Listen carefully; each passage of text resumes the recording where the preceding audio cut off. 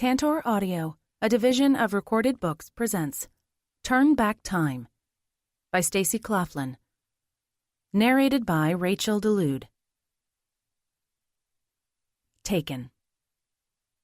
The large dilapidated building loomed in front of Lottie Mills as she hefted the bags into her arms and lumbered up the cracked walkway. Glowing rays from the setting sun behind her made it seem even more ominous than usual. She carefully avoided the raised areas in the cement where tree roots had long ago destroyed the path.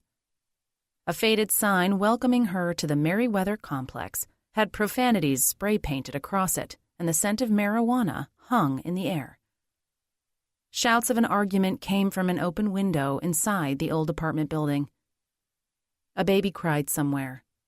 Glass shattered not far away. Lottie picked up her pace and pushed open the chipped, muddy glass door. She passed the long, broken elevator and hurried up 2 flights of stairs, stepping over a young man who passed out just before the 2nd level. The hallway on the 3rd level reeked of dirty diapers. She made her way to Unit 332. The 2 hung upside down, as always. Lottie knocked with her elbow, not wanting to set the bags of food on the ground. Shrieks from excited children sounded from inside the apartment. The door opened, and Sydney Kelly appeared with a frazzled smile. The dark circles under her eyes had gotten worse, and she had what looked like a bruise on her cheek underneath makeup. The younger woman pulled some light brown hair behind her ear and adjusted the toddler on her hip. "Thank you for bringing the groceries." Lottie stepped inside and set the bags on the table between fast food wrappers and some half-eaten candy. "It's not much, but I hope it helps." Sydney put the child on a chair. "It always does, thanks again. I wish I could do something to repay you." Lottie glanced at the makeup-covered bruise. "You could let me help you with that." "I can't. I need him." A boy and a girl ran into the room and chased each other around the adults. Lottie smiled at them and turned back to their mom. "Someday when you're able, help out someone else in need." "I can't see that day ever coming, but okay." "I'd stay and help with dinner, but I have some more food to deliver." Sydney sighed. "How is it that you're the only one who's made anything of your life since—" She glanced at the kids playing happily. "Well, you know." "I'm not the only one." Lottie thought of her son and daughter-in-law, who were doing even better than she was. "But I'm glad to help if you want to look for a better job." "I'm not sure Joey would—" Her voice trailed off for a moment, and her hand rested on the bruised cheek. "I should get this food put away. Thanks again." "Always glad to help." Sydney grabbed a bag. "Come on, Trula, help me out." Do I have to? The girl trailed off, looking at her mother's face, and picked up a bag to carry. Lottie waved and headed out, closing the door behind her. In the hall, she was hit with the stench of dirty diapers again. She held her breath, hurried down the stairs and out the building, and gulped in the air outside. It wasn't much better with the weed smoke drifting from somewhere. Yelling sounded from inside. Hurrying, Lottie made her way to her little sedan across the street. She drove just a few blocks before stopping again to hand out some more food. Her stomach growled since she'd yet to have her own dinner. Just a few more minutes. Lottie patted her belly and then pulled her messy, graying golden copper hair into a loose bun. She topped it with an old, stained sun hat. There were many ogling eyes where she was going, and far too often her locks garnered her unwanted attention. It was best to get in and out as quickly as she could. She got out, pulled some more plastic grocery bags from the trunk, and headed down the alleyway between 2 abandoned shops, now overrun with squatters. Once she reached the alley, the odors of alcohol and urine made her gag. It saddened her that these people had to live like that. If only she could do more, but she already gave them more than she should. She was fortunate that her son and daughter-in-law were so generous with her, or she could never afford to help Sydney or any of the others. Lottie stepped over a puddle of she didn't want to know what, since it hadn't rained recently. Laughter roared down an alley to her right. A scuffle sounded on the left. She took a deep breath and quickened her pace. As nervous as some of the homeless made her, they weren't the ones she truly feared. Wherever Lottie went, even in her safe little backyard, she watched for them. She would never stop. Finally, she made it to the old department store where some of the families lived. It hurt her heart that children lived here. Some people had suggested she report them to family services, but tearing those precious little ones from their loving parents would shatter her heart to pieces. Once inside, Lottie headed for the back of the building, smiling at all the children who crossed her path. She slid them packs of fruit snacks until she had no more. Thanks, Miss Lottie. The little girl in loose, dirty pigtails who'd gotten the last pack smiled at her. She showed off a gap in her front teeth. Did you lose another tooth, Raina? She nodded, but her smile faded. I wish the tooth fairy came here. Lottie set down a bag, dug in her jeans pocket, and pulled out a quarter. I found this outside. Maybe she dropped it on the way in here. Raina's eyes widened. You think so? I do. Lottie put the quarter in the girl's palm and picked up the grocery bag. Don't lose that. The little girl rubbed it between her thumb and first finger. I won't. She scampered away, giggling. Lottie stepped over a broken, grimy mannequin and made her way to the back, where the 3 families she visited weekly lived. She gave each family one overstuffed bag, made some small talk, and rushed outside, eager to get to her clean, safe home before her own groceries went bad in the trunk. Just before she came to the street, a man holding a half-empty booze bottle stepped out in front of her. He smiled, showing more missing teeth than little Raina. Excuse me. Lottie stepped to the side, careful not to make eye contact. He moved in front of her again. Up for a good time? She glared at him. My burly son is expecting to hear from me. If he doesn't, he's coming right here to find me. The man held her gaze for a moment, but then stepped to the side. Lottie hurried out to the street and breathed a sigh of relief. Her car was only a block away. She turned toward it, and a stocky, dark-haired, bearded man just taller than she was stepped out from behind a faded blue van. Her blood ran cold. I thought you were in jail. I was, thanks to you and your brat. She struggled to breathe normally. Her car wasn't far. She needed to make a run for it. The man stepped closer. 2 more jumped out from behind the vehicle. Lottie recognized them also. She spun around and bolted away from them and her car. Multiple hands grabbed onto her, squeezing. She screamed. A large palm covered her mouth, and nails dug into her cheeks and under her jaw. They dragged her toward the van and opened its side door. The men shoved her inside. A rough, unfinished box resembling a coffin sat open on the floor. She fought harder, but they forced her inside. Someone hit her on the head.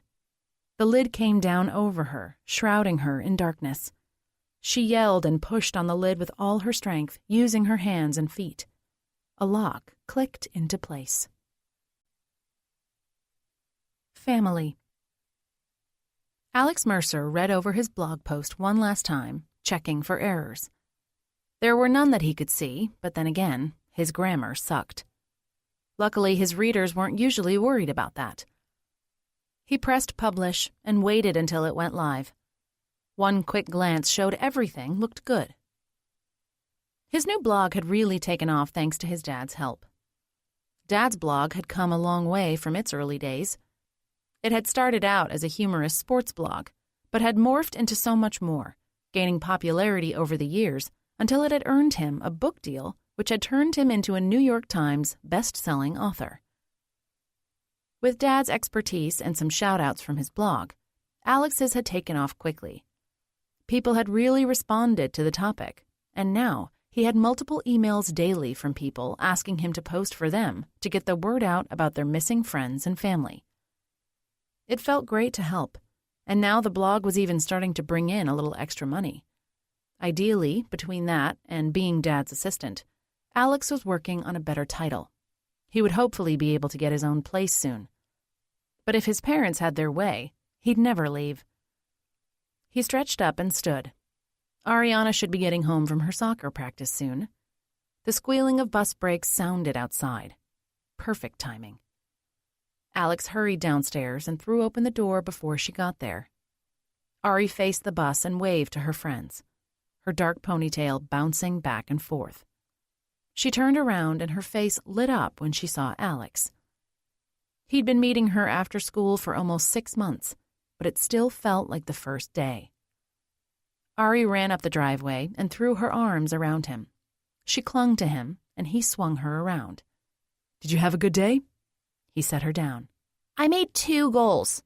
She squealed, and her entire face lit up with excitement. "You still won't let me watch you practice?" Alex took her backpack and moved aside for her to come in.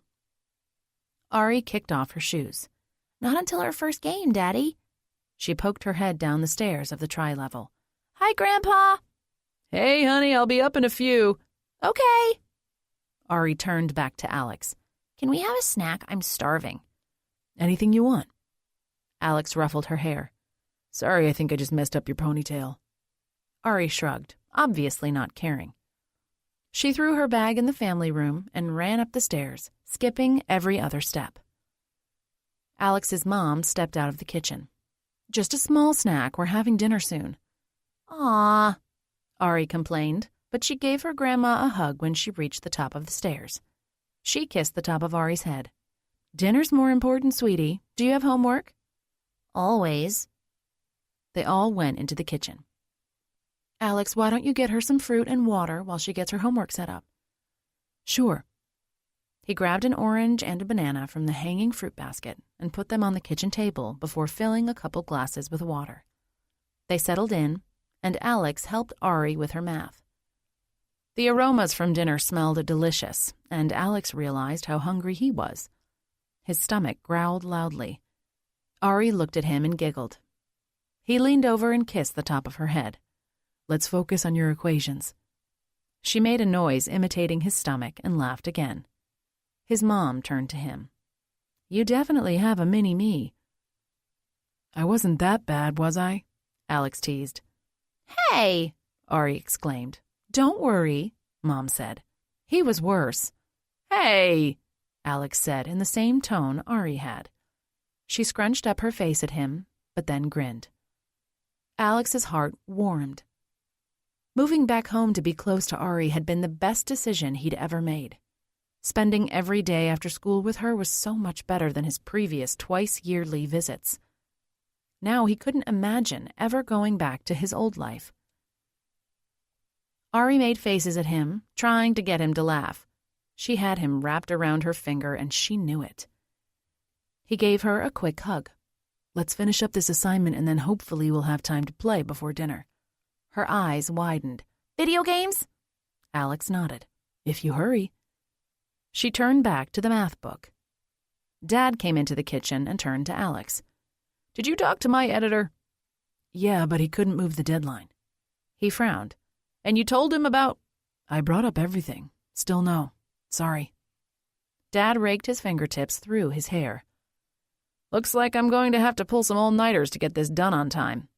"Want me to brew some coffee?" Mom asked. He kissed her on the lips. "Did anyone ever tell you that you're the best wife in the world?" "I think someone might have mentioned it once." She gave him a teasing glance and grabbed his butt. Alex looked away and shook his head. Some things never changed, and he had a feeling they never would. He could picture them white-haired and wrinkled and still grabbing each other and flirting shamelessly. That would be many years in the future, though. Still in their 40s, Mom had her long auburn hair and Dad had his full head of dark hair. They shouldn't have been grandparents to an 11-year-old, but Alex had only been 14 when she was born. Alex tried to ignore his parents while he looked over Ari's homework. He pointed at one problem. "You need to carry the one over here." His phone rang. It was his sister. "Hi, Macy, what's up?" "She and Luke are still coming for dinner, right?" Mom asked, finally removing her hand from Dad's jeans. Alex got up and went into the living room. "What did you say?" "Can you tell Mom and Dad that we can't make it tonight?" Her voice sounded tense. "Sure, is everything okay?" "Yeah, it's fine." Her tone said otherwise. "What's going on? Are you okay? You didn't get into another accident, did you?" No. It's nothing like that. Luke and I are both safe. I have to go." "What's wrong?" "Just tell them something came up. Hopefully it turns out to be nothing." Alex took a deep breath. "You're starting to worry me." "I'm sure it'll be fine. Look, I have to go. I'll tell you later, I promise." "Okay, but if you need anything, let me know." "Thanks, Alex. Love you." "You too." The call ended, and Alex stared out the window at their front yard. It was hard not to worry, given the things that tended to go wrong in their family. Concerned. Luke Walker paced the length of the family room, phone to his ear and thoughts far away. When the voicemail message sounded again, he pulled it away and ended the call in frustration. His brows came together as he pressed call again for what had to be the 10th time. Something had to be wrong. He couldn't drop the nagging feeling. Macy came into the room. "I just called my brother and told him we can't make it." He nodded and put the phone back to his ear. It's not like her to not answer. "I know." Macy's eyes reflected the same concern he felt. She came over to him and put an arm around him. "Let's go to her house and make sure everything's okay." His mom's cheerful recorded voice sounded again over the phone. "I don't know if you got my other messages, but we're coming over. We're getting worried." Luke ended the call and stuffed the phone into his pocket. "What could be wrong? Is she sick? Did she get hurt?" Macy kissed his cheek. "Maybe she lost track of time gardening and left her phone inside." Luke frowned. "She keeps her phone on her, and she should have called us yesterday. She calls every couple days, and now she's not answering. I should have gone over there last night." "I'm sure she's fine." "Maybe she's volunteering at the shelter. If someone is having a hard time, she's probably listening to them, not wanting to let the phone interrupt." He frowned. "Maybe." "Let's check her house. That's at least a start. Come on, I'll drive." "Thanks." He took a deep breath, trying to calm his nerves. If something was wrong, he wasn't sure he could live with himself. They'd gotten busy the previous night, and he hadn't noticed the missing phone call. Mom lived alone and often called to chat with either one of them. Over the years, she'd grown just as close to Macy as she was with Luke, and that really said something considering everything Luke and his mom had been through. "Luke?" Macy's voice broke through his thoughts. He shook his head to clear it. "Right, let's go."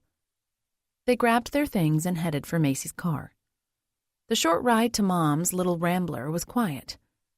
His mind went over everything she'd said the last time they'd talked. He couldn't remember her mentioning anything going on that would require her to miss calling him. She was like clockwork with her calls. Every other day, so as not to be overbearing, but just enough to keep in regular contact with her only 2 family members. "Her car isn't out front," Macy said. "Do you want to swing by the shelter?" Luke shook his head. "I want to look around. She might have left a note or something." Macy cut the engine, took his hand and squeezed.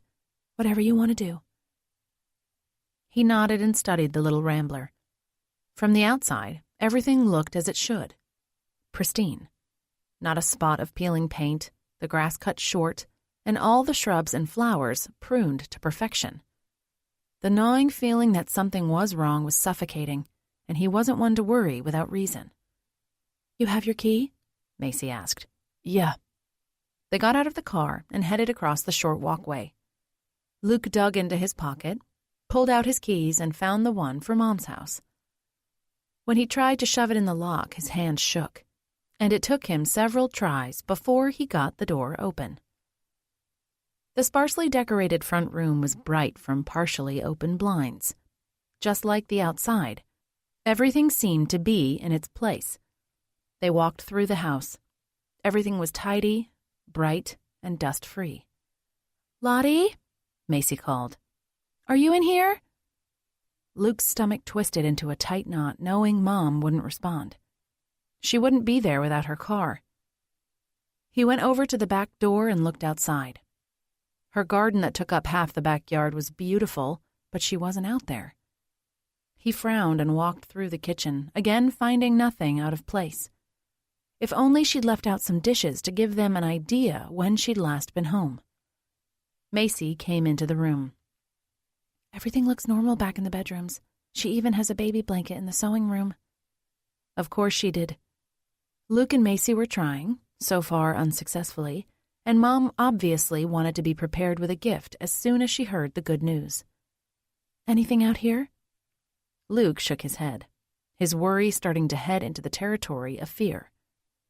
Macy put an arm around his waist. Do you know the shelter's number? I can call and see if she's there. Check the address book. He nodded to the phone on the counter. The same black leather-bound book she'd had for years sat next to it. I'm going to see if I can find anything on her computer. She kissed his cheek and picked up the book. Luke headed to his old bedroom, which was now Mom's office, and powered on her desktop computer. It opened to her desktop without needing a password. He clicked around, finding nothing. The mouse hovered over her email icon. He didn't want to invade her privacy, but she would understand. She'd do the same if the roles were reversed. Luke opened her email program and read over the subject titles. Most everything looked like broadcast emails. Announcements for the women's shelter Mom volunteered at, and other similar items. Not many looked personal, and nothing seemed to indicate why she might be ignoring her phone. Footsteps sounded. Macy stood in the doorway, her forehead wrinkled. They said she hasn't been to the shelter this week. The woman thought she might have helped out at the soup kitchen since they're understaffed this week, but I called there and they haven't seen her either. Did you find anything? He shook his head. Something has to be wrong. She sat on his lap and leaned her head against his. What do you want to do? Luke laced his fingers through hers. I don't know. Can we file a missing person report? Doesn't it have to be 48 hours? I have no idea how long she's been gone. He sighed. I'm the worst son ever. I should have known something was wrong when she didn't call last night. Macy ran her fingers through his nearly shoulder-length hair. You're probably the best son ever, babe. Let's just focus on finding her. I could call Alex. He's practically besties with the captain. Luke closed his eyes and nodded. He couldn't think of anything else they could do. Interrupted. Alex swallowed his last bite of roast beef and turned to Dad. Do you need me to make any calls tonight? He shook his head. Just because I have to work 24/7 doesn't mean you need to. I'll let you know if I need anything other than time and silence to get these final chapters finished. I'll make sure the coffee pot stays warm all night, Mom said.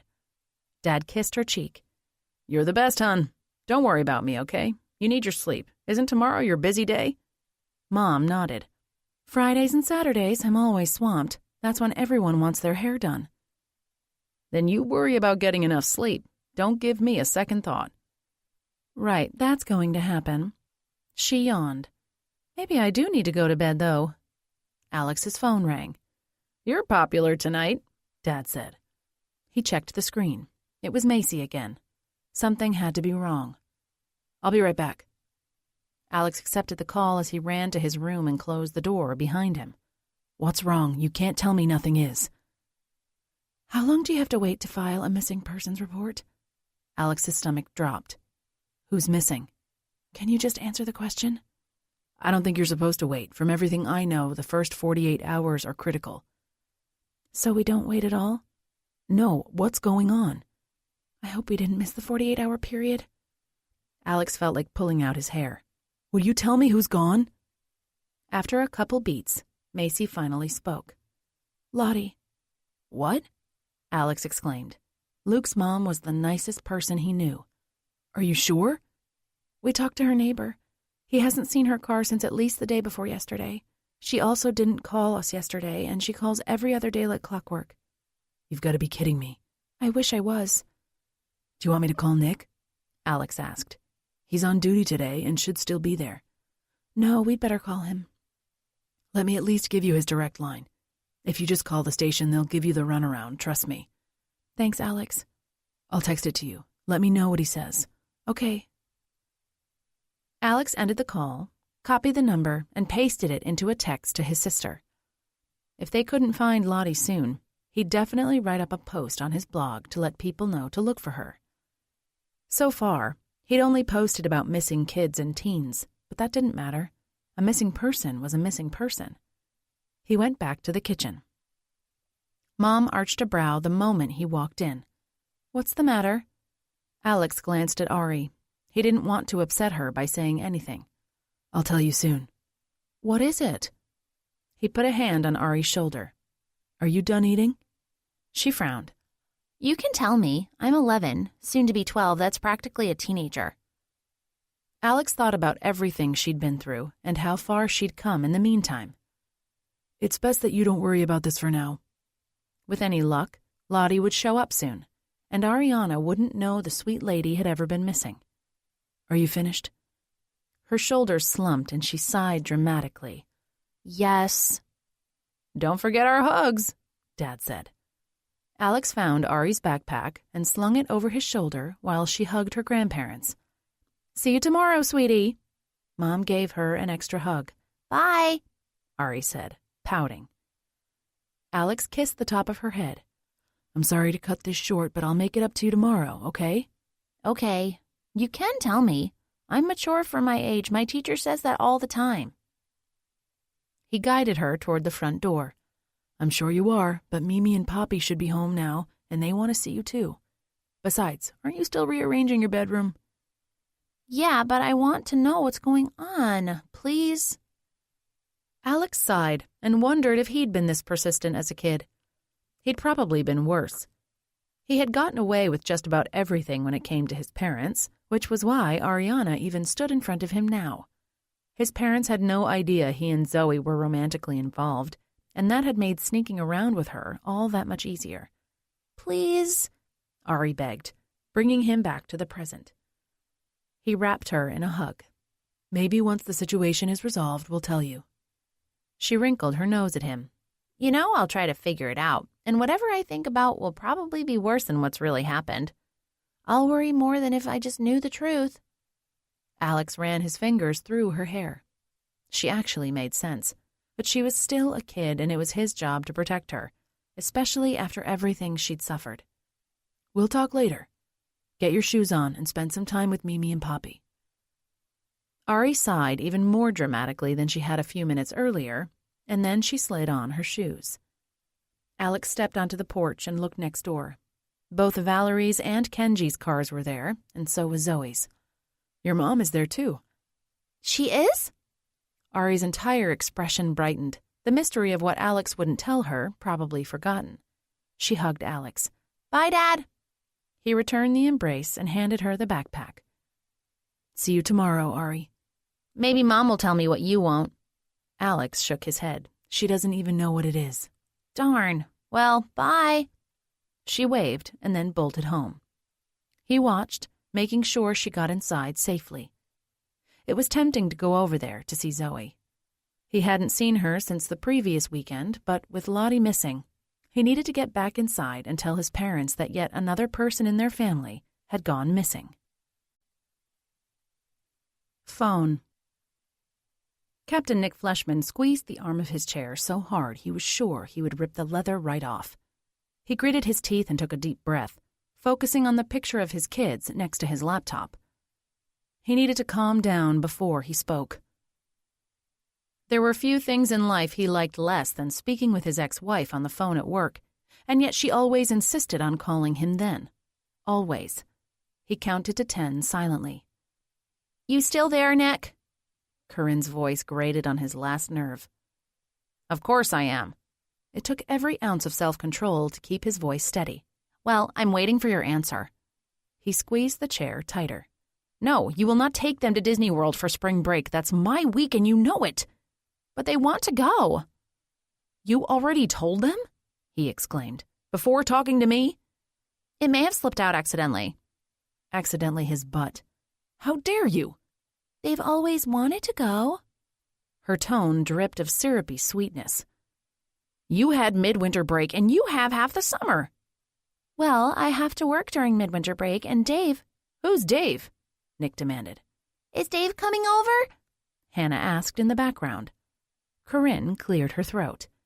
That's a conversation for another day. About spring break. Have you started seeing someone and introduced him to the kids before talking with me? Nick's blood pressure was rising by the moment. I can see whoever I want. I don't have to ask your permission. That's the beauty of divorce. You never did when we were married, so I wouldn't expect you to now. Nick was dangerously close to yelling, and he didn't want anyone in the department to overhear this conversation. Why don't you fill me in now? Tell me about this Dave character who's now in my children's lives. You have nothing to worry about. He treats them like gold and has no desire to replace you. He's a flight attendant, and he adores the kids. So, you're dating a stewardess. It was petty, but Nick didn't care. Nice. He could practically hear her roll her eyes. Look, he can get us free flights to Florida. How about he use those for the court-ordered visitation with me? I haven't seen them since the beginning of the year. Corinne huffed. That's not my fault. How is it not? Nick demanded. You divorced me, yanked them from my home, and moved across the country. Your real wife has always been the police department, Nick. When did you ever see them more than twice a week when they did live under the same roof as you? The phone on his desk rang. Look, I have to get back to work. Don't you always? You'd better put those kids on that plane for spring break in 2 days. Nick. He ended the call and practically threw his cell phone on the desk. The phone continued ringing. Nick stared at it, taking deep breaths. He was in no mood to deal with anything, but he had to push aside the argument. It was part of the job. Nick picked up the phone in the middle of the last ring before it went to voicemail. Captain Fleshman. Captain, this is Macy Walker, Alex Mercer's sister. Macy, hello. He drew in a deep, silent breath, trying to focus. How are you? Alex says you've completely healed from the accident. I have, but that's not why I'm calling. He grabbed a notepad and a pen. Is something the matter? We think my mother-in-law is missing. Nick wrote that down. What makes you think that?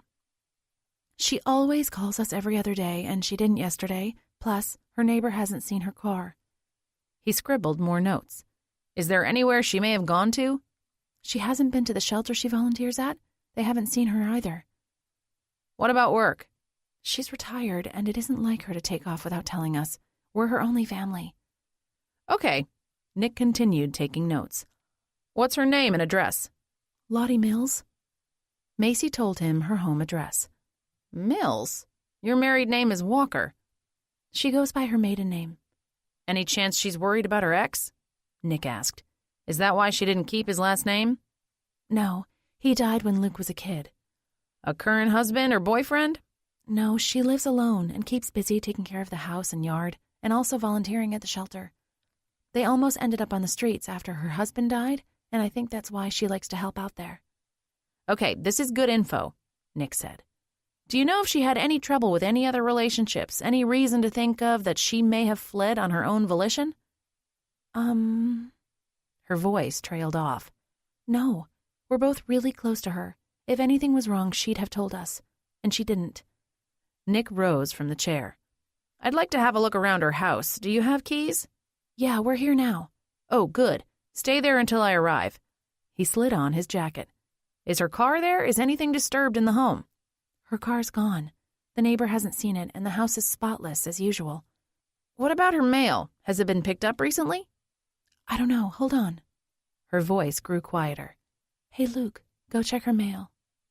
Okay, Captain, he's going to check. Just a couple more questions before I leave. Does she take any medications, or does she have any conditions, medical or psychological, that would put her survival at risk if she doesn't have them?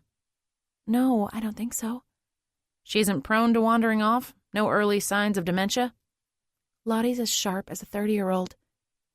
Okay, while I'm on my way, check for anything missing. Clothes, luggage, medications, purse, cell phone, and anything else that would indicate she left purposefully. Also, think of anything you can regarding her disappearance, whether it could be intentional or otherwise. And if you can, gather what you can to help identify her, such as a picture and license plate number, so I can send out a BOLO alert. Luke's back with a stack of mail. It looks like it could be a couple days' worth. Nick's stomach tightened. If Lottie had been missing a couple days already, and she hadn't left of her own free will, their chances of finding her alive and well were low. Dizzy. Macy's head spun. The detective had just asked her and Luke the same questions, albeit in different order, that the captain had asked before. They'd given them a couple pictures of Lottie, and she dug up her license plate number from the home office. Several police were there looking around, and Nick was currently outside, talking with neighbors. He'd already issued the alert, and the rest of the force was keeping an eye out for her. Luke sat next to her on the couch and put his hand on her knee. "Are you okay?" I should be asking you that. She sighed and squeezed her hands together. I'm a psychologist, Luke. I should be handling this better. I can't think straight. He ran his hands through his hair. "Babe, you're a child psychologist, and it's always different. Harder when it's someone you love. You're not just her daughter-in-law. You're her daughter." Tears blurred Macy's vision. Luke put an arm around her, and they sat in silence watching the police walk around, looking at things and talking on their cell phones and radios. In a way, it didn't feel real. Or maybe she didn't want it to be real. She just wanted to see Lottie walk through the door and say it was all a big misunderstanding. But she didn't. Macy leaned her head against Luke and tried to think of anything they may have missed. Perhaps some detail that would be the missing clue they needed. They told the police everything they knew. Her typical schedule, physical description, license plate and description of her car, and even the address of the shelter. There had to be more. Macy looked around the living room, trying to figure out what they may have forgotten. Nothing came to mind. Lottie led a routine life and rarely did things differently. It was Macy and Luke who always had schedule changes, and that was why they hadn't noticed her missed call the day before. Her chest constricted and guilt stung. They should have noticed, but they hadn't. Would that cost Lottie her life? "Macy, breathe," Luke whispered. She let out some air she didn't realize she was holding. "What if—" "We can't ask those questions right now. It won't help." What are we supposed to do then? Her breathing was shallow. She struggled to take a full, deep breath, but couldn't. He rubbed her back. "Focus on finding her. That's all we can do." But I'm so worried. "So am I. But we have to keep a level head." She knew he was right, but she was barely hanging on, feeling dizzy and lightheaded. "Macy?" The room spun around her. "You're as pale as a ghost." She blinked several times, feeling the sensation of falling. Luke grabbed her shoulders and rose from the couch, still holding her. "You'd better lie down." He reached for a throw pillow and put it under her head. Macy tried to sit up, but couldn't. I'm having a panic attack. He kissed her cheek, grabbed a green and blue blanket Lottie had crocheted, and covered Macy. "Just rest. Everything's going to be fine." How do you know that? We don't know if... No, but we have to be positive. We have to be. Macy closed her eyes. She couldn't do that. Her mind was taking her to dark places, and it was all she could do to keep from getting pulled in. Ever since the car accident that had landed her in the hospital nearly 6 months earlier, she'd started having flashbacks to her kidnapping again. Walking down the street, she saw Chester's face on strangers. It always took a few seconds too long for her to realize it wasn't really her abductor, the man who had starved her and mentally tortured her. When she should have been focused on boys and learning to drive, she'd been at the mercy of a lunatic. Would she ever fully move on from that experience? She'd been safe for more than 10 years, and he was still in jail. He shouldn't ever get out after everything he'd done. Chester Woodran had killed his wife, and then had spent months preparing to kidnap Macy. His sights had been set on her. He'd wanted to replace his lost family, and Macy was unfortunate enough to be nearly identical to his daughter. Macy pushed the thoughts from her mind. I'm safe. I'm safe now. And aside from that, the entire experience hadn't been all bad. She'd actually met Luke while under Chester's tight rein. Luke hadn't known she'd been kidnapped, but he'd saved her sanity all those years earlier. It looked like he would be again now. "Is she okay?" Captain Fleischman's voice broke through Macy's thoughts. "I think she's flashing back to her kidnapping," Luke said. How did he know? "Does that happen often?" asked the captain. "She's been having nightmares since the accident." Macy sat up. I have? No, I haven't. Luke kissed the top of her head. At least once a week. She stared at him. Why didn't you tell me? I didn't want to add to your distress. Fleshman gave Macy a sympathetic glance. Why don't you two head home? We're done here, and we've got this. Macy shook. We should stay here. What if she comes back? Officers are going to patrol the area, checking on the house every hour. If she shows up, I'll call you personally. She turned to Luke, giving him a questioning look. He held out his hand for her to take. Macy took his hand, and he helped her up. Captain Fleshman handed Luke a card. If you think of anything else, call me directly. He took the card. I can't thank you enough. Really, we didn't expect all this. I wasn't even sure if it was too early to report her missing. Fleshman shook his head. Hollywood perpetuating myths. Sooner is always better. We'll do our best to find her. Again, thank you. Luke put his arm around Macy. Let's go home. Awkward. Alex glanced behind his laptop. He'd been waiting outside on the bench for Zoe for nearly an hour now. The sun had given way to gray skies and light showers, which had finally turned into a dull drizzle. Having lived his entire life in the Seattle area, Alex found the rain comforting. He'd always enjoyed watching it from the covered porch of his childhood home. A door slammed shut nearby. Alex sat taller, craning his neck to see if Zoe was leaving her parents' house. Instead, across the street, Nathan Willows crossed his yard to a car parked on the curb. Sighing, Alex turned his attention back to his blog post. He'd written up everything he knew about Lottie and her disappearance, even uploading some pictures he had of her with Macy, Luke, and Ari on his phone. The post was as good as he could get it for the time being. He rubbed his short beard as he ran a spell check on the post and then pressed publish. Hopefully it would help. His blog had played a part in a couple kids being found alive. More and more people were visiting daily. Alex hoped that one day soon it would not only pay for itself, but allow Alex to stop working as Dad's assistant. He wanted to be able to get a place of his own, one that wasn't falling apart like his last apartment. Another door closed nearby, and then a car alarm beeped. Alex jumped up. The lights on Zoe's turquoise car flashed along with the beeps. He closed his laptop, set it aside, and jumped up. Zoe! She turned his way. I have to get going. He jogged over to Zoe's parents' house. This'll only take a minute. It's important. What is it? Alex nodded toward her car. Let's talk in there. She sighed and then opened the driver's side door. He climbed into the passenger side and brushed some rain droplets off his pants. Zoe looked at him expectantly. I don't want Ariana to overhear. Okay. Lottie's missing. Zoe's brows came together. Who? Wait, Luke's mom? Alex nodded. I don't know the details, but yeah. Nobody knows where she is, and it's totally out of character for her. Nick's got half the force on it, and I just posted about it on my blog. Her face paled, and she let out a long, slow breath. Crap. Well, is there anything I can do? I think the best thing we can do is to keep Ari from finding out. Hopefully, Lottie will come home with a funny story about what happened. Ariana is doing so well. I don't want her to start thinking about her ordeal, you know? Zoe nodded.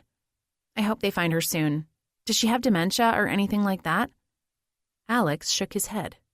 They sat in silence. He wanted to ask her a million questions now that he finally had a moment alone with her, but he didn't know where to start. Things were so complicated between them. He studied her. She was deep in thought and as beautiful as ever, with her long, thick, dark hair and equally dark eyes. She was half Japanese and had the best features of both her parents. His heart fluttered. He wanted to lean over and kiss her, but he was giving her the space she seemed to want. Not that he could blame her. 6 months earlier, her engagement had been broken off. Then there was the fact that he felt the need to prove himself to her, and the fact that he was living with his parents didn't help anything. He'd been a screw-up when they got together as kids, and she'd been drawn to that part of him back then. But she wasn't 15 anymore. and he wasn't 13. They were adults now, trying to have a part in the life of their daughter that her parents were raising. She had a college degree and an important job in a huge department store chain, and Alex was a recovering alcoholic who still drove a beater and slept in his childhood bed. Zoe turned and met his gaze.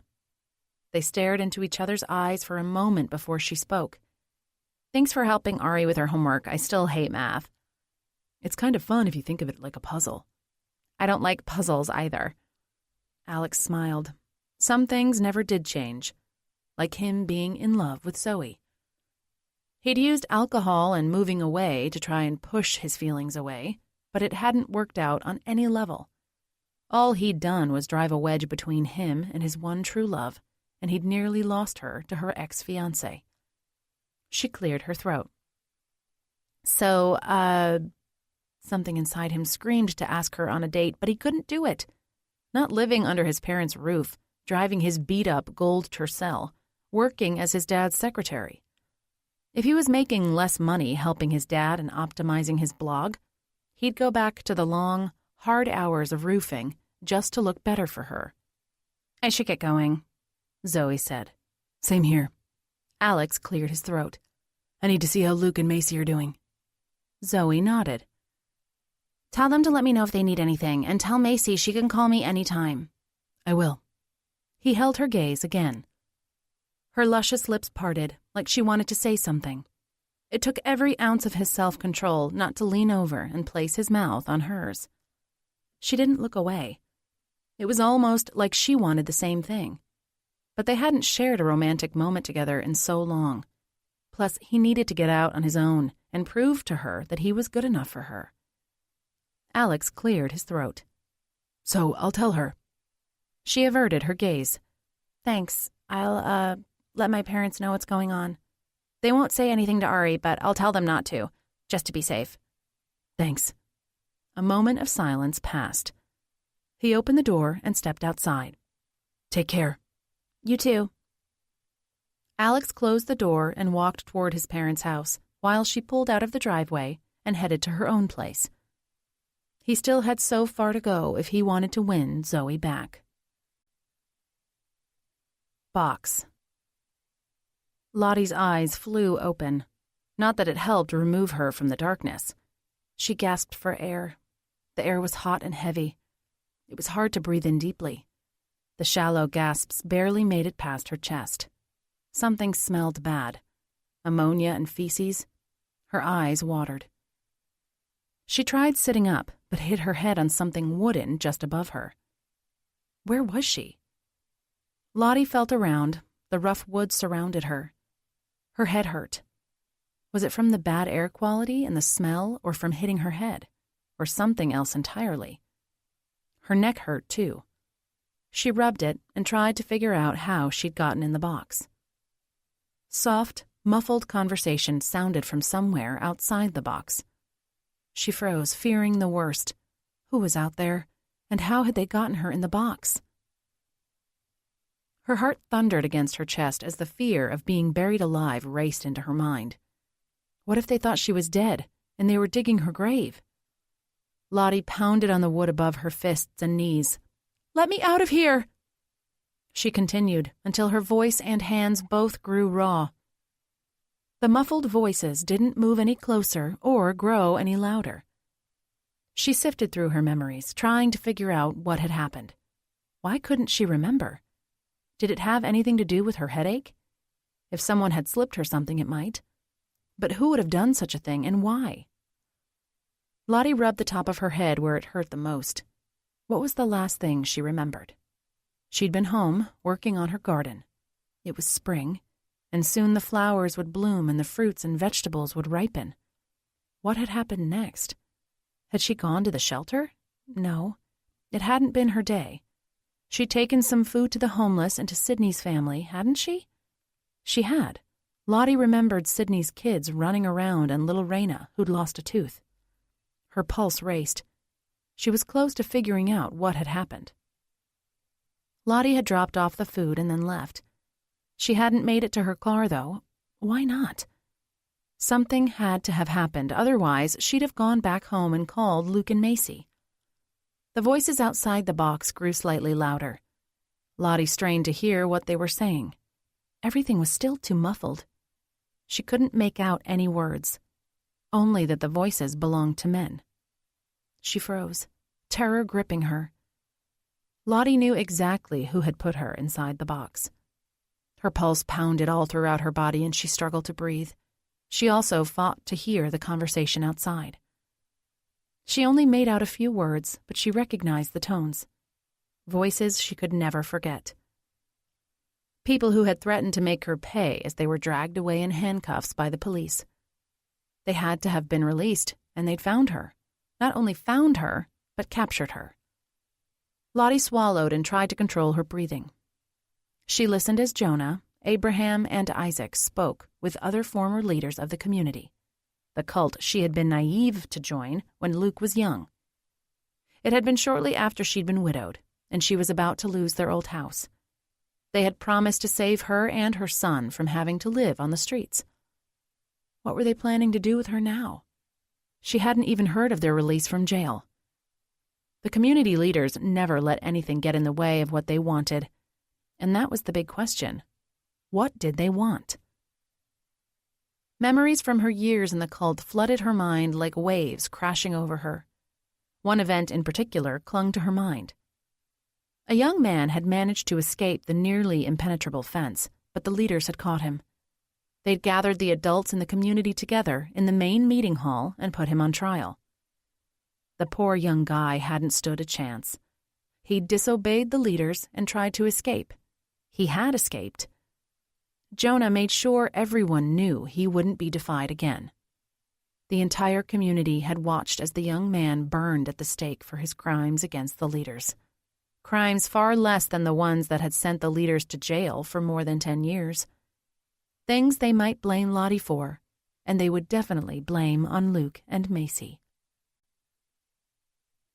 Overwhelmed. Luke bolted upright in the bed, gasping for air. It was only a dream. Or was it? He dreamed of his mom tied up and tortured. He took a deep breath and his chest constricted. It was only a dream. He had no way of knowing where she was or what she was doing. For all he knew, there was a perfectly good explanation for her disappearance. Not that he could think of a single reason. Luke pushed the covers off himself and climbed out of bed, wiping sweat from his brow. It was still dark outside, but there was no way he was going back to sleep. He was surprised he'd managed to fall asleep at all. As his eyes adjusted to the little light in the room, Macy had always insisted on a nightlight. He noticed she was twisted up in the blankets. He leaned over and pulled them out from under her. She rolled over, mumbling but not waking. He selfishly wished she'd wake so they could talk. He let her sleep, though. She'd had a harder time falling asleep than he'd had, finally taking some of her anxiety medication that she avoided, unless she just couldn't carry on otherwise. Luke paced the room, watching as she tossed and turned. Something scratched against the house. He arched a brow. That was strange, especially considering there were no trees on that side of the house. Another scratch, followed by a bump. He crept over to the window and lifted a blind, glancing around the backyard. Nothing was out of place. Scratch. Bump. Luke glanced down but didn't see anything. Not that he could see much with only a sliver of the moon casting light outside. He glanced around the yard again, still seeing nothing unusual. He reached for a flashlight and then something moved just at the edge of his line of sight. A raccoon ran away from the house toward the far end of the backyard. Luke breathed a sigh of relief, only to return to the reality of his mom being missing and his wife drowning in anxiety. Macy rolled over, twisting the sheet around her, mumbling something that didn't make sense. He walked over to her, softly kissed her forehead, and went out into the living room. It was too early to call anyone, but he wanted to get on with the day. He needed to find out if anyone had seen or heard anything. There had to be someone who knew something. It was just a matter of finding that person. Maybe it wasn't too early to call the police captain. He had set to call him. At the very least, Luke could leave a message. He found his wallet on the coffee table, dug out the card with Fleshman's number, and called him. As expected, it went to voicemail. Luke closed the bedroom door so he wouldn't wake Macy and went into the kitchen. "Captain Fleshman, this is Luke Walker. I'm calling to see if you've learned anything new about my mom. Please give me a call either way. Thank you." He left his number and then hung up. Yawning, he set up the coffee maker to make a pot of strong coffee. He was going to need it. As it started making its noises, Luke leaned over the counter and stared outside. Everything was so peaceful. Too peaceful. He wished some of that would extend into his life. It seemed like he and Macy couldn't catch a break these days. She had only recently recovered from a nasty car accident, and now this. Why hadn't he checked on his mom the day she missed calling him? He should have noticed she hadn't phoned. What if he could have done something to prevent whatever had happened? Luke's phone rang next to the coffee maker. His heart jumped into his throat. Could it be his mom? He ran over to see the captain's name on the screen. Luke swiped the screen, accepting the call. "Captain, have you heard anything?" "Not yet, Luke. I'll call you as soon as I do." "Wait, I didn't wake you, did I? I shouldn't have called so early." "No, I couldn't sleep either. As soon as it's time for breakfast, I'm going back to the shelter to speak with some other volunteers there. Maybe one of the morning crew knows something." "I can't thank you enough, Captain." "We're doing everything we can. I hate that your family is dealing with another missing person." "Is there anything else I can do?" Luke asked. "I feel like I should be doing more." "From my experience, missing older people tend to show up alive. The best thing you can do, aside from calling anyone who might have heard from her, is to carry on with your life. Go to work. Take care of your wife. There isn't any evidence of foul play. She may just show up, having decided on a whim to take a small trip." "That's not like her." "I know, but it wouldn't be the first time I've seen someone her age do that." Luke sighed. He was certain his mom hadn't done that, but maybe there was some other rational explanation. "Thanks again. Call me anytime, okay?" "I will. Maybe someone at the shelter this morning will know something." "Let's hope." Luke said goodbye, ended the call, and poured some coffee. Something crashed in the bedroom. Luke put the coffee pot back and bolted out of the room. He turned on the light. Macy sat up in bed, her hair wild, and some books from her nightstand were strewn across the floor. "Are you okay?" He ran over to her and untangled her from the sheets. She gasped for air and shook. "I had a nightmare." Luke replaced the books, sat next to Macy, and held her close. She continued trembling in his arms. A lump formed in his throat. How was he going to hold it together between his mom's disappearance and Macy's anxiety? He could barely function. How could he take care of her? He rubbed her back and kissed the top of her head. It was all he could do. "Do you think she's okay?" Macy asked. "The captain says, what do you think?" He took a deep breath. "I hope she is. It isn't like her to take off without saying anything. That's what worries me." They sat in silence. Luke watched the minutes pass on the wall clock. Macy shook harder. His thin t-shirt dampened from her tears. It was enough to make his own eyes mist. He held her tighter. "Let's get some breakfast." I can't eat." "We have to. Neither of us had dinner last night. What do you think Mom would say about that?" Macy swallowed. "She wouldn't stand for that?" "Exactly." Luke rose and helped her out of bed. "The captain says the best thing for us is to continue on with life." She stared at him, her eyes red and bloodshot. "You think we should go to work?" He pulled a wisp of hair from her face. "What would you tell the kids you work with?" Macy frowned. "To keep their schedules as normal as possible." "We should take your advice. Sitting around here will only make us stir crazy. Let's get some food." He took her hand and led her toward the door. "Maybe I can speak with one of my colleagues today. I'm sure someone would help me through this." "That's a good idea." A small amount of relief washed through Luke. He didn't know how to help her with her anxiety. "We'll eat, and then I'll drive you to work on the way to my office." "You don't want me driving?" He thought back to her car wreck and her long hospital stay afterward. Though Alex had believed someone else had been behind the accident, Luke had always thought Macy had a panic attack and lost control of the vehicle. She had no memories of the collision or the moments before, so nobody really knew for certain. He turned to her and kissed her forehead. "I just want you safe." Macy stared at him like she wanted to protest, but she said nothing. Looking. Alex knocked on his dad's door and went in before hearing a reply. Dad glanced up from the computer screen, took off his glasses, and rubbed his eyes. "Did you send everything to my editor?" "Yeah, just got it off to him. Do you mind if I take a break? I want to see if there have been any similar cases to Lottie's disappearance." Dad frowned, the creases around his eyes deepening. "They still haven't heard from her." Alex shook his head. "I just talked to Nick, and he says nobody knows anything.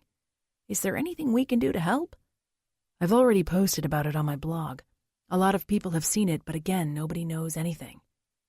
Dad twisted his mouth, looking deep in thought.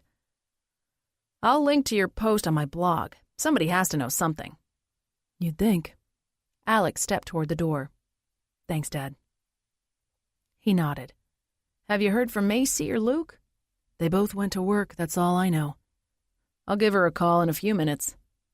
"She'll appreciate that." Alex headed upstairs to his childhood bedroom, which was also his office. He flung himself onto the twin bed and rubbed his temples, worried not only for Lottie, but also his sister. Though she was the older of the two, he'd felt the need to protect her since they were teenagers. The only thing he could do now was to help find Lottie, who was practically Macy's other mom. He'd already written up a lengthy post telling the world as much as he could about the sweet lady, and he'd included so many pictures it had slowed the post's load time. Sighing, he sat up. If there were any other similar cases, maybe that would help them find Lottie. He didn't know how, but it seemed to be the only thing he could do. The police had already talked to her neighbors and the people she knew at the shelter, other volunteers, and the women living there. Alex grabbed his laptop and started searching. It was kind of sad that he knew what to look for without thinking.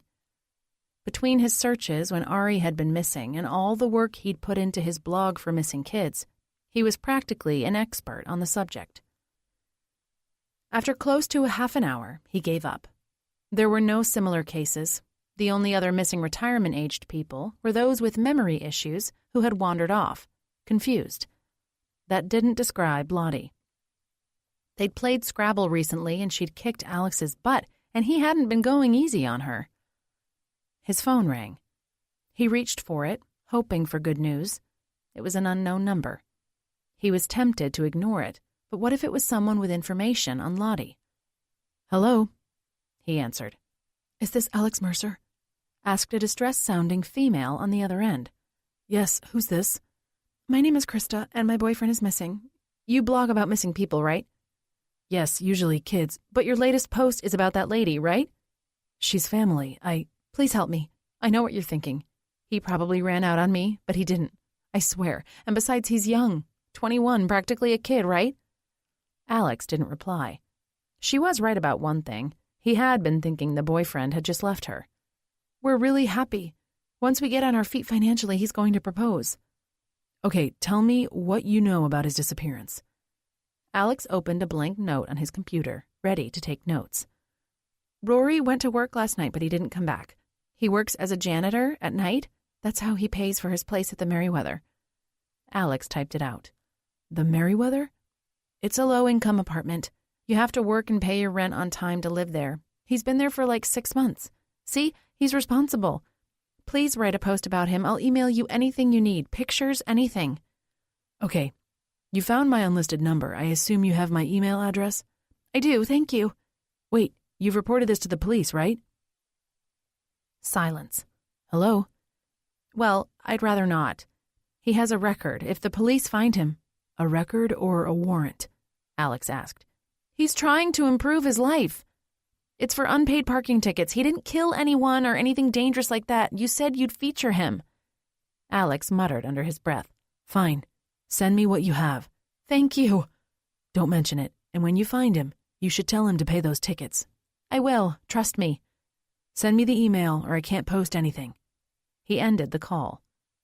What had he gotten himself into? Layers. Macy stared at the portrait of a mother and baby giraffe hanging behind Lucy. Macy? Lucy asked.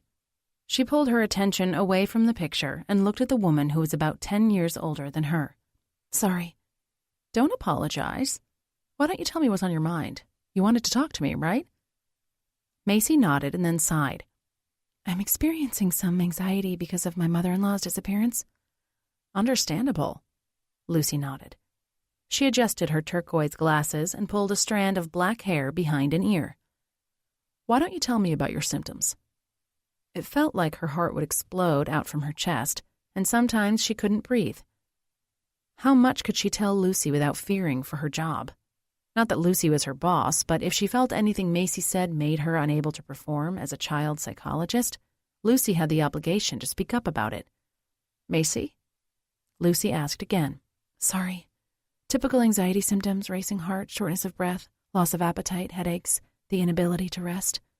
Difficulty concentrating? Lucy smiled sympathetically. That too. Are you and your mother-in-law close? Macy picked at a nail. In some ways, closer than with my own mom. I can tell her anything. Anxiety makes sense in this situation, but I'm sensing there's more. Macy's pulse drummed in her ears. She'd never mentioned to anyone at work about her own abduction.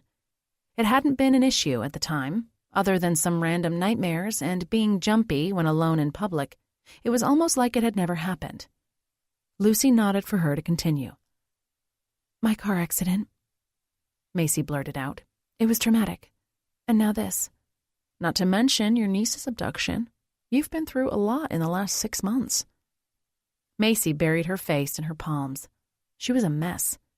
They would fire her for sure. Everything was crumbling down around her. Who was she kidding, thinking she could hold down a professional job helping children? Is there more? Lucy asked. Macy's stomach twisted into a tight knot. Tears threatened. She needed to hold herself together. Her chest tightened.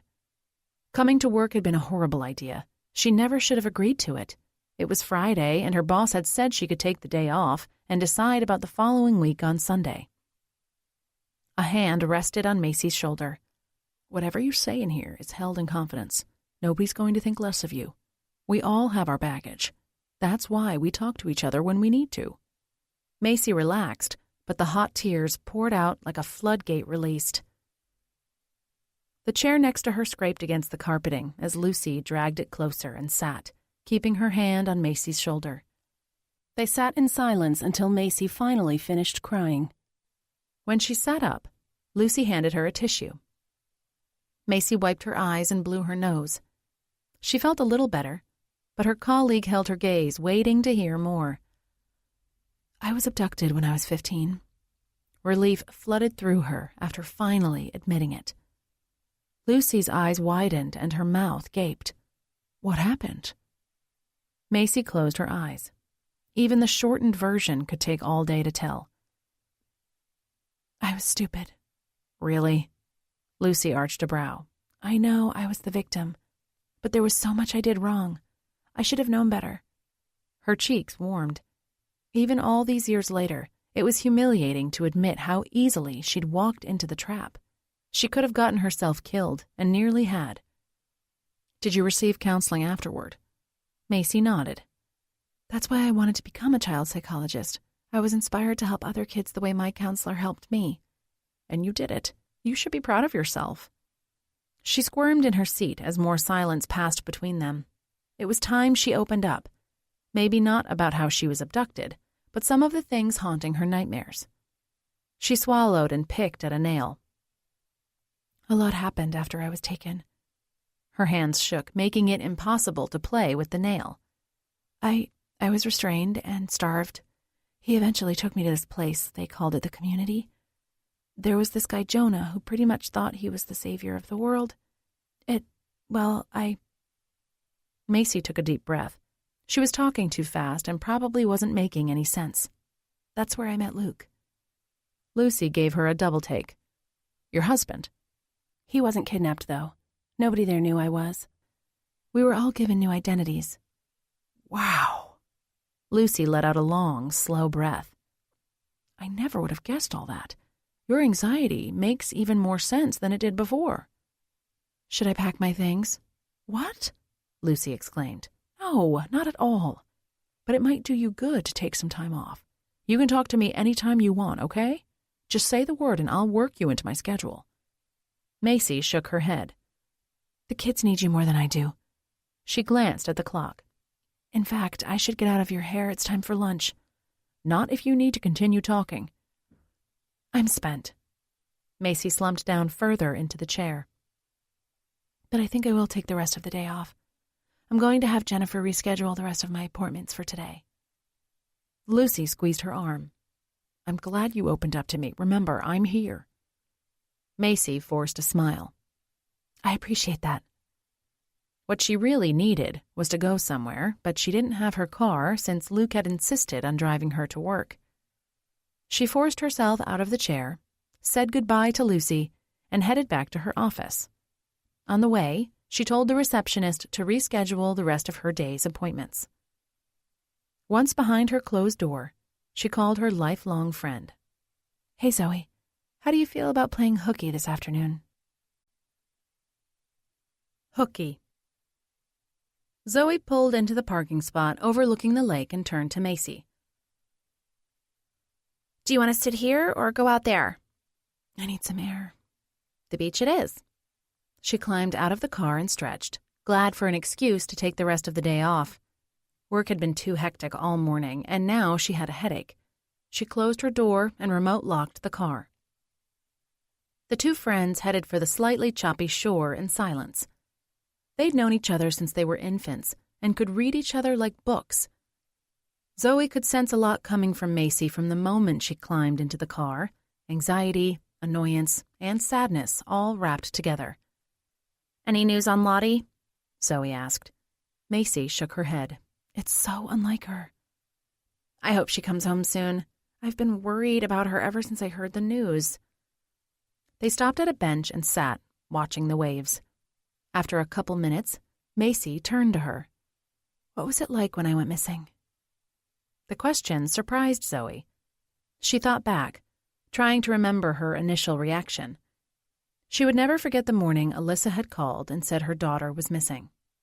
Initially, Zoe thought it was some kind of joke, or maybe she had hoped it was a sick joke, not that Chad or Alyssa had ever been one to pull pranks. Do you remember? Macy asked, her voice softer. I'll never be able to forget. It was horrible. I was scared and guilty, and I... Guilty? Well, yeah. We were starting to grow apart, and I was secretly seeing Alex. I'd never hidden anything from you before that, and then you got kidnapped. I felt like I had pushed you into that situation. Macy nodded, looking out over the water. I get it. Luke and I both feel like we should have done something differently to prevent whatever happened to Lottie. Zoe put her arm around Macy and sat in silence with her, staring at the waves. After a few minutes, a few light raindrops landed on them, but neither she nor Macy moved. Have you been thinking about your kidnapping? Zoe asked. Macy ran her fingers through her hair, pulling tightly. It's hard not to. I started having flashbacks and anxiety when Ariana disappeared, and now I'm having panic attacks and dreams that feel so real, like I'm right back there again. That makes sense. Hearing about Lottie has made me flashback to Ariana's abduction. How did you get through that? We really didn't talk much. Zoe shook her head. I didn't handle it well. I pushed Kellen away. Not that Ariana's kidnapping could be fully to blame.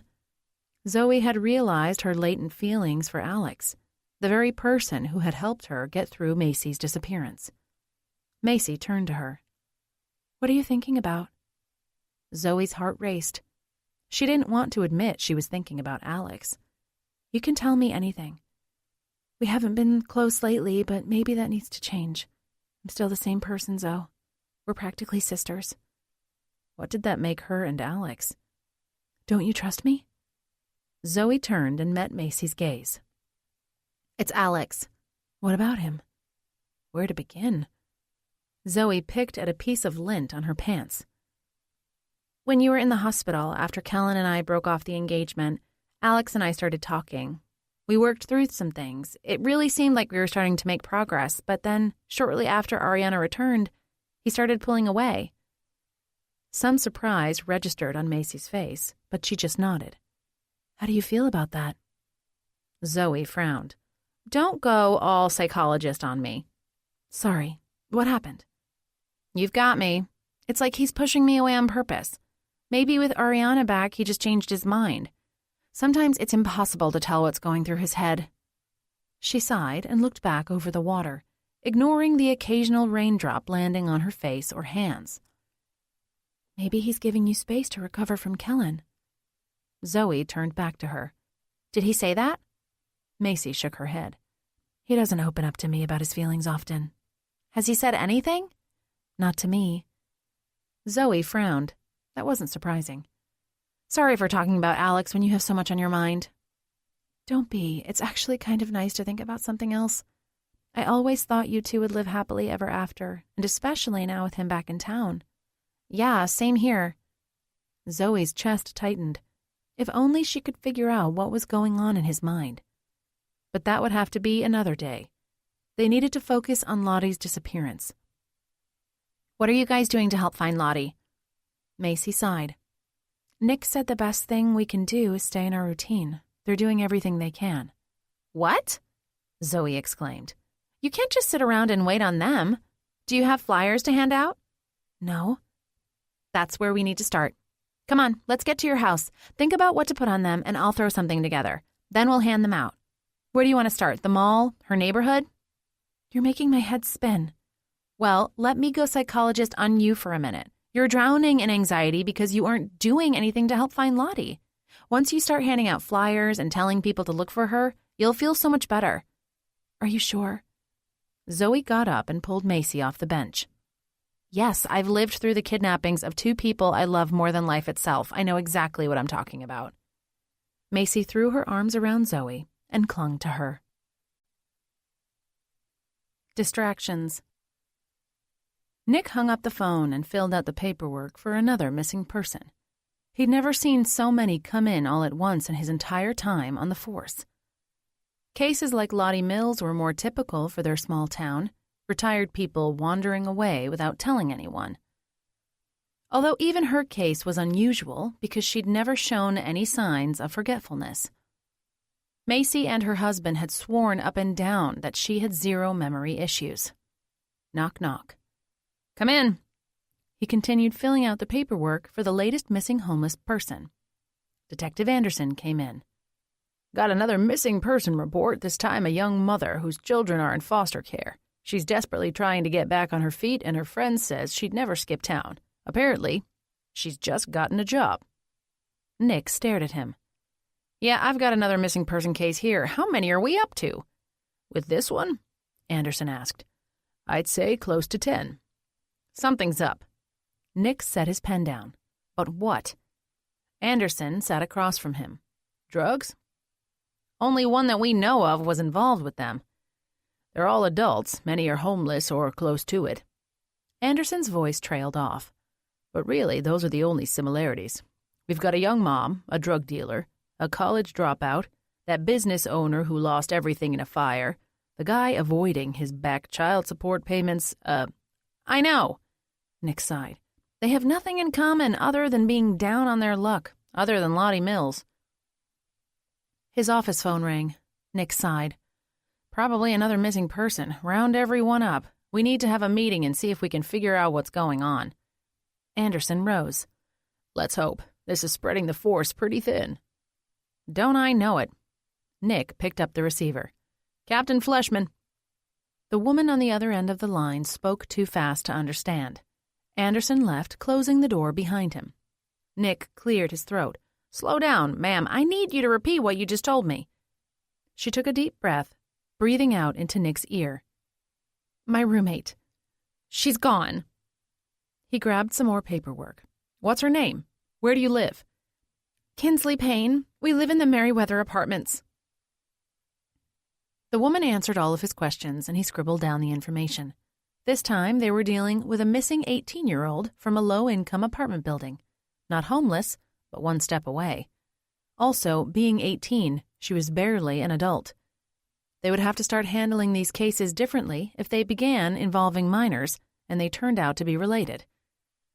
He finished questioning her, and then asked her to email him a couple pictures of the missing woman before ending the call.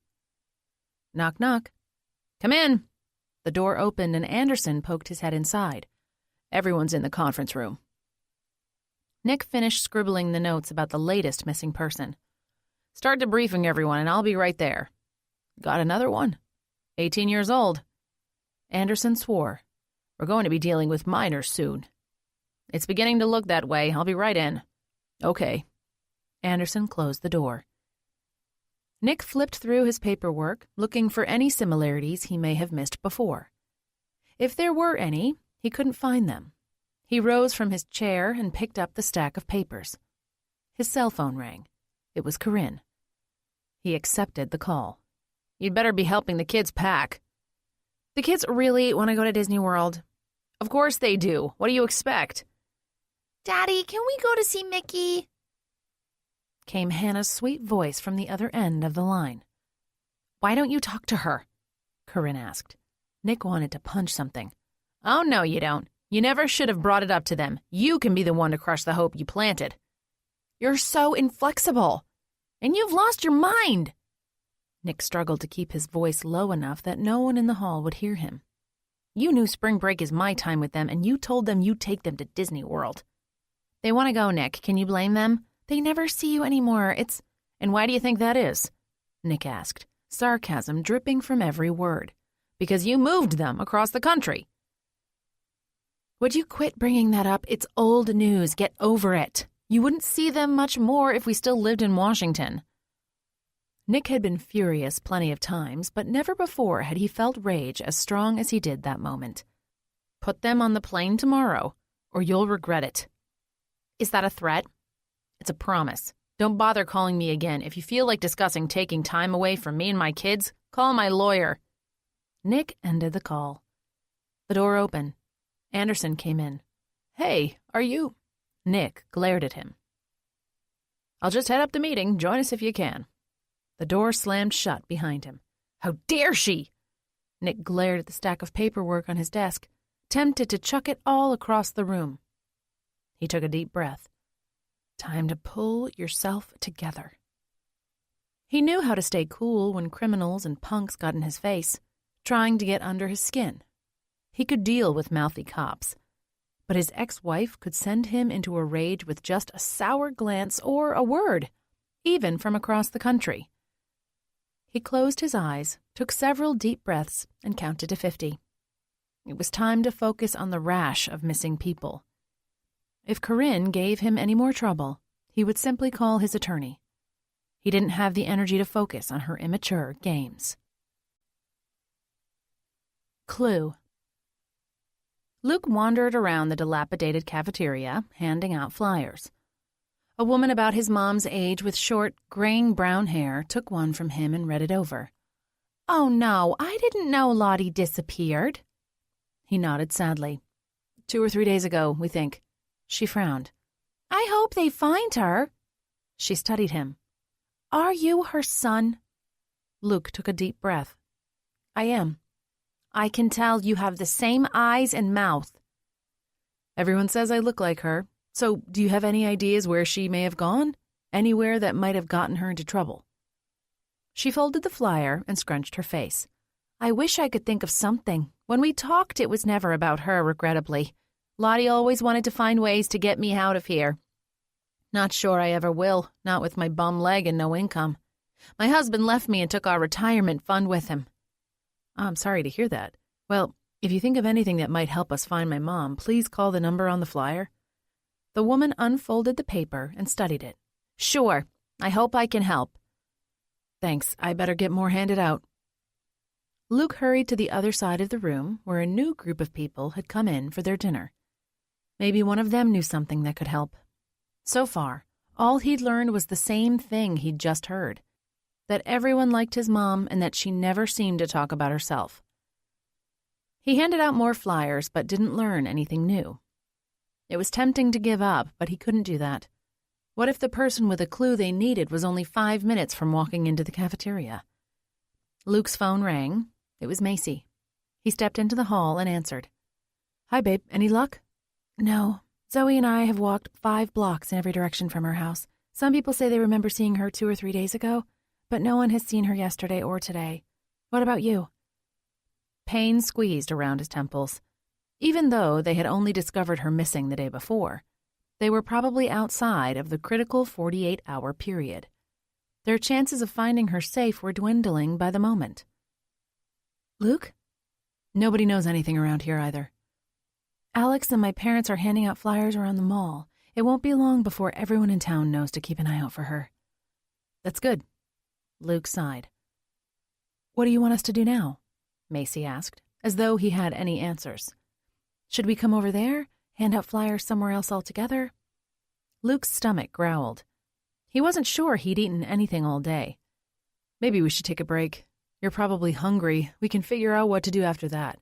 I'm having a hard time thinking clearly myself." "That's probably a good idea. My parents have food at their house already prepared." "I'll meet you there then." "Okay, Oh, another car just pulled in. I'm going to talk to them and then head over." "See you." He leaned against the wall, ended the call, and rubbed his temples. He needed to stay positive, but that was growing increasingly difficult. Maybe some food really would help. It certainly couldn't hurt. He stuffed the phone into a pocket and went back into the cafeteria. A few new people sat at various tables around the room. Luke clutched the remaining flyers and headed over to them. The first lady who took one smiled sadly. "I heard about her on the news. I sure do hope they find her." Luke's eyes widened. "They mentioned her on the news?" She nodded. "They showed a picture of her here, actually."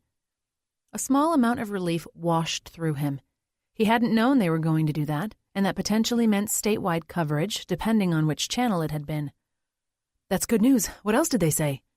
"Just that nobody knew where she was. They urged people to contact the authorities if they saw her." Luke's heart raced. "Had any calls come in?" "Thank you so much." She looked confused. "I didn't do anything." "You did more than you know."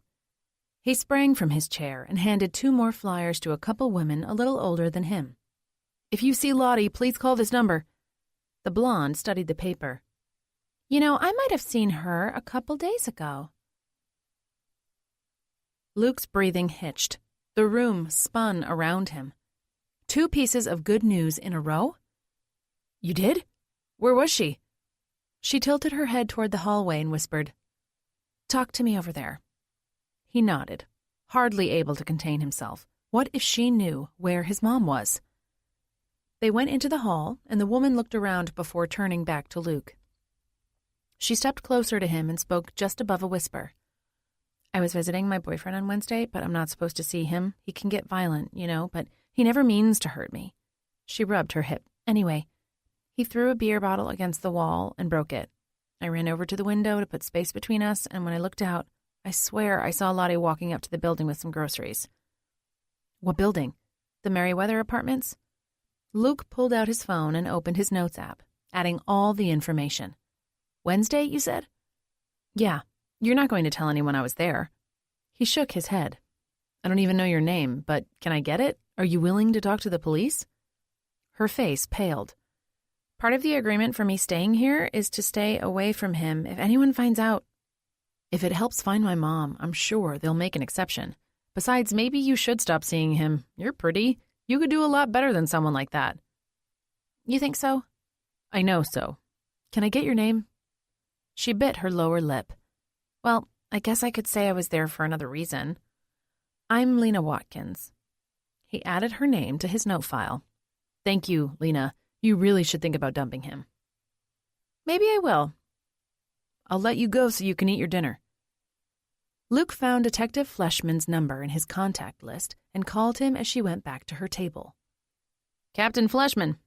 He sounded tired. "This is Luke Walker. I have some information that might help." "What is it?" Someone saw my mom at an apartment complex called the Merriweather. She was carrying groceries or something that looked like it. Merriweather? The captain's voice trailed off. Why does that sound familiar? I swear I heard that name today. Do you know why she would have been there? She never mentioned it, but she must have been helping someone. Mom probably found someone who needed groceries. I just wish she would have said something to Macy or me. Okay, well, this is good. We finally have something to go on. I'm going to look into the Merriweather. I'll be in touch. Thanks, Captain. Luke ended the call and sent Macy a quick text. I might have found something. Tell you when I see you. Out. Lottie opened her eyes to find she was still in darkness. She tried to roll onto her side. Her hips and shoulder ached from lying on her back for so long in the wooden box. There was no room to move around. She shifted, trying to relieve some of the pressure. It didn't help. She only managed to add to her soreness. Conversation drifted from outside. She breathed a sigh of relief. At least she wasn't buried underground. Maybe they would let her out soon. Even though she would have a whole new set of problems, at least she would be able to breathe fresh air. She tried to ignore the stench and the stiffness of her pants where the urine had dried. Underneath, the wetness remained, pooled near the middle. Something hit the side. Lottie jumped, holding her breath. Something else smacked the wood. A few more sounds all around. Then her feet rose as the box lifted on that end. Her entire body slid down toward the lower end. She reached for the sides and pressed her palms against them, scraping her skin against the rough wood. Her head hit the wood and the pee rolled down to her back, soaking into her shirt, cold against her skin. The stale ammonia stench made her gag. The outside scraped against the ground as her captors dragged her. Lottie shifted down, her neck twisting against the rough wall. She jolted to the left and the right as she went along. Finally, the movement stopped. The box fell to the ground with a harsh thud. She managed to scoot herself down and relieve the pressure from her neck. An array of noises sounded just outside. Scrapes, bumps, jostles, and then a creak. A sliver of blindingly bright light shone from the top. Lottie covered her eyes, the light an assault on her senses after being in the dark for so long. The air grew fresh, pushing aside the stench and the stuffiness. She squirmed and turned toward the wall away from the light. Voices sounded, a mixture of male and female, but they blended together, making it impossible to tell what anyone said. "Get up!" a familiar male voice commanded. Lottie groaned and moved one arm away from her face. The light hurt, but not as bad. She blinked a few times to adjust. "I said, get up!" She rose slowly. Everything ached, and the bright light was still too much. Lottie kept her gaze low as she reached for the sides and pushed herself to standing. Her knees wobbled, and her arms shook. The urine-soaked shirt clung to her back, and her hair stuck to her face. "Look at me," the same man ordered. Lottie took a deep breath, pulled her long hair from her cheeks, and stared at him. Her eyelids tried to close in protest of the sunlight. She forced them to stay open, even only through slits. "Jonah." The short, stocky, dark-haired man crossed his arms. "So you remember?" "Yes." Her eyes watered as she fought her eyelids from closing. "Yes, what?" "I remember." He shoved her. "Yes, what?" Lottie held back a cringe. "Yes, sir." "I think you mean Great High Prophet." "Yes, Great High Prophet." "Good. And you remember your capital offenses against the community." Her stomach tightened. If she admitted to anything, he could very well kill her on the spot. "Not speaking? That's fine. You can wait until your trial." He turned to the right. "Take her away and clean her up." Two women, wearing all white, came over to her. Only their faces were visible, and they kept their gazes lowered. The younger one, who may have been a teenager, stayed behind the older one, possibly her mother or sister. The older one, who couldn't have been older than 40, reached out to Lottie but didn't touch her. "Follow us." She climbed out of the box, leaning against the side. Every muscle and joint in her body ached. Her eyes finally adjusted to the light, and she could make out their surroundings. Trees went out as far as she could see on either side of them. The sun shone so brightly because they were in a clearing. The two women walked to the left. Lottie struggled to keep up, with pains shooting out from her left ankle and her right hip. They didn't slow for her. Lottie took deep breaths, taking in as much fresh air as she could. Not that she could fully escape the smell of her own urine that clung to her clothes. After about 20 minutes, the other women stopped in front of a tiny shack and waited for Lottie to catch up. Once she finally did, the older woman looked in Lottie's direction, but wouldn't meet her gaze. "Do you remember the cleansing process?" It had been a long time, but she would never forget her and Luke's first day in the community. She nodded. "Good, that'll make this go faster."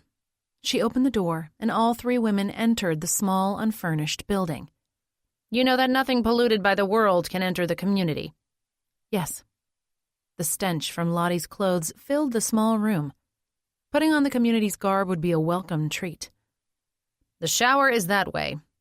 The woman pointed to a door to the right. "We'll wait while you scrub off the world's evilness and influence. Remember, your skin must be red from scrubbing hard, or you'll have to go back inside and start the process over again." As much as she wanted to clean herself, the thought of an icy shower and extra rough scrub brush made her shudder. "What are you waiting for?" asked the woman. "You'd better hurry. There's a lot to do to prepare you for your trial." "Do you know what I'm being tried for exactly?" "You told Jonah you knew your sins." Lottie took a deep breath. "I don't know which ones I'm being held accountable for." "Everything you've done to harm the community." "I see. What about—" "You need to hurry." The woman revealed a long, sharp blade hiding underneath the folds of her robe. "Jonah will be displeased if this takes too long." "We can't have that." "And don't try to escape. Some of our best fighting men are outside, also brandishing weapons." "Understood." Lottie walked toward the bathroom door, tears blurring her vision. She would never see the outside world again. Connection. Alex handed a flyer to a guy with a green mohawk carrying a skateboard under his arm.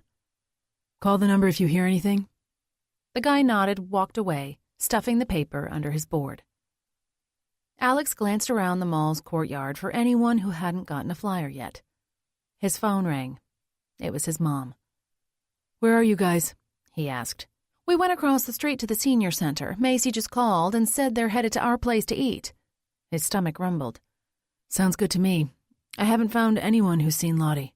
"Neither have we. Where are you? We'll pick you up." "The courtyard. I'll head out to the parking lot." Once he got to the sidewalk in front of the mall, his dad's car pulled up. He climbed in, and other than the music, the ride home was silent. When they pulled into the driveway, both Macy's and Luke's cars were out front. Inside, the house smelled like chicken and spices. "The casserole is almost done." Macy poked her head out from the kitchen. Alex kicked off his boots and joined them. She and Luke looked as tired as he felt. "It seems so quiet here without Ariana," Luke said. "She's at a friend's house," Alex said. "We're not telling her about your mom just yet. I hope we find her before she ever has to know." Luke's expression darkened. "Yeah, same here." Macy opened the oven and peeked in. "Just another couple minutes. I'm so glad Mom made this ahead of time. With as stressed as I am, I couldn't make anything." Alex grabbed a pop from the fridge and sat at the table. "Did you guys have any luck?" Luke sat taller in the chair. "I don't know if it'll help us, but someone said she saw Mom at an apartment complex called the Merriweather. The only thing that concerns me is that Mom never mentioned that to us, and I'm not entirely sure I trust the source." Merriweather. Why did that sound familiar? "Why not?" Alex took a long swig of the caffeinated drink, hoping it would help with his fatigue. The source was there, visiting an abusive boyfriend who she isn't supposed to have contact with. Also, she seemed a little off. I don't know how to explain it. Macy pulled the casserole from the oven. Alex's mouth watered. He was so hungry, he almost would have eaten it straight out of the oven, not caring about burning his mouth. Maybe the girl was just nervous. She was probably afraid you'd say something and get her in trouble. Maybe. Luke didn't appear convinced. Mom and Dad came in. Mom looked at the food. Thanks for warming it up. I'll grab the salad. The air was somber, and they ate in silence. Macy and Luke didn't stay long after eating. Mom and Dad also bolted from the kitchen as soon as everything had been cleaned. Clementine, the orange tabby, sat looking at him in expectation, his tail twitching. Alex picked a piece of chicken from his plate and held it out for the fluff ball. The cat stretched before ambling over, taking his time before running off with his prize. Alex chuckled and then headed up to his room to check on his blog. He had a bunch of new comments, but none were helpful. Just as he was about to close the tab, he pulled his hand away from the mouse. The missing janitor he'd written about had lived in the Merriweather. That was the same place Luke said someone saw Lottie. His palms grew clammy as he read over the blog post again and thought back to his conversation with the girlfriend. He couldn't find a connection between Lottie and anything else Krista had said. The fact that both of them were missing and had been at the Merriweather had to be more than a coincidence. He pulled out his phone and called Nick. It went directly to voicemail. Alex didn't bother leaving a message. He stuffed the phone into his pocket and headed downstairs. Dad came up just as Alex slid into his coat. "Going somewhere?" He grabbed a stack of flyers from the table. "I'm going to hand out some more of these." "This late?" "Yeah, see you in a while." "Well, I'm sure Luke appreciates your dedication." Alex nodded and headed out to his car. His mind raced, trying to find a connection between Lottie and Rory. On the surface, they had nothing in common at all besides being living, breathing human beings. They had both been at the same apartment complex before disappearing. That had to mean something. He found the address and plugged it into the navigation system. It was in the poorer section of town, not surprising, given what Krista had told him. It only took about 15 minutes to get there. He parked his Tercel against the curb between a dirty white van with 3 busted windows and a rusted red convertible with bullet holes in the passenger door and hood. He stared at the Merriweather across the street. It wasn't in any better condition. Alex made sure his pocket knife was easily accessible in his jacket and headed for the walkway. As he opened the front door, the strong odor of dirty diapers and something rotten stopped him in his tracks. He gagged and covered his mouth, his eyes watering, and headed for the elevator. Nothing happened when he pushed the button. A girl about 16 stopped. "That's broken." He turned around and showed her the flyer. "Have you seen this woman?" She studied the paper and then shook her head. "Do you know Rory? What was his last name?" "The janitor? He's hot." "I wouldn't know about that. His girlfriend is Krista." "Yeah, she's totally annoying." "Have you seen him?" "A few days ago. Why, is he missing too?" Alex nodded. "Does she live here?" "No, but she might have been here." "Huh. Well, hopefully they show up. People come and go around here, you know. If they lose their job and can't pay, they're gone." "It's not like that with these two. Be careful, okay? I don't know why people are disappearing." She shrugged. "I can ask around." Alex handed her the flyer. "Call the number on here if you hear anything, no matter how small it seems." "Okay." She shoved it into her purse and pulled out a joint. "I gotta get going." "You'll call that number?" "Sure." She headed outside. Alex frowned and walked toward a stairwell. Hopefully someone else in the building knew more than she did. Entrance. Every inch of Lottie's skin ached from the vigorous cleansing. After showering in the icy water with the pungent soap and horribly rough sponge, the 2 women had examined her skin to make sure she'd washed well enough. It took 3 times, and by then her skin was raw and bleeding in places. That was in addition to the aches and pains from being trapped in the box for so long. As she walked down the narrow pathway with the two other women, the rough, stiff material of her robe rubbed against her skin. Lottie cringed but didn't dare slow. The older of the two other women walked in step next to her, hand over the hilt of her hidden weapon.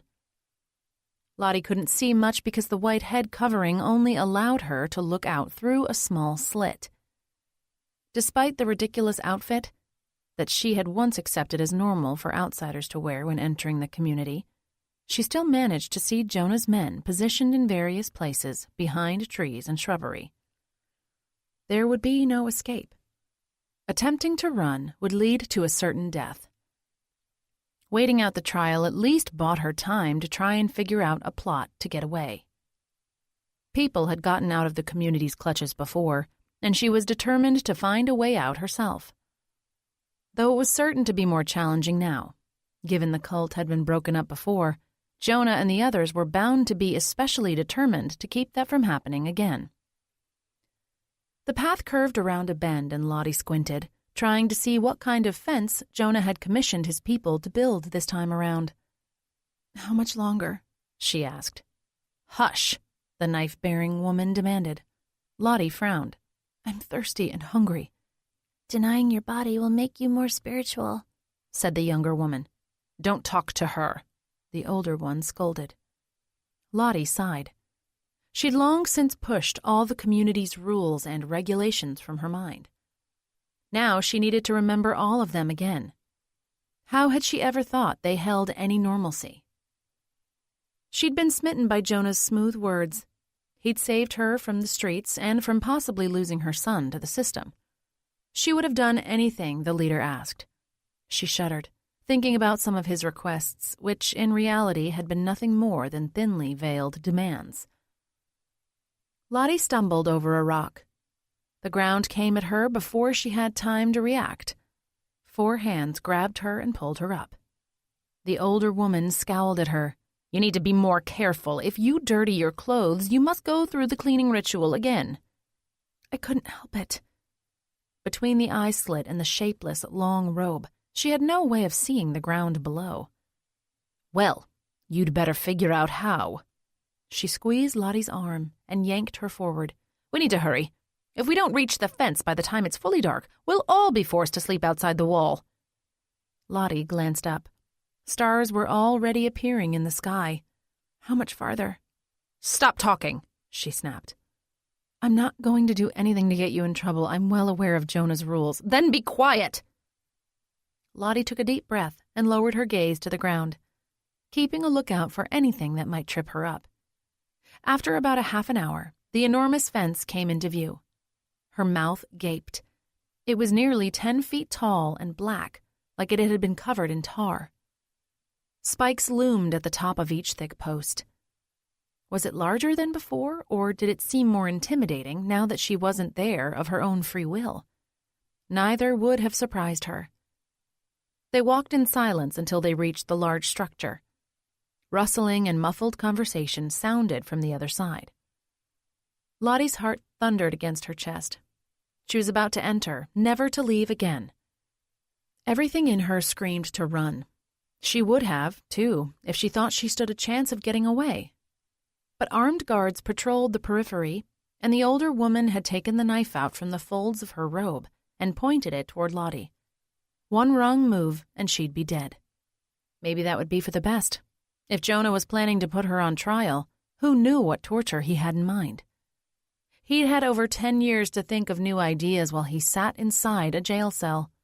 No doubt he blamed Lottie because her son had been one of the ringleaders in what had happened that fateful night. She shuddered at the thought. Hopefully no one knew where he and Macy lived. "Open the gate," shouted the older woman. She squeezed Lottie's arm. "It is Mary and Ruth. We have the prisoner, Lois." Lottie's stomach twisted at hearing the name Jonah had given her so many years earlier. "And James and Asher," shouted a man from right behind them. Lottie's heart felt like it would burst through her chest. A loud squeaking sounded before the gate in front of them groaned in protest as it slowly opened. Tired. A crashing noise woke Macy. She sat up, trying to figure out where she was and what had just happened. It took a moment to realize she was on the couch in her living room. Her cell phone had just fallen on some empty glasses and plates on the floor. Luke sat at the desk in front of his laptop. She picked up her phone and wiped it off. The screen showed it was close to 11. She rubbed her sore neck and rose to her feet. Maybe we should go to bed, babe. Luke didn't respond. We're not going to be able to help find her if we're too exhausted to function. He still didn't say anything. She picked up the plates and glasses from the floor and headed for the kitchen. That's when she realized he was sleeping on the keyboard. Macy took the stuff and put it in the kitchen sink before returning to him. She placed her hands on his shoulders and rubbed. We should go to bed. Luke sat up. What's going on? She continued massaging. It'd be more comfortable to sleep in the bed. Come on. No, I need to post about her disappearance on more sites. There are hundreds, and you've already fallen asleep at the desk. We can do this in the morning. It's valuable time lost, he snapped. I have to do this now. A lot of people have gotten the word out. It was even on the news. Those missing person forums are all filled with people looking for their own loved ones. Someone could have seen her. I need to post the flyer on as many sites as possible. I'll help you in the morning. We'll work twice as fast after getting rest. I don't care about rest. His eyes narrowed. Get some if you want. I'm going to do everything I can to find her. Macy bit her tongue.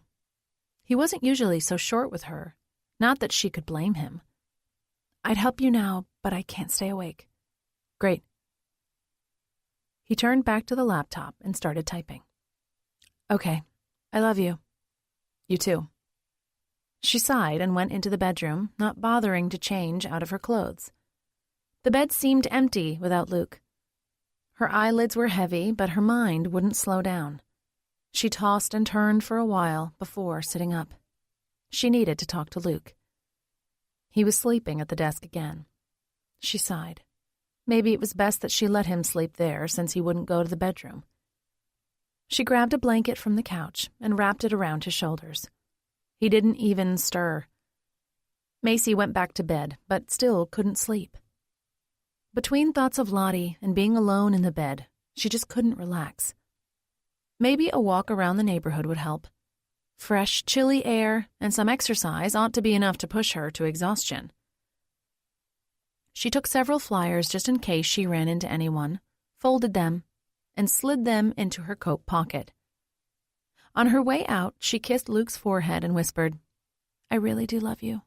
We've been through so much together. We'll get through this as well. His eyelids fluttered, but he didn't wake. Macy kissed him again and then went outside. The cold night air clung to her in a way it only did after a good rain. She zipped her jacket, stuck her hands in her pockets, and headed down the dark street. Clouds blocked the moon and most of the stars, only showing a few patches here and there. The scattered street lights didn't illuminate much. Everything was quiet, other than the soft sloshing sounds of her sneakers on the wet pavement. Macy glanced up at the night sky and wondered where Lottie was, and if she was looking at the same stars. Her chest felt tight. Would she ever see her sweet mother-in-law again? The woman would sell everything she had to help others. She didn't deserve anything bad happening to her. Hairs on the back of her neck stood on end. It felt like someone was watching her. Scrape, scrape. Macy froze in her tracks and spun around. Nothing looked out of place. She studied the yards and driveways on both sides of the street before turning around and walking again. Scrape. Her heart raced, but she kept going, picking up her pace. She glanced over her shoulder, still not seeing anything or anyone.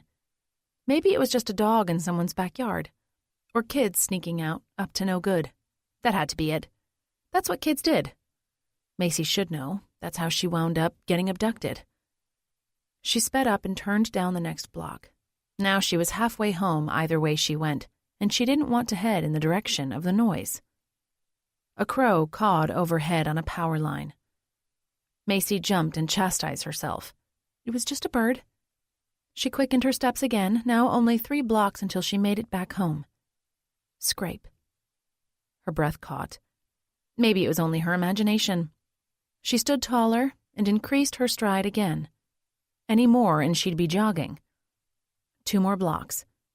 She turned down the next road and prepared to scream as loud as possible if need be. At the end of that block, she turned again. Her house was in view. Scrape, scrape.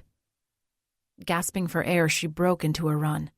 She slid on a puddle, but caught her balance and kept going. 4 more houses. 3. Caw, caw. 2 more houses. She was almost there, and she was in a full run. She cut across her next-door neighbor's lawn and made it to her own yard. She reached into her pocket and found her keys. With the push of a button, she unlocked her car and then jumped in, locking the doors.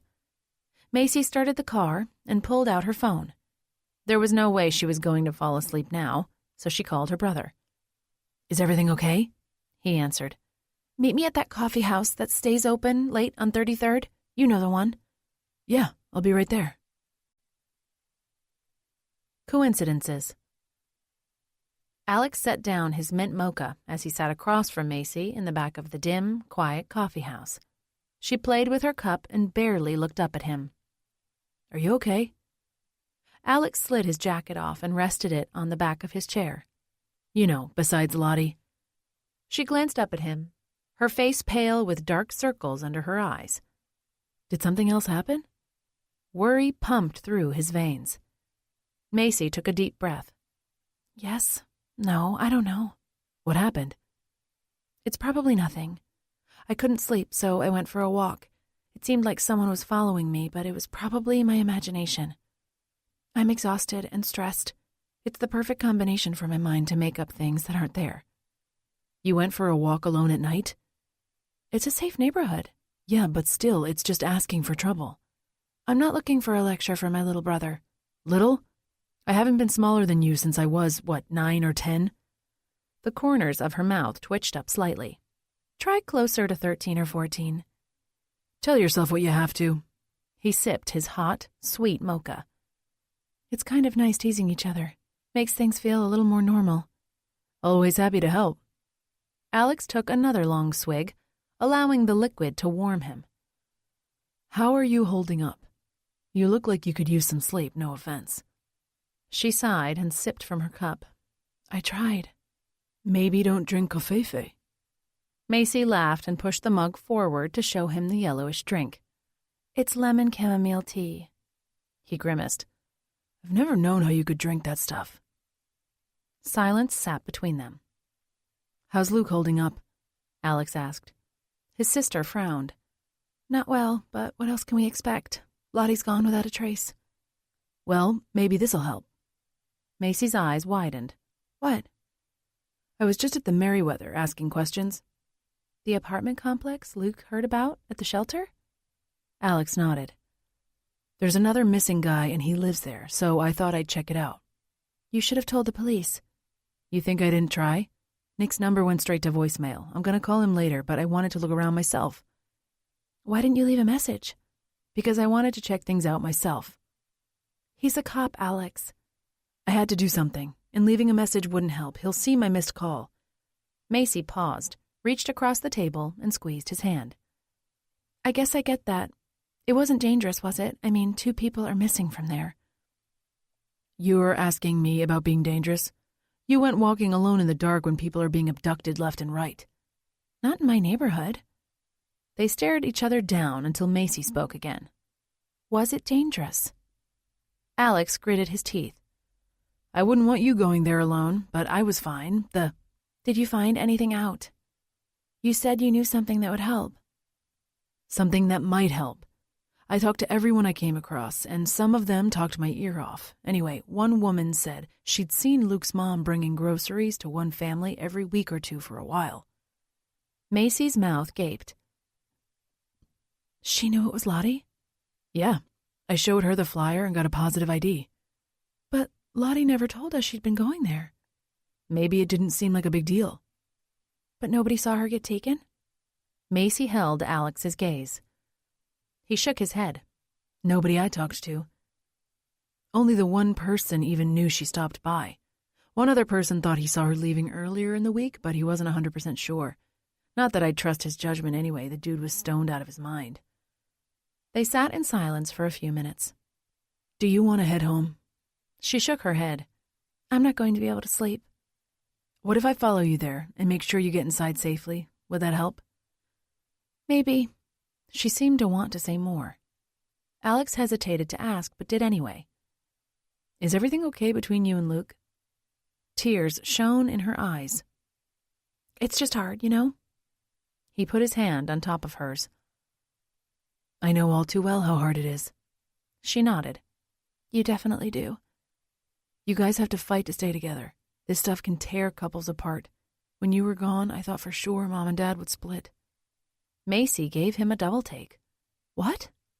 Obviously they didn't, but it wouldn't have surprised me. She looked like she was going to be sick. You and Luke are strong like them. You'll make it. The two of you, you have history. This'll make you stronger, not like Zoe and Kellen. They were doomed from the start. I hope so. I know so. He gave her the most reassuring expression he could muster. She pulled her gaze away and sipped from her mug again. What about you and Zoe? The question shocked him. What do you mean? You guys seemed like you were close before, but now it's different. Alex sighed. He didn't feel like getting into that, not even with Macy. Zoe deserved more than he could give her, and it would take time before he was able to get on his own 2 feet. I'm going to call Nick again. This time the captain actually answered. Alex? I found someone who thinks he saw Lottie around the time she disappeared. Shuffling sounded in the background. Tell me everything. Don't leave out a single detail. Alex told him everything he'd just told Macy about the 2 people who'd seen Lottie at the Merriweather. Where did you say you went? Nick asked. The Merriweather apartments. That's right. Luke mentioned them, and I have another missing person from there, an 18-year-old. A third person? Alex exclaimed. What does it mean? Third? Nick demanded. Who else? Someone contacted me to put it on my blog about her missing boyfriend. Email me what you've got. I'm heading over there now. And Alex? Yeah. Let us handle this from here on out? Right. I'm serious. We don't know what we're dealing with. It could be dangerous. Okay. Alex had no intention of backing away, not with 3 missing people who were all connected to the Merriweather. It was too much to be a coincidence. Way too much. Plotting. Early morning light poked through some of the beams in the chilly meeting room. Though the building was new, everything was, little particles of dust danced around in the slender rays of light. A mist also moved around amongst the air.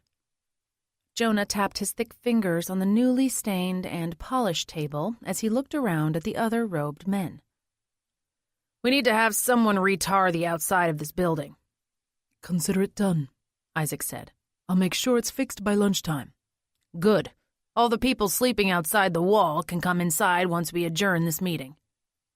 I'll see to it, Abraham said.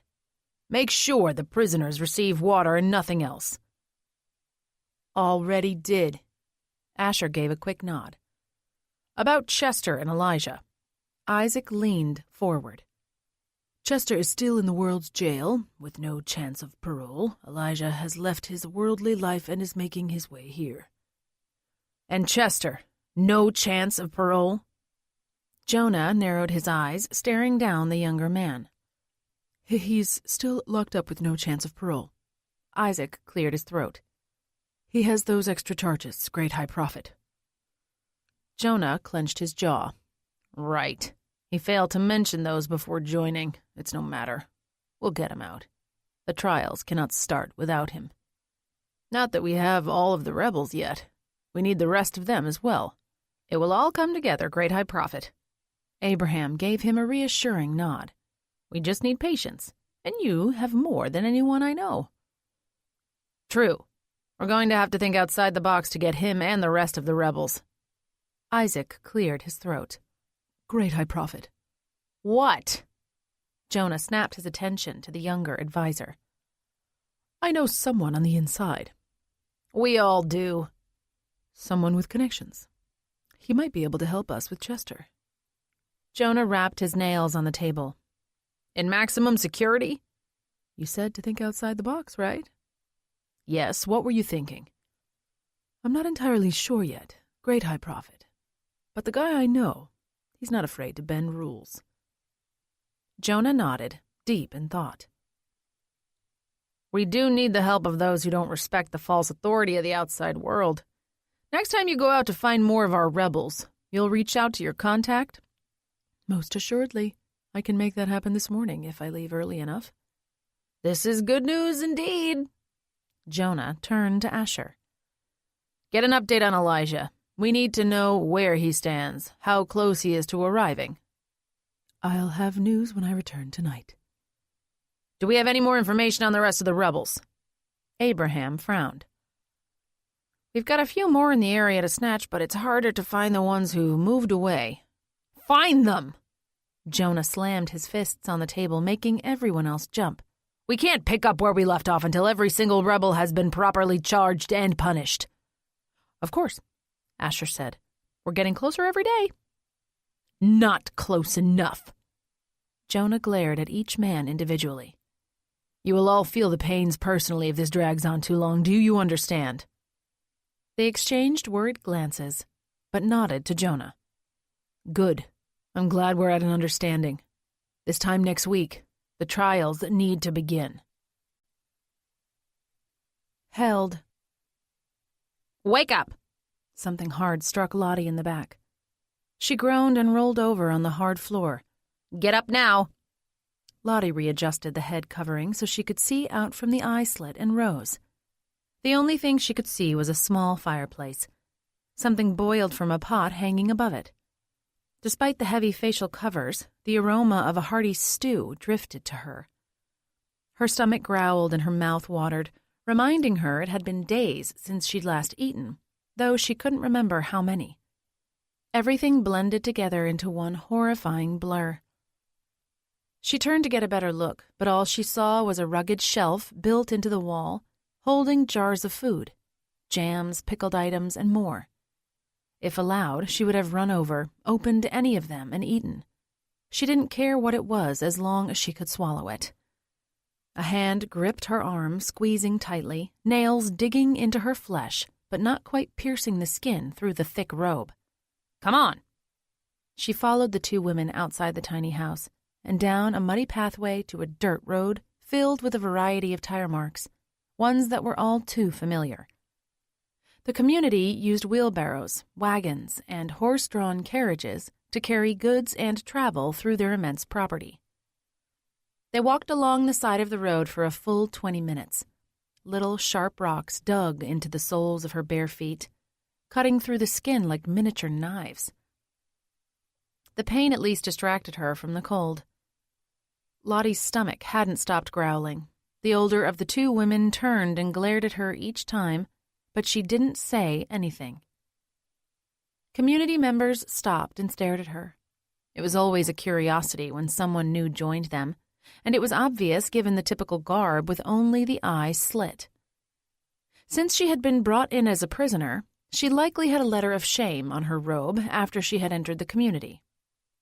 Lottie wondered what the letter might be. D for deserter? The possibilities were endless. They stopped in front of a long rectangular building. It reminded her of the former meeting hall, except the door had 5 locks. We are here with a prisoner, Lois the Rebel.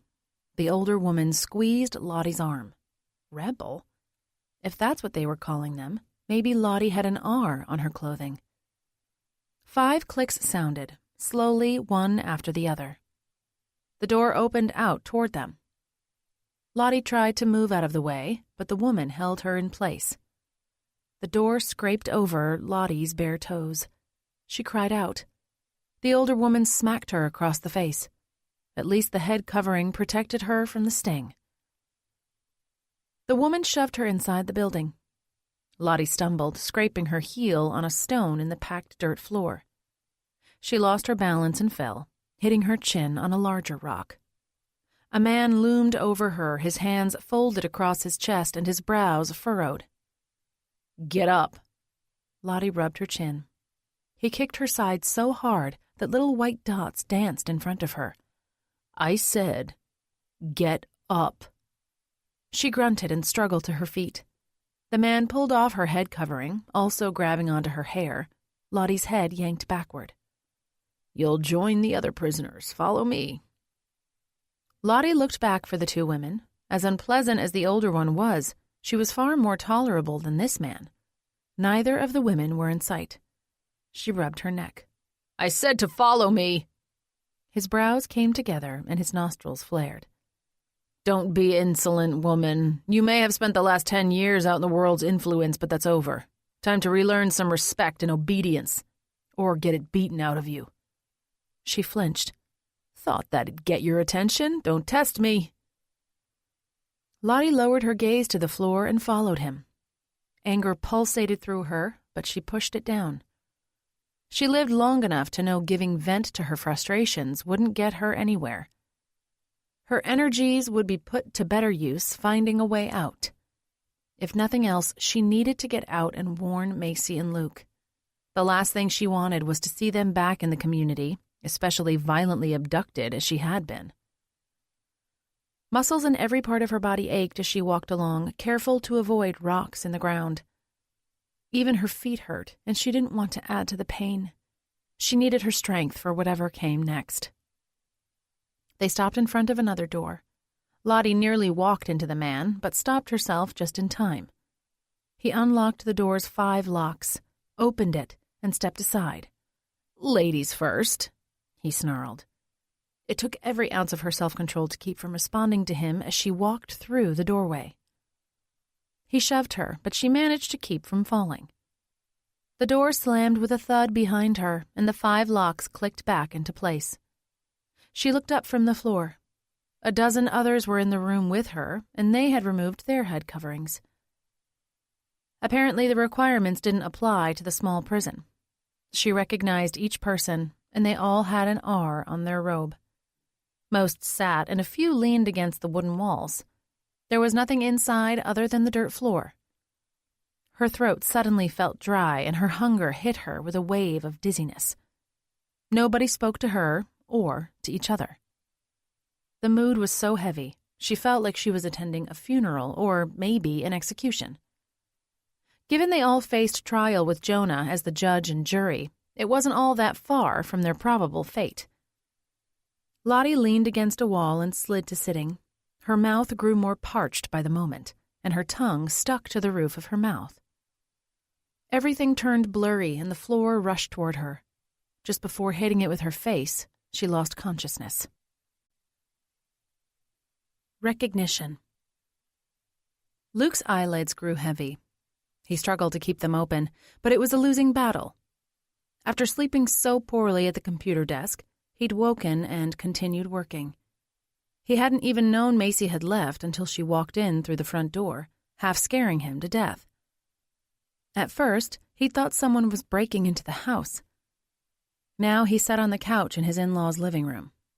Everyone was talking about his mom, and he couldn't even stay awake. Some son he was. He needed more coffee so he could push through the fatigue until they found her. Just as he decided to get up for the brew Alyssa had just made, his eyes closed, wrapping him in a warm, comfortable darkness. When he woke, he was sprawled across the couch, covered in a blanket, his head on a pillow. The room was quiet, and he felt rested. Until he remembered his mom was missing. Luke sat up and tossed aside the blanket. How could he have slept? He needed to do more. There wasn't time for sleeping. What he needed was the coffee he was about to get before he so irresponsibly fell asleep. Luke rose, stretched, and headed into the kitchen. The pot was cold, but he didn't care. He poured some anyway and stuck it in the microwave. Chad came in, carrying a mug. He held it up. "Great minds." Luke nodded and took his mug out from the microwave. "I see you don't mind stale caffeine either." Chad poured the cold coffee into his mug. "It all works the same, right?" "Yeah." Luke mixed some flavored creamer into his cup. Doubt I'm going to taste it anyway.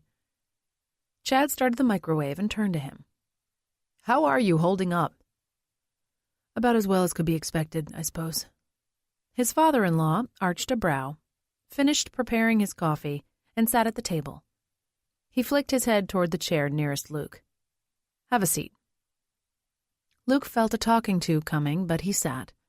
The two men sat in silence for a minute, both sipping from their mugs. The strong coffee gave Luke a small burst of energy. Maybe after finishing the whole cup, he'd be up for handing out flyers at the Merriweather. He needed to speak with the residents personally. Chad set his mug down and met Luke's gaze. How are you holding up, really? You just spent the morning asleep on my couch. I was up late, getting word out about Mom's disappearance. How are things between you and Macy? Luke nearly dropped the mug. He hadn't been expecting that question. What do you mean? Chad took a long, slow sip of his coffee, holding Luke's gaze. I've been where you're at, son, twice. A missing relative can wreak havoc on a marriage. Luke swallowed. If he was being honest with himself, and he hadn't thought much about it until that moment, he'd pretty much shoved Macy aside as he laser-focused on finding his mom. I'm not trying to find fault. Chad set his mug down. I'm the last one to point fingers after some of the things I've done, but the fact that I've made some pretty big mistakes means I know what I'm talking about when I say be careful not to neglect your marriage. No matter what happens, your wife is the one you're going to spend the rest of your life with. You two have already been through so much. Hang on to that. You'll need each other to get through this, too. Luke sipped his coffee, giving him some time to let Chad's words sink in. He took a deep breath.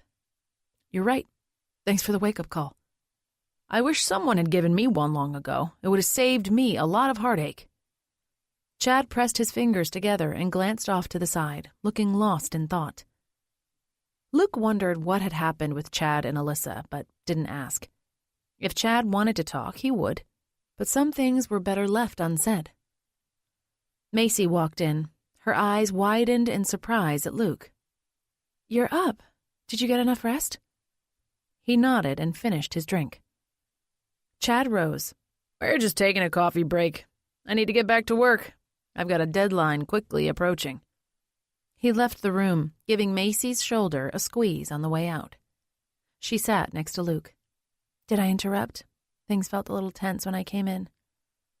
Luke shook his head and wrapped an arm around her. Not tense, we were just talking. That's good. She turned and looked at him, her expression serious. I want you to come look at something. His stomach dropped. What is it? Just come and see. This doesn't sound good. He rose and put the mug into the sink. I'm not sure whether it's good or not, but it might be the clue we've needed all this time. Luke's stomach churned acid. You won't tell me? You need to see what I'm talking about. Okay. He laced his fingers through hers and walked with her to Alex's room. He sat at the desk, typing a mile a minute, fully focused on the screen. Macy cleared her throat. Alex turned to them. You found a clue? Luke asked. I have no idea. Alex turned the laptop toward Macy and Luke. She won't tell me what's going on. Guess that makes two of us. Macy let go of Luke's hand and scrolled through Alex's blog. This is one of the missing people from the Merriweather. Take a look. Luke leaned over and studied the picture. It was a guy a few years older with a 5 o'clock shadow and dark circles under his eyes. He turned to Macy. Okay. Scroll down. Keep looking at the pictures. We need to focus on finding Mom. Luke muttered, but he scrolled anyway. The next photo of the man was with a slightly younger woman, and the same guy from the earlier picture was now clean-cut, bright-eyed, and smiling widely. Luke was about to scroll down when he paused. There was something about those eyes. Luke studied the man's face and was suddenly transported back 10 years. He snapped his head toward Macy. Is that? She nodded, her eyes lighting up. He turned back to the blog and scrolled up and down, staring at all 5 of the pictures. It is him. What are you talking about? Alex demanded. Luke turned back to Macy, his palms growing clammy. His mind raced with possibilities of what this could mean. Well, Alex tapped the desk.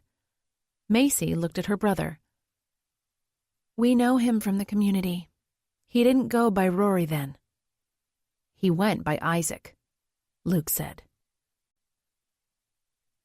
Waiting.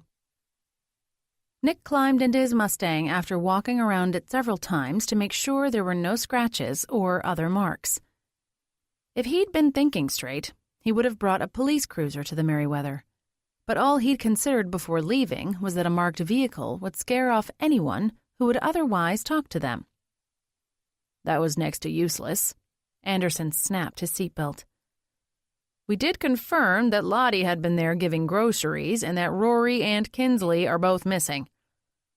All of which we already knew. Anderson shuddered. I feel like I need to shower off that stench. Nick couldn't deny that. He was going to pick up his kids from the airport in a few hours, and he had to get rid of the smell from his clothes and skin. It clung to both of them, stinking up his beloved car. He turned the ignition and pushed a single button to roll down all the windows. Now we need to find out what the connection is between a retired lady, a janitor, and a young college dropout. Lottie Mills loves volunteering. Maybe she was helping the other two also. But if she was, someone would know, right? Nobody mentioned a connection between them and her. Nick pulled out from the spot and squealed the tires as he made his way out of the neighborhood. Maybe they didn't know Lottie was helping them, Anderson pointed out. Her own kid didn't even know she was going to the Merryweather, and it sounds like she's been doing that for a while. Nick tried to think of what would lead to all three disappearing. Maybe Rory and Kinsley were involved with something, and it turned bad. They went to Lottie for help, and that led to whatever happened.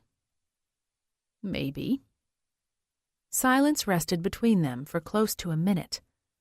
Unless Rory was into something, and he kidnapped both Kinsley and Lottie. Why, though? Nick turned onto a main road. If he took two older women, that would make sense, or if he took two 18-year-olds, but to take both of them? They might have seen something they shouldn't have. That could be. They discussed other possibilities until Nick pulled into the station's parking lot. Anderson unbuckled. We'd better debrief everyone. Maybe we can even find a connection between these three and all the missing homeless. You never know.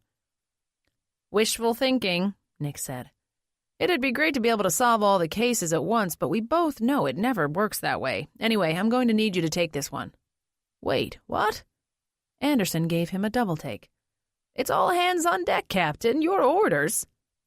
I know, and I'm going to work remotely. I have to pick up my kids from the airport. Anderson nodded knowingly. Corinne actually put them on the plane. She'd better hope so. I'll keep you updated. My phone will be on. Anderson left, and Nick closed his eyes. Despite having had the window open, he could still smell the Merryweather, a mixture of weed, body odor, and butt. Great. Now he'd have to not only shower, but find a way to flush the smell from the car, too. Of all the days for it to stink. Nick hurried home and into the shower. He threw on some slightly faded jeans and a Pearl Jam t-shirt from a concert he had taken Ava and Parker to shortly before the divorce. Hopefully when they saw that, it would bring back good memories, and they could start their time together on the right foot. He knew it would take more than a shirt to distract them from all the bad things Corinne had been saying to them from the moment she served Nick with the divorce papers. He walked around the condo, making sure everything was ready for the kids. The cupboard was filled with their favorite snacks. The spare bedroom was decorated with the items from the girls' room that had been left behind, plus a number of new things he'd purchased since then for them. Nick's room was converted into a double room using dividers, giving Parker the feel of having his own room. It was far from perfect, but it was the best he could do with a small 2-bedroom condo. On his way out, he picked up his phone to call Corinne again. His calls had been going to voicemail all day. He had a dozen missed calls and texts, but none were from his ex or the kids. Nick grumbled and checked the time. He didn't have to leave for the airport for at least another hour, so he checked the texts first. Alex had left most of them, insisting he had a break on Lottie's case, but he didn't say what. Nick sat at the kitchen table and called him back. Alex answered halfway through the first ring. Finally! What's the big break? Luke and Macy recognize the other 2 people missing from the Merriweather. They do? Nick asked. What's the connection? You're not going to believe this. Nick sat taller. Try me. They were both part of that cult from when Macy was kidnapped. Nick let the news settle. They're sure. They even know their names. Well, the names they went by in the cult. Are the cult leaders trying to rebuild what they had before? Maybe. But Lottie wouldn't have left without a word, much less gone willingly with the cult. And what about Luke and Macy? They don't know anything about it. Nick glanced at the time. Meet me at the station. I might have to leave in the middle of questioning, but someone else can take over for me. I'll be there in 10. Thanks, Nick. Don't thank me yet. Let's get to the bottom of this. He ended the call, texted Anderson, and grabbed his keys. Questions. Alex sat next to Macy in the interrogation room while Nick and 2 other cops questioned her and Luke about the cult and the 2 missing people from the apartments. Macy hadn't stopped shaking since she saw their pictures. She was pale and kept stumbling over her words. Both he and Luke held her clammy hands. Alex glanced at the camera recording their every word and movement. That certainly couldn't help her nerves. At least she wouldn't have to keep repeating the story since they'd have it recorded. Hopefully. The captain kept glancing at the clock. It was supposed to be his day off, and he was picking up his kids from the airport soon. Yet here he was. If Alex didn't know any better, he might think the captain never had any time off. Nick pushed his chair back. I'm really sorry, but I have to go. Just keep talking with these officers. I'll go over the video and let you know if I have any additional questions. Macy nodded but didn't say anything. Luke thanked him and shook his hand. Alex nodded at him, and then the captain left. Lieutenant Anderson slid his finger around an iPad. Let me make sure I understand everything so far. He glanced at Luke. You and your mom joined the cult willingly when you were 10? Yeah. He looked deep in thought for a moment. I was almost 11, but my 10th birthday was the last one I celebrated until we got out. It was right after my dad died, and we were about to wind up on the streets. One of the leaders met my mom while I was in school. He promised they'd keep us off the streets, clothed and fed. They told her I'd always be cared for. She couldn't say no to that. And you never felt that anything was wrong. They didn't mistreat you. Macy's hand squeezed Alex's so tightly that it reminded him of Zoe on the day Ariana had been born. He patted his sister's hand and tried to give her a reassuring look. She looked like she'd burst into tears at any moment. Luke cleared his throat. Mom warned me they had a different lifestyle from what I was used to, but that we'd both grow to like it because they would take care of us, and we'd never have to be homeless. And you compare the lifestyle to the Amish. What does this have to do with anything? Macy blurted out. How is talking about this going to find Lottie? Anderson gave her a sympathetic glance. I know this is hard, but if they're trying to rebuild the cult, we need to know everything. Who knows what tiny, seemingly insignificant detail can lead us to them? It could be something you tell us today that leads us to your mother-in-law. Macy took a deep breath. Sorry. Don't be. If you need to step outside for some air, feel free. Really? Of course. Anderson turned back to Luke. Tell me about the leaders. You say that Rory from the Merriweather was one of them? Luke nodded. Isaac. He was the son of Jonah's right-hand man. We didn't hear much from him, but if someone stepped out of line, he was quick to put them in their place. Macy turned to Alex. Will you go into the hall with me? He squeezed her hand. Yeah. They walked around the table and out into the hall. Macy leaned against the wall and took several deep breaths. I never thought I'd have to think about the community again. Hopefully after this you won't. Alex stood next to her and leaned his head against the wall. I hate that thinking about it tears you apart. She turned to him, tears shining in her eyes. Thanks. I hate it too. I'm home. I'm safe. You'd think I could just put it behind me. I don't know if I could. You're one of the strongest people I know, Mace. I hope you know that. A tear ran down her face, and she turned away. What can we do to help you get through this meeting? Alex asked. I can grab you some stale coffee. I hear that works wonders. Macy cracked a smile. Stay right here. Alex headed to the table where they kept coffee and filled 2 foam cups and added some sugar cubes and cream. It wasn't a mint mocha, but hopefully it would help at least a little. When he turned down the hallway and saw her, Macy wiped at her eyes furiously. His heart broke for his sister. If he could find anyone who'd hurt her, he would give them some of their own medicine. Alex handed her one of the cups and noticed the skin around her eyes was splotchy, like she'd been crying especially hard. Thanks. I wish I could take it all away. I really do. She shrugged and sipped the drink. Maybe talking about it will help find Lottie. Then it'll all be worth it. But will you be okay? He sipped his coffee. It was horribly bitter, despite the cream and sugar. Macy stood taller. If we find her, yes, I will be. We should get back in there. Alex opened the door to the interrogation room and held it for Macy. They walked in together and took their seats. Luke was speaking. At school, teacher Rebecca taught us the basics, reading, writing, and math. Other than that, everything had to do with the community. I had a lot to catch up on in order to graduate high school. Jonah didn't want us discussing, much less learning, about the world. Anderson nodded at Alex and Macy as they took their seats. Luke held Macy's hand. Anderson turned his attention back to Luke. Knowing everything you do, what do you think they're doing now?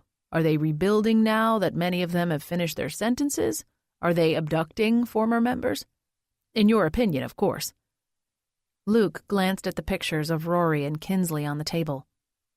It wouldn't surprise me if they're rebuilding everything, nor would it shock me to learn they're taking people by force. Anderson tapped his tablet screen and turned to Macy. What about you? What do you think? Flashbacks. Macy stared at the lieutenant. Repeat the question, please. He nodded. In your opinion, what do you think the cult is doing? The interrogation room disappeared, and Macy found herself in a dark room. No, it wasn't entirely dark. There was a light flicker coming from the candle in her hand. It reflected in the mirrors around her.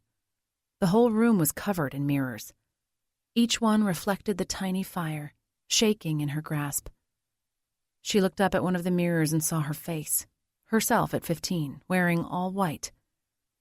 She was locked in the room. They were punishing her for something. She'd wanted to beg to be released, but had been too scared. Fighting them would only make things worse for her. That much she knew. Macy, are you okay? Her brother's voice brought her back to the present. Macy shook her head and took a deep breath. What do you think the cult is up to? Anderson repeated. They'll want to rebuild, and they'll be furious they were stopped all those years ago. They'll be more careful this time.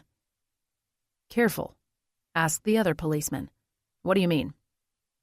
A lump formed in her throat. They'll make sure nobody gets away. Do you think your mother-in-law went willingly, like she did the first time?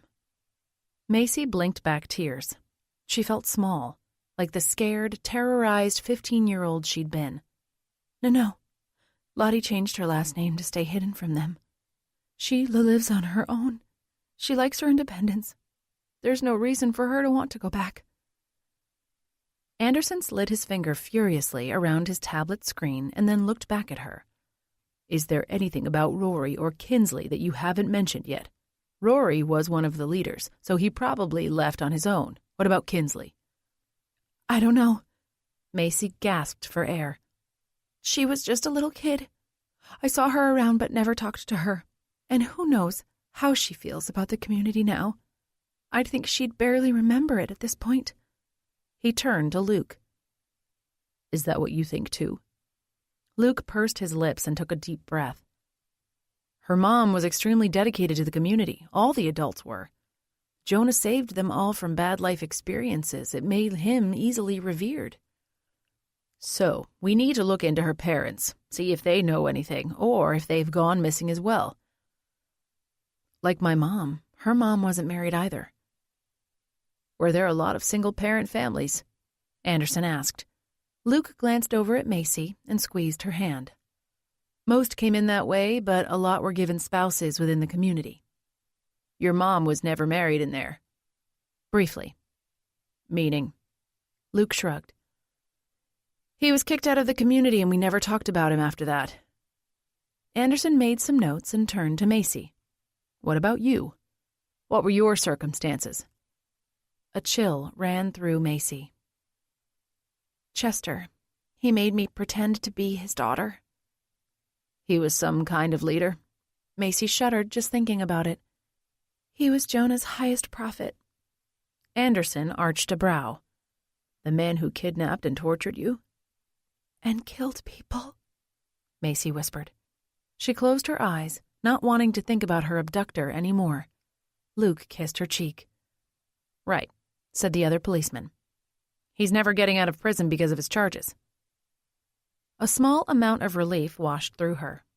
Chester had been convicted for a great many crimes and had been sent to prison without the possibility of parole. It was the one thing that helped her to actually sleep at night. Anderson pressed his palms on the table. We're done asking about the cult, unless you have anything else to add. Macy shook her head. I don't, Luke said. Anderson nodded toward the other policeman, who pulled out a large manila envelope. We have some pictures we'd like you to look at. If you recognize any of the people, let us know. Macy's stomach lurched. She didn't know what they were about to see, but she was sure it would give her nightmares. The two cops spread out a dozen photos in front of them. Luke leaned over first. Macy's heart raced, but she forced herself to take a peek. At first glance, she didn't recognize anyone. But then one of the pictures caught her attention. The man was about her dad's age, and though he wore his hair long and was clean-shaven, she knew who he was upon studying his eyes. I know her. Luke pointed to the picture nearest him. She was teacher Rebecca's assistant for a while before she took over the younger kids' class. And him. Macy grabbed the photograph she'd recognized. He was one of the farmers. In a matter of minutes, between the two of them, Luke and Macy had identified each of the people. Are they missing too? Alex asked. Anderson nodded. We've had a rash of homeless people disappearing. He exchanged a glance with the other officer. And there are high numbers of homeless and low-income people disappearing in other parts of the state, too. And in parts of Idaho and Oregon, added the other officer. Macy's stomach twisted in tight knots. Chester's staying locked up, isn't he? He's in maximum security prison. There's no way he's getting out. The lump in Macy's throat grew twice in size. She squeezed Luke's hand. What if we're next? He shook his head. We won't be. I won't let them take us.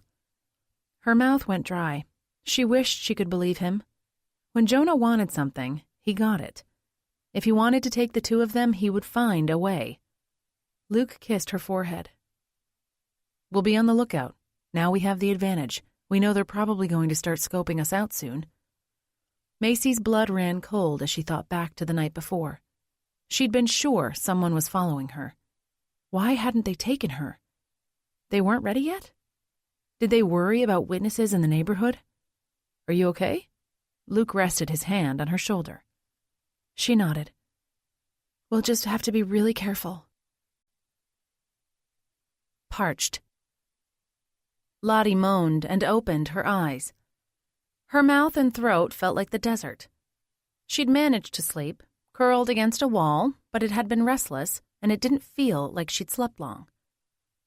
Her stomach growled. She felt lightheaded and dizzy, and a headache throbbed. The people in front of her appeared in doubles. The leaders were trying to break her, make her susceptible to whatever they had planned for her. She needed more than 2 tiny cups of water she'd received the night before. She took a deep breath and forced herself to sit up. No matter how hard it would be, she needed to stay mentally tough. It was her only chance. After a few slow, deep breaths, her double vision went away. Lottie focused on the others, trying to push her bodily needs out of her mind. There were about a dozen others, and everyone stayed to themselves, alone like her. Some sat, but most lay on the ground. That was probably exactly what the leaders wanted. Something tickled her nose. Lottie sneezed loudly, the force going all the way down to her empty stomach. Several others glanced her way. She made eye contact with one, Sydney. Her eyes widened, and she clung to Lottie's gaze, unmoving. Then she turned around and faced the wall. Lottie sighed. She looked around for Sydney's children, but didn't see any kids. When had they nabbed her? Had they left her kids at home, or were they holding children separately? That might be the case, given they were putting the adults on trial. She forced herself to her feet, using the wall to balance. Her dizziness made it hard to walk. She stumbled, but made it across the room. Sydney. The younger woman didn't move. Sydney, Lottie repeated. She spun around. I go by Dinah here. Are you trying to get me in trouble? Of course not. Sydney glanced around. You know the rules. Lottie lowered her voice. Did they get your kids too? Her eyes narrowed, but Sydney didn't answer. Are they here? We're not supposed to talk. Sydney's brows came together. When are they going to feed us? Never, if you keep this up. Lottie frowned. Click. Lottie and everyone else snapped their attention in that direction. Go back to where you were. Sydney turned her back on Lottie. Click. Lottie shook her head, but went back to where she'd slept. She leaned against the wall and slid to sitting. Who knew what would happen? A new prisoner?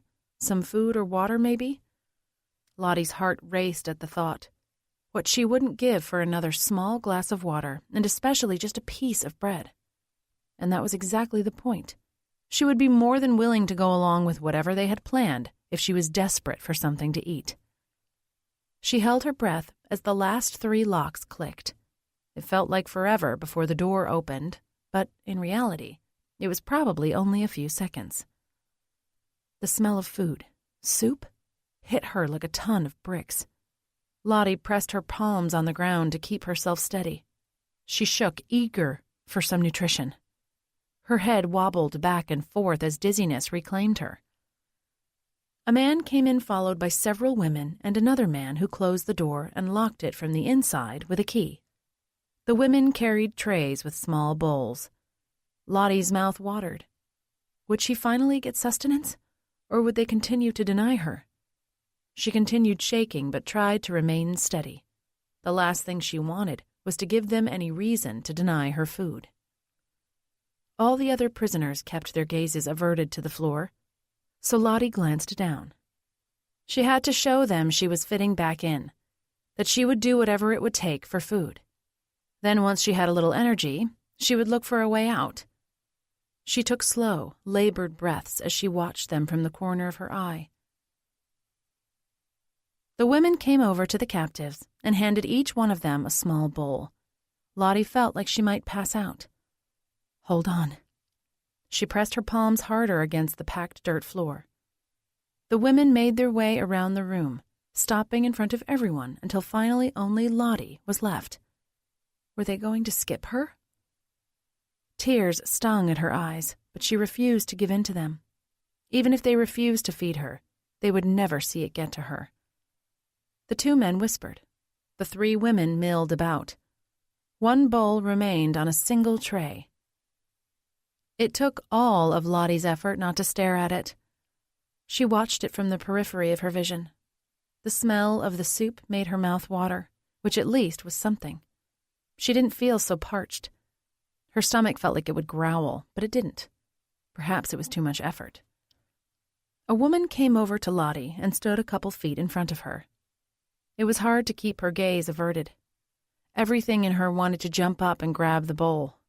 She didn't care if the soup scalded her mouth and throat, or if it had been sitting out for 2 days. It was the only thing in the world she wanted at the moment. She took another deep breath and pressed herself against the wall and the ground. "Do you want some soup?" The woman's tone held no emotion. Was Lottie supposed to answer? It seemed like either option could lead to the worst. No soup. "Do you want some?" Lottie nodded slightly. The woman knelt and held out the tray. The aroma grew stronger. Lottie looked up at the small, steaming bowl. "Take it." Lottie reached for it, praying it wasn't a trick. The ceramic was warm, comforting. Her mouth watered more, her stomach twisted. It had been so long since she'd eaten. Would her body reject it? Her stomach twisted in a knot, but her mouth watered as the bowl neared. It was nothing more than broth with a couple noodles and 2 small pieces of meat.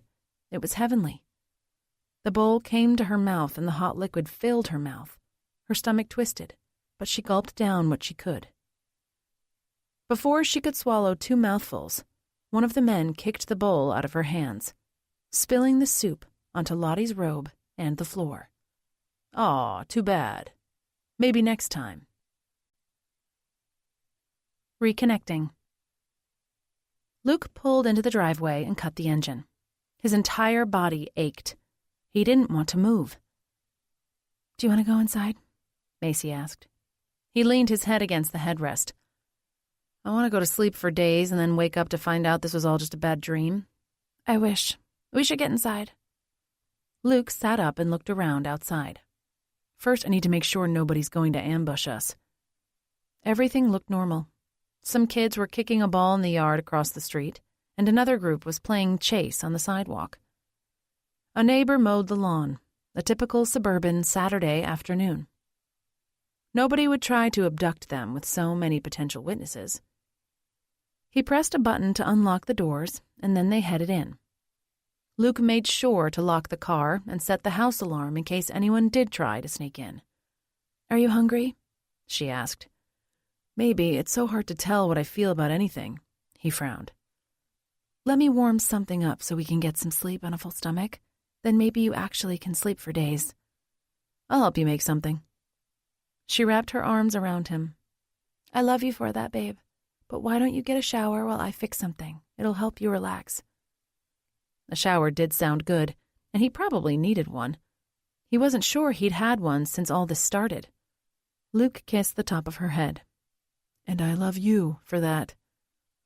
When he got out of the shower, the house smelled like bacon and spices. His mouth watered.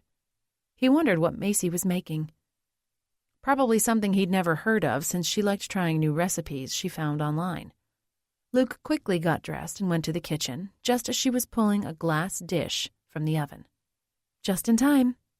She pulled the tinfoil off the top, causing steam to gush out, and along with it, a fresh new wave of the mouth-watering aroma. "How'd you make that so quickly?" She shrugged. "I just threw some vegetables and bacon in with ground beef, then I topped it with some mashed butternut squash." Luke's stomach growled. "It sounds wonderful." Macy grabbed a serving spoon and stuck it in. "Hand me a plate." A couple minutes later, they sat at the table eating. The casserole was even better than it smelled. Once he'd overstuffed himself, he leaned back in the chair and took a deep breath. It had been nice to take a few minutes to think of nothing other than the delicious dish, but now it was time to get back to reality. Mom was missing, and he and Macy were supposed to list everyone they could remember from the community. They'd already identified the missing homeless and told the police the names of a dozen more. Not that those were particularly helpful, since they only knew their community-given names. Macy grabbed his empty plate and took it to the sink. He jumped up and followed her. "I'll get those. You cooked. I'd clean." She kissed his cheek. "Thanks. I need to throw some clothes in the wash." 20 minutes later, Luke sat on the couch with his arm around her. She snuggled close, and he closed his eyes. It was amazing what some food and a shower could do. He felt more relaxed than he had in days, and he felt a food coma coming on. It also helped to know that the police had found a big lead. Now it was just a matter of finding the community's new location, and since they were coming out into the world to snatch former members, It would make it easier to find someone and follow them there. Luke's head snapped up. I have an idea. Macy met his gaze. What? I can be bait. Come again? Worry clouded her expression. To draw out Jonah and the other leaders. She shook her head. No! Don't you see it's perfect? I can't lose you, Luke. I just can't. The cops would be there hiding. I'd be perfectly safe. Please, no. We can come up with something else. Luke stared into her eyes. The fear and pleading nearly broke his heart. She was already having anxiety and panic attacks. If something happened to him, it would probably send her over the edge. He cupped her chin in his palms. I won't do anything to hurt you. We'll find another way. She breathed a sigh of relief. Thank you. His heart exploded with his love for her. He leaned in and pressed his lips on hers, tasting mint gum. She responded by pressing her palms against his chest and kissing him passionately. His fingers found her hair, and he raked them through the length of it, pressing himself against her. She ran her fingernails down his sides, giving him the chills. He reached for her top button and undid it, his fingers fumbling slightly. Macy's hands made their way to his face, and her fingers moved back and forth across his cheeks, over his 3-day-old stubble. He unbuttoned the second and third buttons. She moaned and climbed into his lap. Luke remembered the blinds were only a few feet away.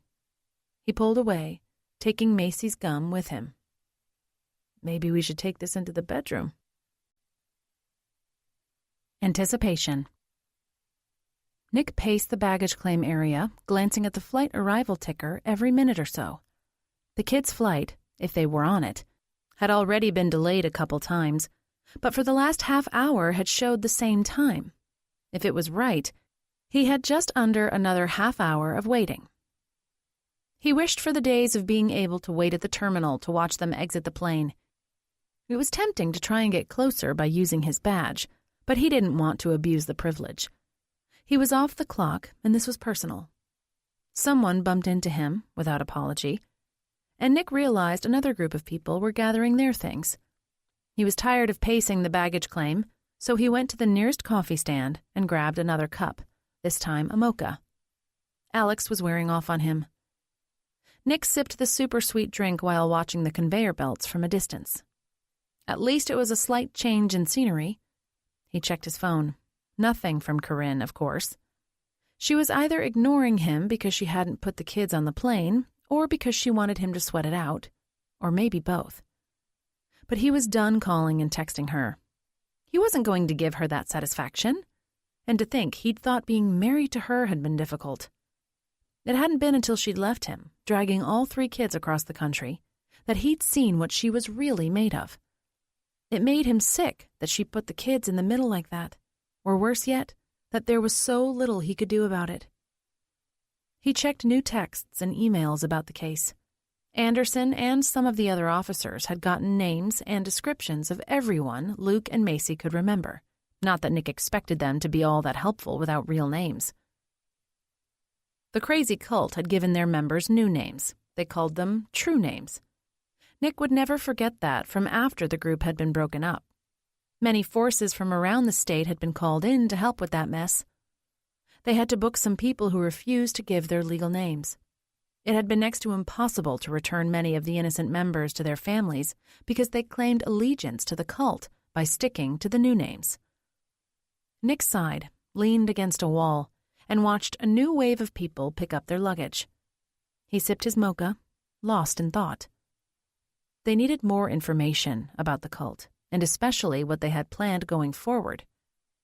There were things that didn't make sense, like why they were abducting former members. Were they trying to recreate the commune in the woods? Or did they have more sinister plans? It was possible, not likely, however, that if they could talk with anyone else from the cult, they might get the answers they needed. Unfortunately, a lot of them had ended up homeless or in low-income housing, like the ones who'd already gone missing. Being part of the group had messed them up in ways Nick couldn't begin to imagine. Most of them didn't have the social and familial support that Macy, Luke, and Lottie had had. Those three had been some of the most fortunate of the escapees. Nick's phone rang.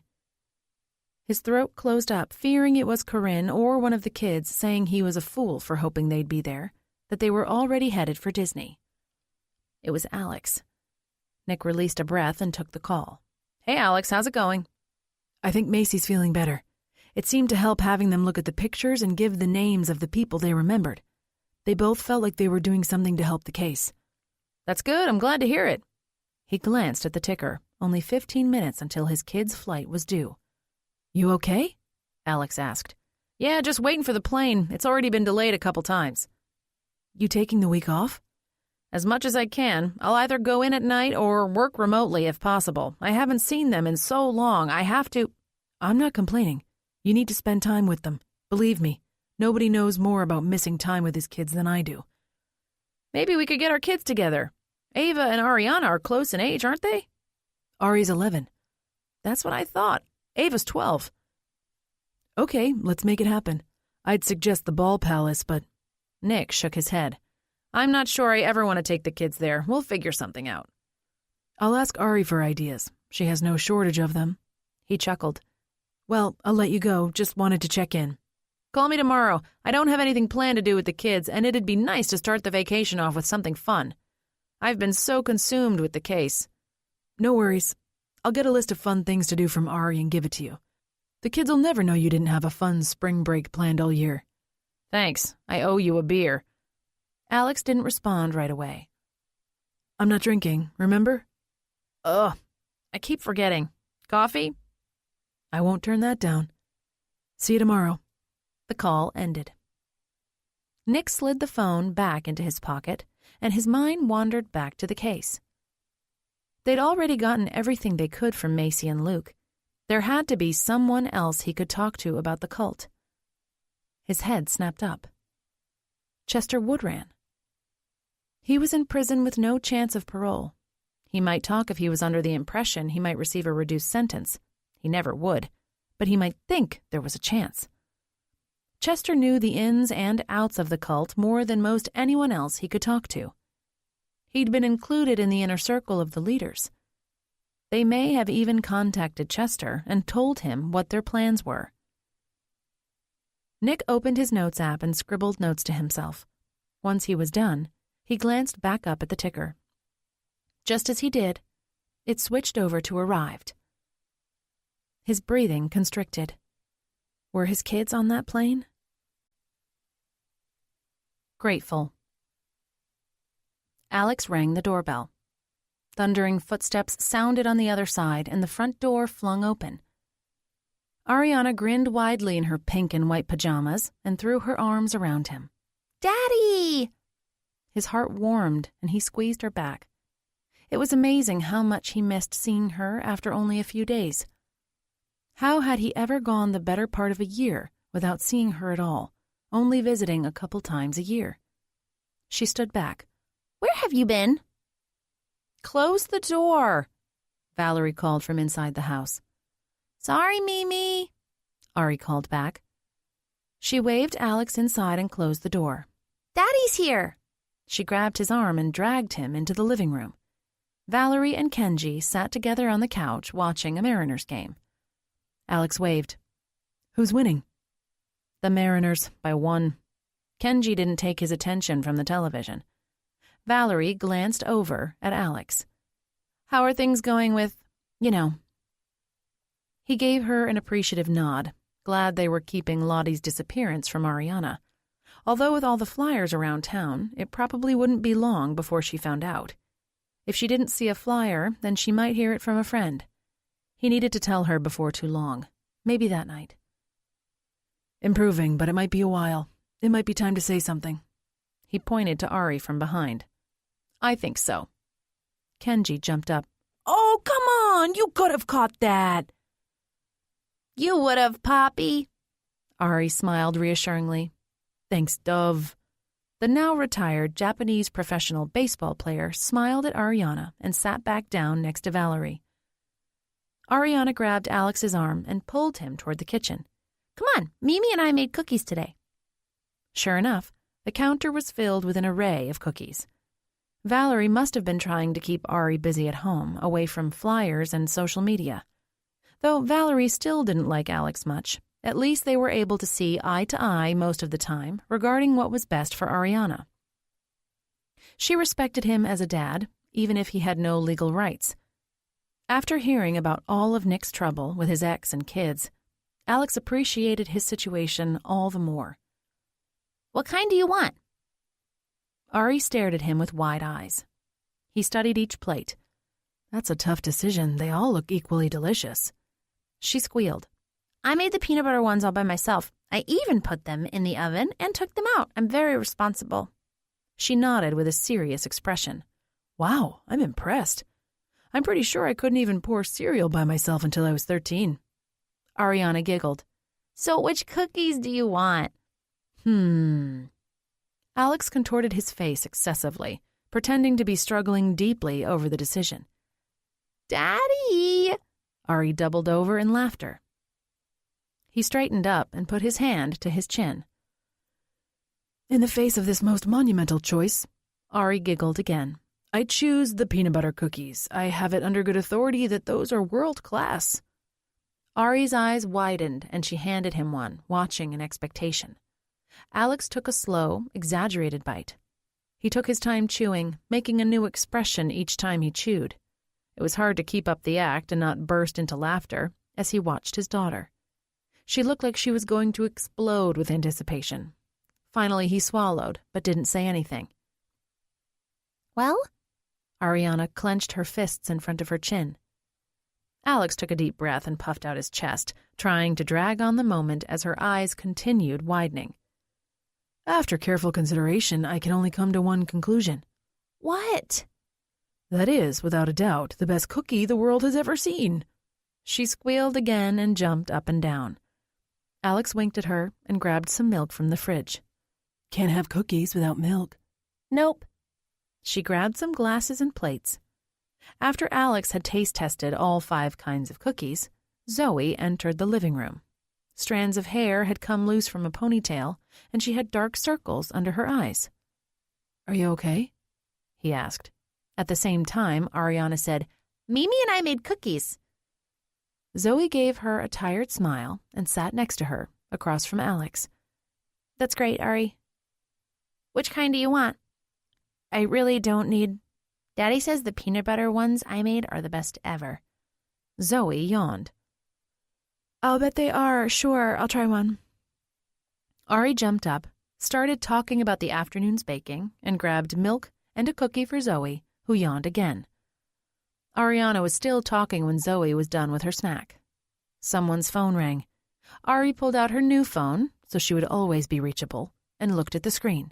It's Emily. I gotta talk to her. Don't leave, either of you. She bounced out of the room, already talking with her friend.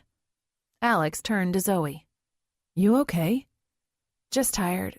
I worked all day to make up for missing some time during the week. Any news on Lottie? Not yet. There are some new clues, but nothing great. We have no idea where she is. Zoe sat a little taller. What kind of clues? Somehow that cult is involved. She gave him a double take. You mean the one they were all in when Macy was kidnapped? Seems they're having a reunion, or worse. He shuddered. What do you mean? If they're kidnapping people, I don't see how any good could come of it. People? As in more than just her? Alex nodded and filled her in on the details. I also think we should tell Ari what's going on. Yeah, that's, Zoe's eyes widened. What? What if that cult takes Macy? She's already having massive anxiety over Lottie. They know to keep an eye out, and they're going to be cautious. Man, I hope so. That's scary. I'm going to call her tomorrow. Zoe yawned. After I get some sleep. I'm half tempted to stay here for the night. You're more than welcome to, Valerie called from the other room. Thanks, Zoe called back. She leaned back against the chair and closed her eyes. Alex studied her, his heart fluttering a little. She was just as beautiful as she'd always been, with her jet black hair and a mixture of Caucasian and Japanese features. Even tired and resting, she was perfection in human form. Her eyes fluttered, and Alex leaned back in his chair and picked at a nail, pretending it was the most interesting thing in the room. Zoe stretched. I didn't mean to doze off. Maybe I actually should stay here. Please do. She tilted her head. Are you worried about me? Of course. I don't want to see you get hurt. Didn't she know that? He wanted to say more, but stopped himself. Zoe held his gaze for a few beats, and then opened her mouth to speak. Ariana bounced into the room, holding out her phone screen. Emily got a puppy! Look how cute he is! Okay, Zoe said. Then have a seat because we need to tell you something. Ari's smile faded into a frown. I knew you guys were keeping something from me. What is it? He patted the seat next to him. What? Ari plunked down next to him. You remember Miss Lottie, right? Yeah, Uncle Luke's mom. She's going to take me so I can help feed the homeless. Zoe and Alex exchanged a look. Alex cleared his throat. Actually, that might have to wait. Ari's eyes widened. Why? His stomach twisted in a tight knot. This conversation had been easier in his mind. She's missing. What? Ariana's mouth dropped. Is she going to be okay? Like I was? We hope so. The police are working really hard, just like they did when you were gone. Her eyes widened until they couldn't get any bigger. What about your blog? You have to tell people. Alex pulled her close and hugged her. I have. Now we just have to wait. Just wait. Zoe and Alex exchanged a worried glance. For now, yes, that's all we can do. Raging. The ground beneath Jonah's feet shook slightly from the nearby construction. His pulse raced, and his breathing grew fast as he stared at the small building. If it could even be called that. It was more like a few beams sticking out of the ground. What's taking so long? He stopped and stared at Boaz, the lead of construction. Boaz stepped back, his face paling. If Jonah had been in a better mood, seeing the fear in him would have made Jonah feel better, but now it only served to irritate him further. Well? Jonah stepped closer, narrowing his eyes. Great High Prophet, these things take time. And you've had plenty of that, now haven't you? Boaz stepped back. It's been difficult to find trees tall enough for your specifications. You want ceilings almost taller than these trees. Yes, I want a tall, impressive courtroom that will instill fear into everyone who passes by. Nobody, and I mean nobody, will ever again consider getting away. Trying to shut us down. I want our people to cower in fear when they get near my courtroom. And that will take time. Boaz took in a haggard breath. Right, men? His crew scattered, none daring to tell Jonah what he didn't want to hear. How long will it take? Anger pulsed through Jonah. I want this done. Boaz flinched. It will be. It'll just take time. Jonah paced, not saying anything. They'd managed to build plenty of houses, the meeting hall, and several other buildings in the time it had taken Boaz's crew to get up 3 beams. Make it happen faster. Yes, Great High Prophet. Do you have more men to help look for trees tall enough? You want more people? Jonah spun around and got in the other man's face. Though he was a full 6 inches taller, Boaz shook, and his breathing grew even more labored. It would help. Well, too bad. You need to get creative.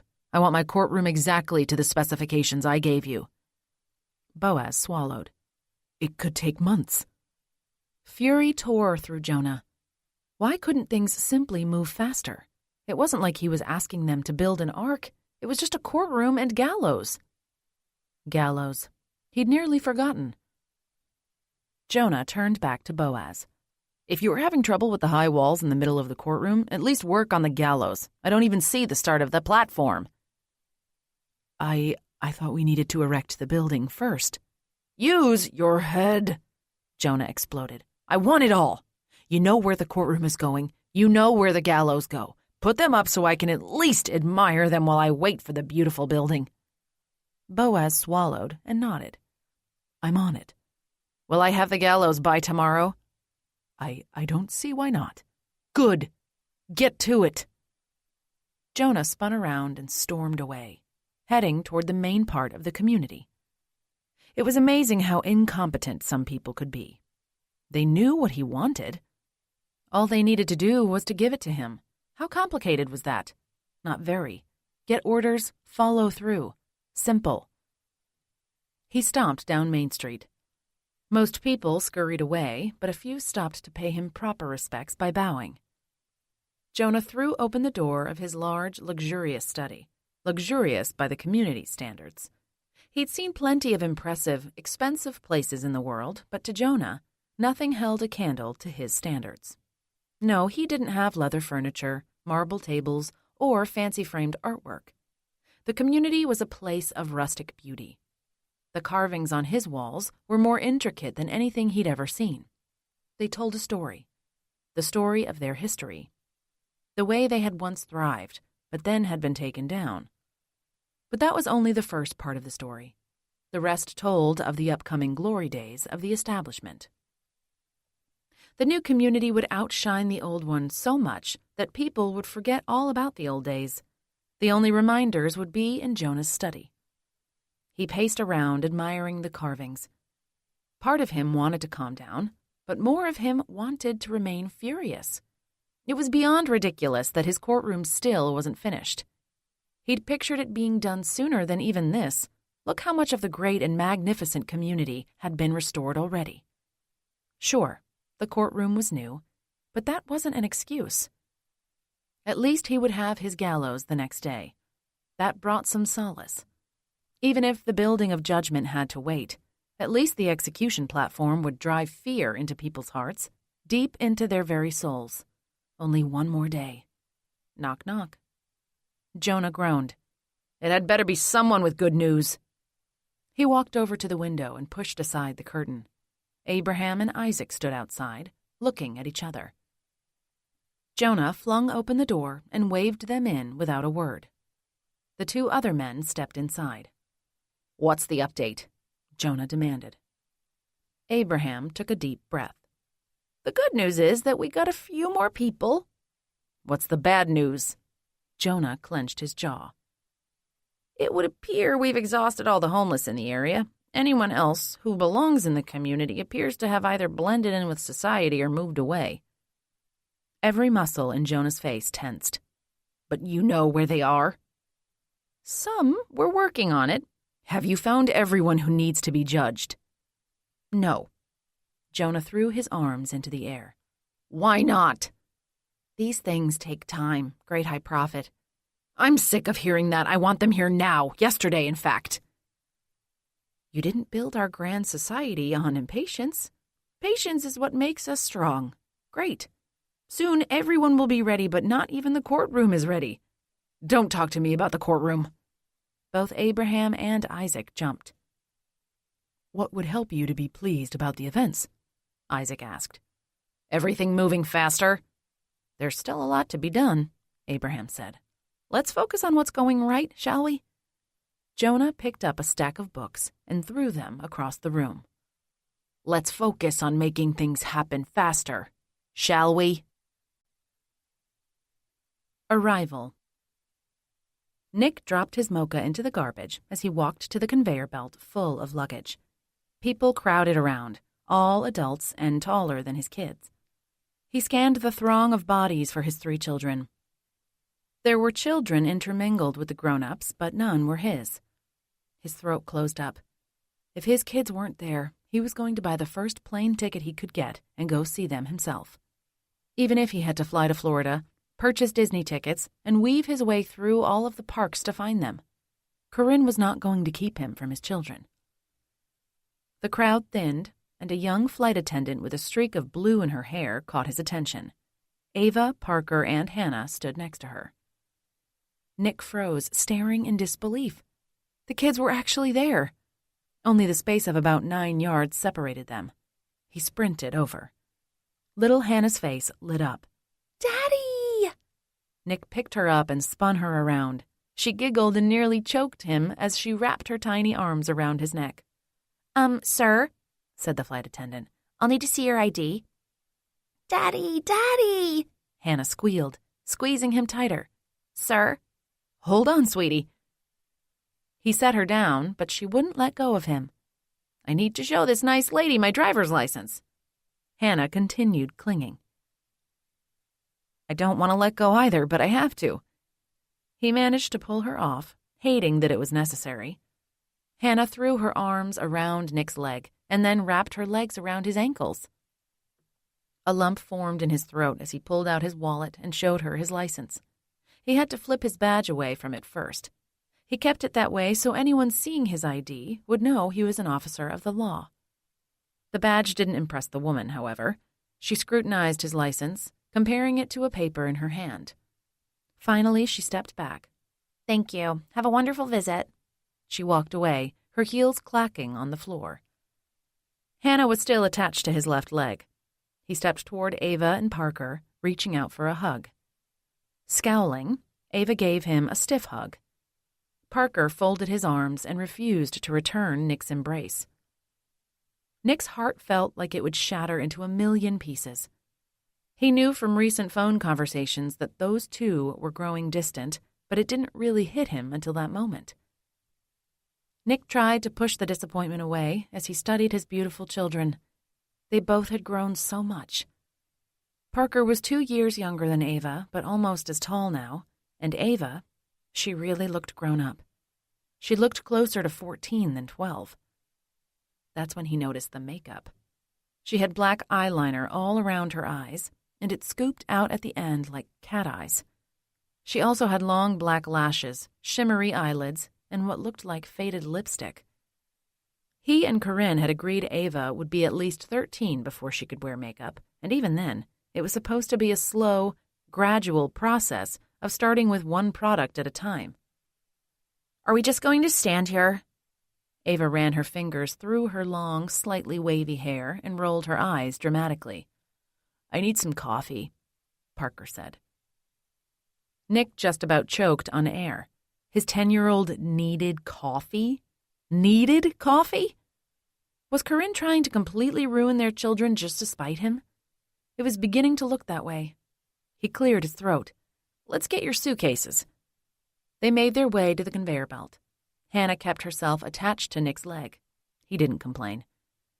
Ava had 2 extra-large suitcases, and the other 2 both had 3 medium-sized ones. He found a cart and loaded it up. Ava dug into one of her bags and puffed out her lips, applying lip color.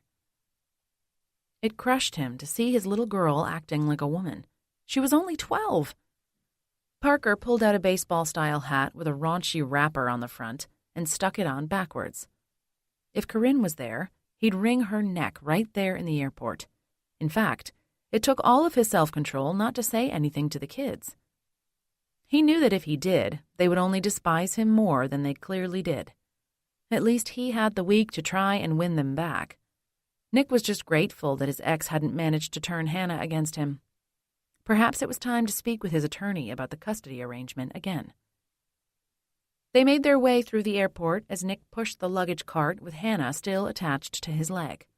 I said I need coffee, Parker said as they passed a stand. It's late. You 3 are jet-lagged. What you need is sleep. Dave would let me have coffee, Parker muttered. What did you say? Parker looked Nick in the eyes. You heard me. Corinne's boyfriend was the one behind Parker's newfound caffeine addiction? Had he been the one to suggest Ava start wearing makeup too? We're not getting coffee. Nick clenched the cart's handle so tightly his knuckles turned white. I don't care what Dave would do. I'm your father. Ava mumbled something Nick couldn't make out. What did you say? Nothing. She glared at him, daring him to ask again. Can I ride on the cart, Daddy? Hannah asked. Don't be stupid, Parker snapped. It's for suitcases. Don't call her stupid, Nick said. Parker glared at his younger sister. Stupid. Nick stopped the cart and narrowed his eyes at his older children. We can either have a good spring break or a miserable one. We haven't seen each other in a long time, and I would like to have a good time with you guys, but it's up to you. Parker folded his arms. Ava flipped her hair behind her shoulders. Whatever. He stepped closer to them. "This isn't a conversation I want to have in the airport while you guys— I'm not a guy." Ava popped her gum. Neither is Hannah. Maybe you noticed. Nick ignored her. "Are exhausted. We'll talk about this later.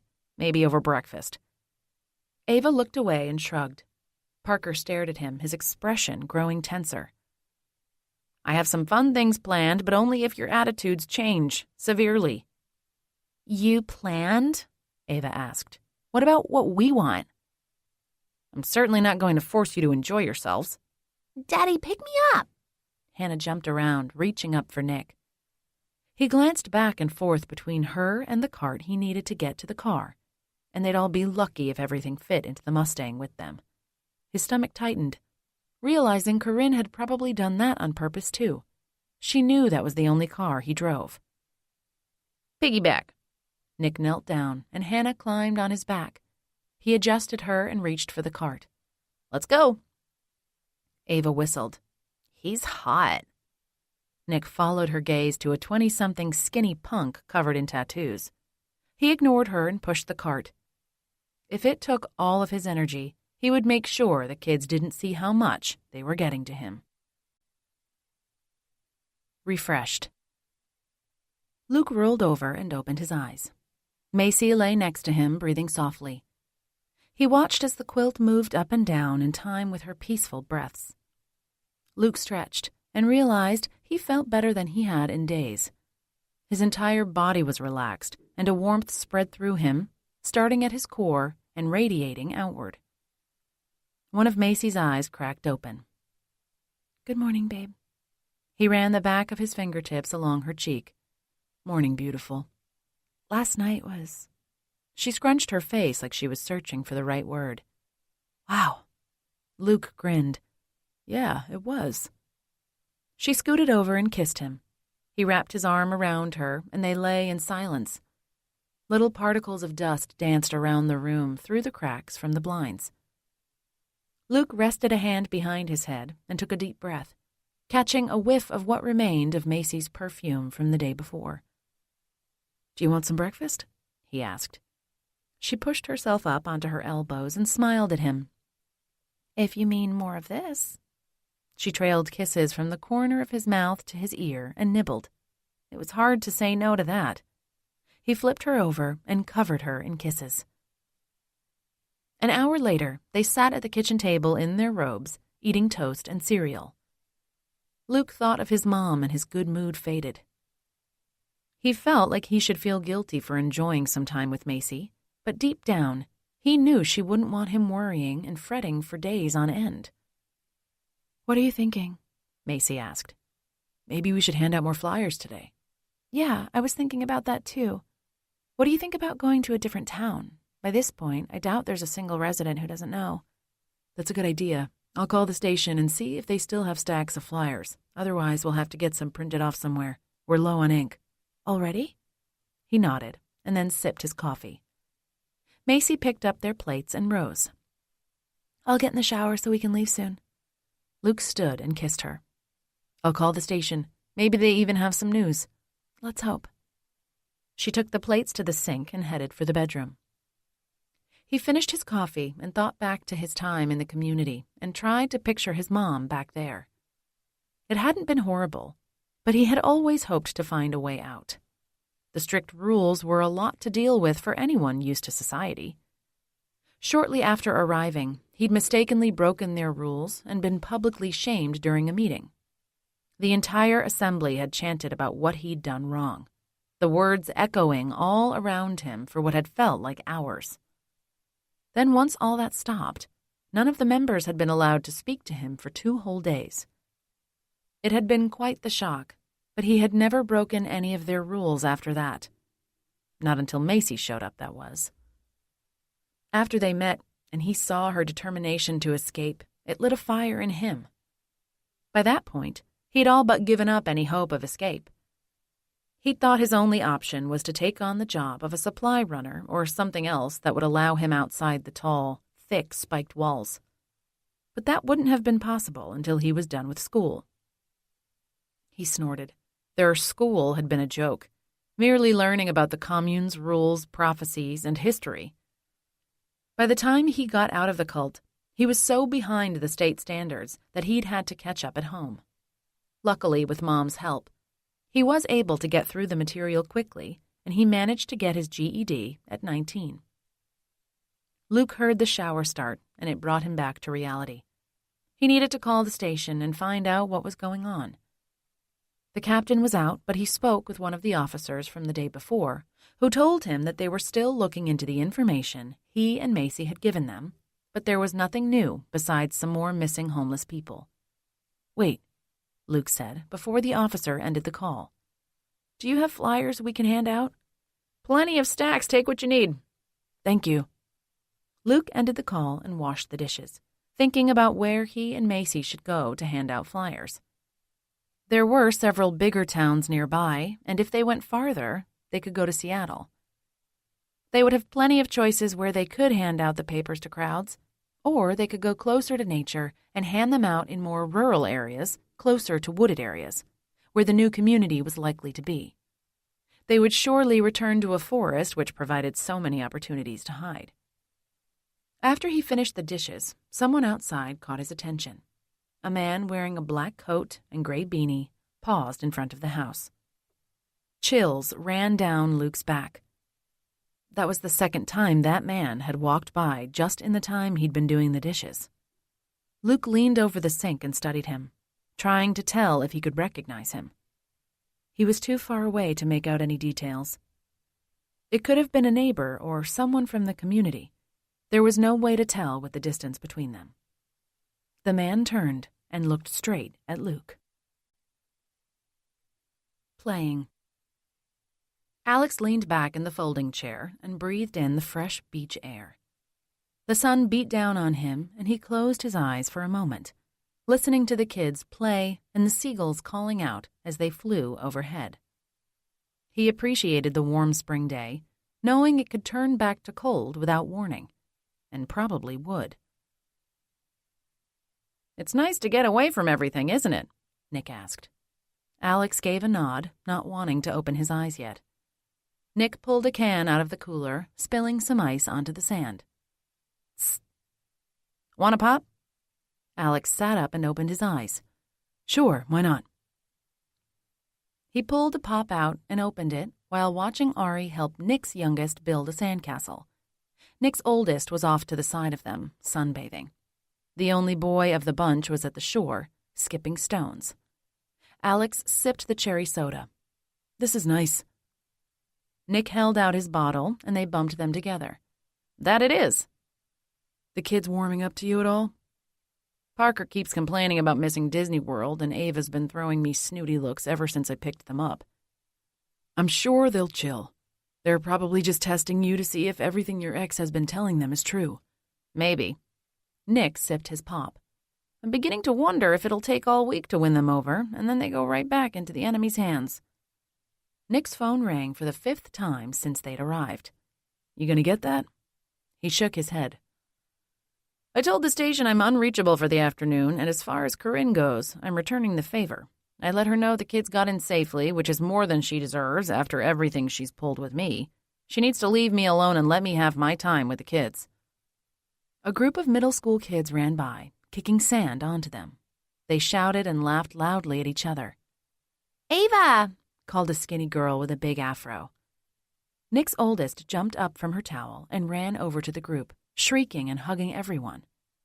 She followed the group down the beach, just barely in the line of sight, without a word to her dad.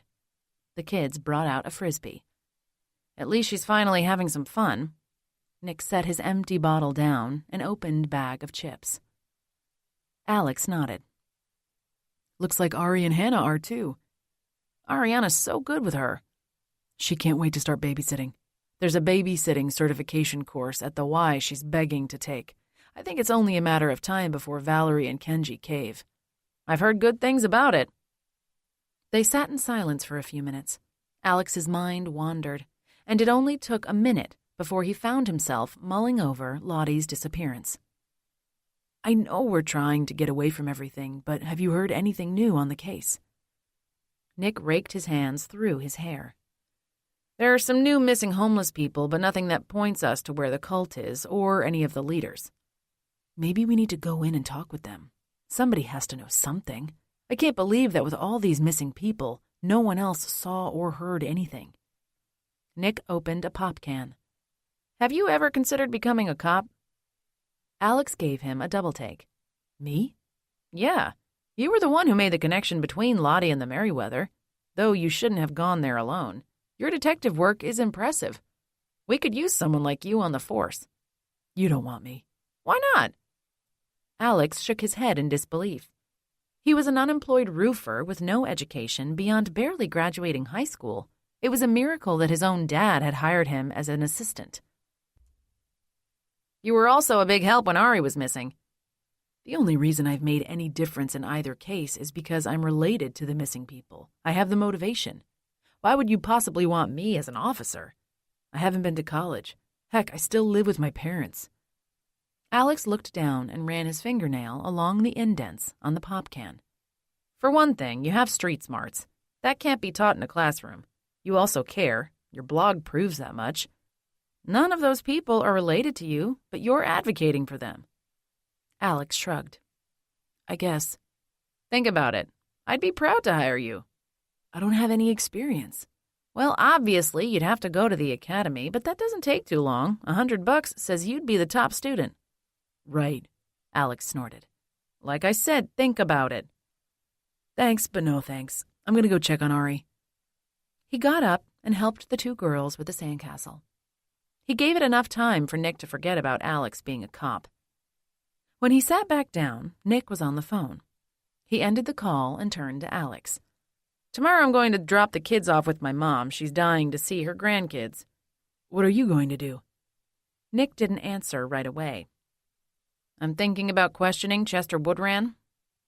Alex's blood ran cold. The psycho who kidnapped Macy? Why? He's the only former cult member still in custody. There's a chance he knows something. I'd bet money they've been in contact with him. What makes you think he'd tell you anything? If he's under the impression that it could reduce his sentence. Have you lost your mind? Alex exclaimed. He needs to rot in there after what he did. Ariana and Hannah turned and stared at them. It's okay, Nick called. Keep working on that castle. I'm going to take pictures in a few minutes. The girls turned back to their masterpiece. Nick leaned closer to Alex. I said Chester might talk if he was under the impression he could get out. He's in there with no chance of parole, remember? The dude has lawyers working on that, you know. I do know. They've also had no luck whatsoever, nor are they going to. Alex scowled. I don't like it. He's not getting out. What if he won't talk unless his sentence is actually reduced, or he lawyers up? This could just make everything worse. If he is in contact with the others, he'll tell them you guys know they're behind the kidnappings. What if they hurt Lottie? Or decide to make Macy their next target? What then? Alex clenched his fists. There was no way it could end well if Nick paid Chester Woodran a visit. Desperate. Lottie crawled along the wall, looking up and down. She'd made it all around the perimeter of the building and had made it back to her spot without finding any hope of escape. No loose boards, nowhere to dig out, no unlocked doors. They had been sealed inside. Not that she was surprised, or that she had any energy to try and get out. She collapsed onto the hard ground, hard because the dirt was only there for show. The actual floor was made with wood, sealed tightly against the walls. The soil was only there to get the prisoners covered in filth and possibly to lessen their morale. She closed her eyes. Everything ached. It had taken what remained of her energy to pull herself around the building. If there had been a means of escape, she'd have found it. Instead, she was more exhausted and sleepy than ever. It had been hours since the guards had come in with breakfast, not allowing her any since she'd made a mess of her dinner the night before. What made that even more ironic was that the man who had told her that was the same one who'd kicked the soup from her grasp. Lottie's mouth and throat cried out for something to drink. Her stomach had quit grumbling sometime over the night. She was still weak and in dire need of sustenance, but her body seemed to have given up hope that food would come any time soon. Tears welled in her eyes. She wasn't going to give in to their mind games. They wanted her to give in and succumb to the community's rules and way of life. If it came down to it, she might pretend to slip into old roles, but it would be nothing more than a farce so she could get some food and water. She would pretend to be just about anything at this point. If they asked her to pretend to be a house cat, she'd muster the strength and do just that. Click, click, click, click, click. The others turned toward the door. Lottie didn't so much as move her head. Instead, she focused on her tongue, which was stuck to the roof of her mouth. Footsteps and masculine voices sounded. The aroma of soup wafted over. Lottie's mouth watered, freeing her tongue. Her stomach tensed, but it didn't growl. She kept her eyes closed, having no interest in watching the others eat. Something pressed against her back. Sit up. She tried, but nothing happened. Not even her eyes would open. A hard shoe dug into her rib. I said to get up. Lottie pushed on the floor and tried to force herself up. Every muscle in her body ached. A sharp pain shot through her temples. Her eyes fought to stay closed. Finally, she made it to a sitting position and leaned against the wall for support. Look at me when I'm talking to you. Her eyelids were as heavy as a car. She fought to open them. They fought against her. A fist struck her cheek, the knuckles grazing her nose. She managed to open her eyes. The man's face wasn't even a foot away from hers. His bushy brows furrowed together as he stared at her. You'd hit an old woman, she asked. His face contorted. You're no spring chicken, but you aren't old enough to be given the respect of the elderly woman. He struck her again, making the back of her head hit the wall behind her. And you know better than to speak to her brother without being given permission. Keep your trap shut. Lottie used what energy she had to keep from telling him off. How had she ever lived under their ridiculous rules? And for so long, no less. He held her gaze for a minute before twisting his face and spinning around to join the other men. They passed out bowls of soup to everyone other than Lottie, again. One of the other men came by. He stopped in front of her, holding a single bowl. Lottie's mouth watered, and her stomach tried to growl, but it failed miserably. She kept her gaze on his white shoes so as not to make eye contact and give him any indication of how badly she wanted the soup. Had she been younger and not depleted of energy, she may very well have reached for the bowl and tried to drink it before the man realized what had happened. As it was, she was certain her hands would be too slow and clumsy, and he would only slap them away, or worse. Look at me. His tone wasn't as harsh as the other man's. Slowly, she brought her gaze up to meet his. He had kind blue eyes, sandpapery skin, and a salt and pepper short beard. He held out the bowl. Take it. Lottie's heart skipped a beat. Was he really giving her a chance to eat, or was it nothing more than a cruel joke? He nudged it forward. She reached for it with both hands. The ceramic bowl was warm in her hands, barely. She stared at it in disbelief.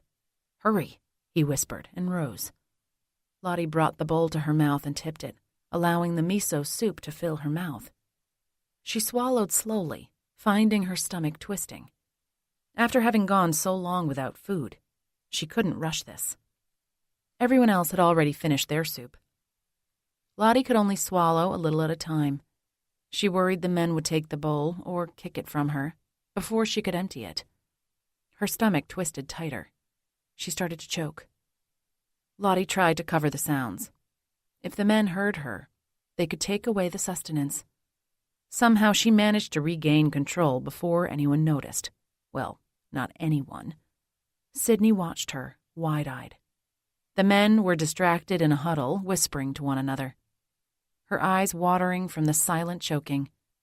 Lottie continued sipping the soup until all that remained were a few tiny chunks of carrot. The huddle broke apart, and the men turned back toward the captives. Lottie tipped the bowl as high as it would go. The vegetable pieces fell into her mouth. She chewed on one slowly. The men made their way to the prisoners and gathered the bowls. The man with the blue eyes took her bowl and gave a little nod. Though his kindness was small, it was enough to cause a lump in her throat. Negotiation. Nick checked his texts as he sat in the little room, waiting to speak to Chester Woodran. The tiny room wasn't all that different from some of the rooms at his station, but considering all the security he'd had to go through just to get there, it definitely was different. Chester was in the maximum security wing of the prison, housed with other mentally unstable criminals. The man deserved it, there was no doubt, after all he'd done. The door opened, and 2 officers came inside on either side of Woodran, who was clad in a dark orange jumpsuit and had chains connecting his wrists and ankles. His bald head shone in the bright fluorescent lights overhead, and his eyes narrowed as he glared at Nick through his thick glasses. "Sit," ordered the officer on the left. Chester did, but not without muttering something obscene.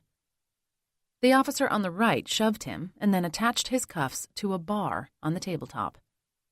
He turned to Nick. "Do you need anything before we leave?" Nick leaned back against the chair, sitting tall. "All I need is Mr. Woodran." "We'll be right outside the door if he gives you any trouble." The officer glared at Chester before they headed outside. Nick and Chester stared each other down. His beard reached his chest, and the man had gained some scars since Nick had last seen him. He also had a few light bruises around his eyes, and probably plenty hiding underneath his orange attire. People like him, people who abused and murdered women and children, didn't tend to fare well in prison, and more often than not, guards would turn a blind eye. Even after more than a decade of that, Chester still hadn't gotten what he deserved. He wouldn't until he was dead. At least as far as Nick was concerned. Sure, he knew how frustrating married life could be, even before the divorce. There had been plenty of times he'd wanted to inflict harm on Corinne, but he never did. In fact, he'd only raised his voice with her a handful of times. When he was angry enough to want to hit, he walked away and went to the gym. He worked out his feelings through weights or a punching bag until he could speak calmly. Chester leaned over the table, pressing his arms against it. "Did you come to admire me?" Nick folded his arms and kept his expression void. "You know it." "Hate to tell you, but this is all you get. I don't kiss on a first date." "How's prison life treating you?" "Everyone loves me." He rubbed one of his bruises. "Ever get any visitors?" Nick rested an elbow on the table and relaxed his pose. "What's it to you?" "Just making conversation." Chester's expression tightened. "What do you want?" "Checking up on my old buddy." "Right." Chester cracked his knuckles. "Ever see your wife or kids?" The prisoner flinched. Nick had hit a nerve. Chester's now ex-wife had never once visited him, much less brought their twins in to see him. He'd never met them. "No? What's the point of this visit?" "Like I said, just came to say hi. Am I your first visitor?" Chester pressed his palms on the table. "And if you are?" "I'm not." "All you had to do was look at the visitor log, officer." "Captain," Nick corrected. "Whoop-de-doo!" Chester held out his forefinger and twirled it in a circle. "Who came to give you a big kiss?" "You'd know." Nick shook his head. "Your friends used fake IDs, Woodran, the best of the best. Even got through the doors of this maximum security prison." Chester shrugged. "I had nothing to do with that." "You know who they really are." "I know their true names, not their worldly names." "Why'd they come to see you?" "I'm one of the great prophets." Chester puffed out his chest. "Did you prophesy your arrest?" The prisoner's mouth formed a straight line. Guess not. So, your visitors are from the cult, or does everyone have a true name? What's mine? Chester tapped his nails on the table and arched his bushy brows. What did they tell you? That they're rebuilding? Something flickered in Chester's expression, but only for a split second. Not feeling talkative, are we? Chester narrowed his eyes and his nostrils flared. What's it going to take to get you to open up? You don't kiss on a first date, so how about roses? That's what my ex always liked. His eyes brightened like he was amused, but the man in chains didn't speak. How about your ex? Chester's eyes widened. Yes, I know about the divorced old buddy. Would you like to talk with her? We aren't divorced. I never signed those papers. Prophets never suffered dissolution.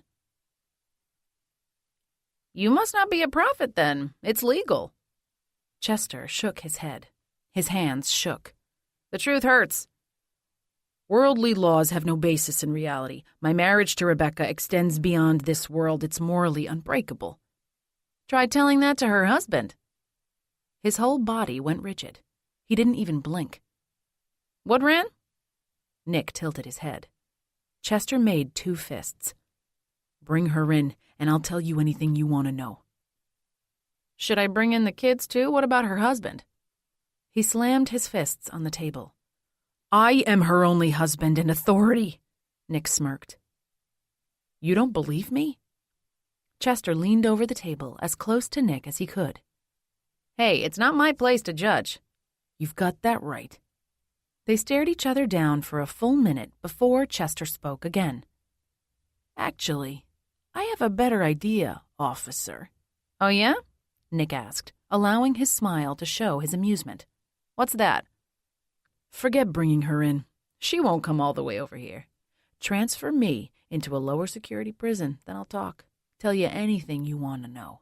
Hell, I'll even throw the highest prophet under the bus if you want. Get me out of here. Nick paused. Why was Chester being so agreeable all of a sudden? They have a low-security area here. It'd be a snap to have you transferred. Actually, it wouldn't, but it was doubtful Chester knew that. Chester crossed his arms and shook his head.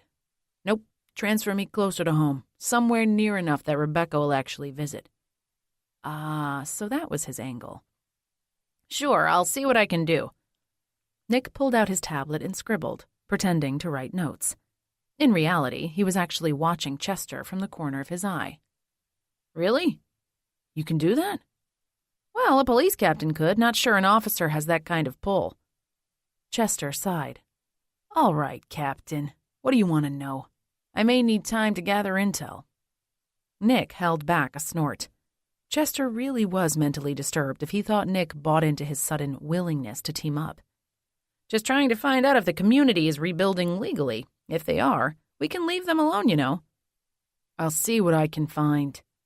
And I'll get you transferred to a minimal security prison closer to home.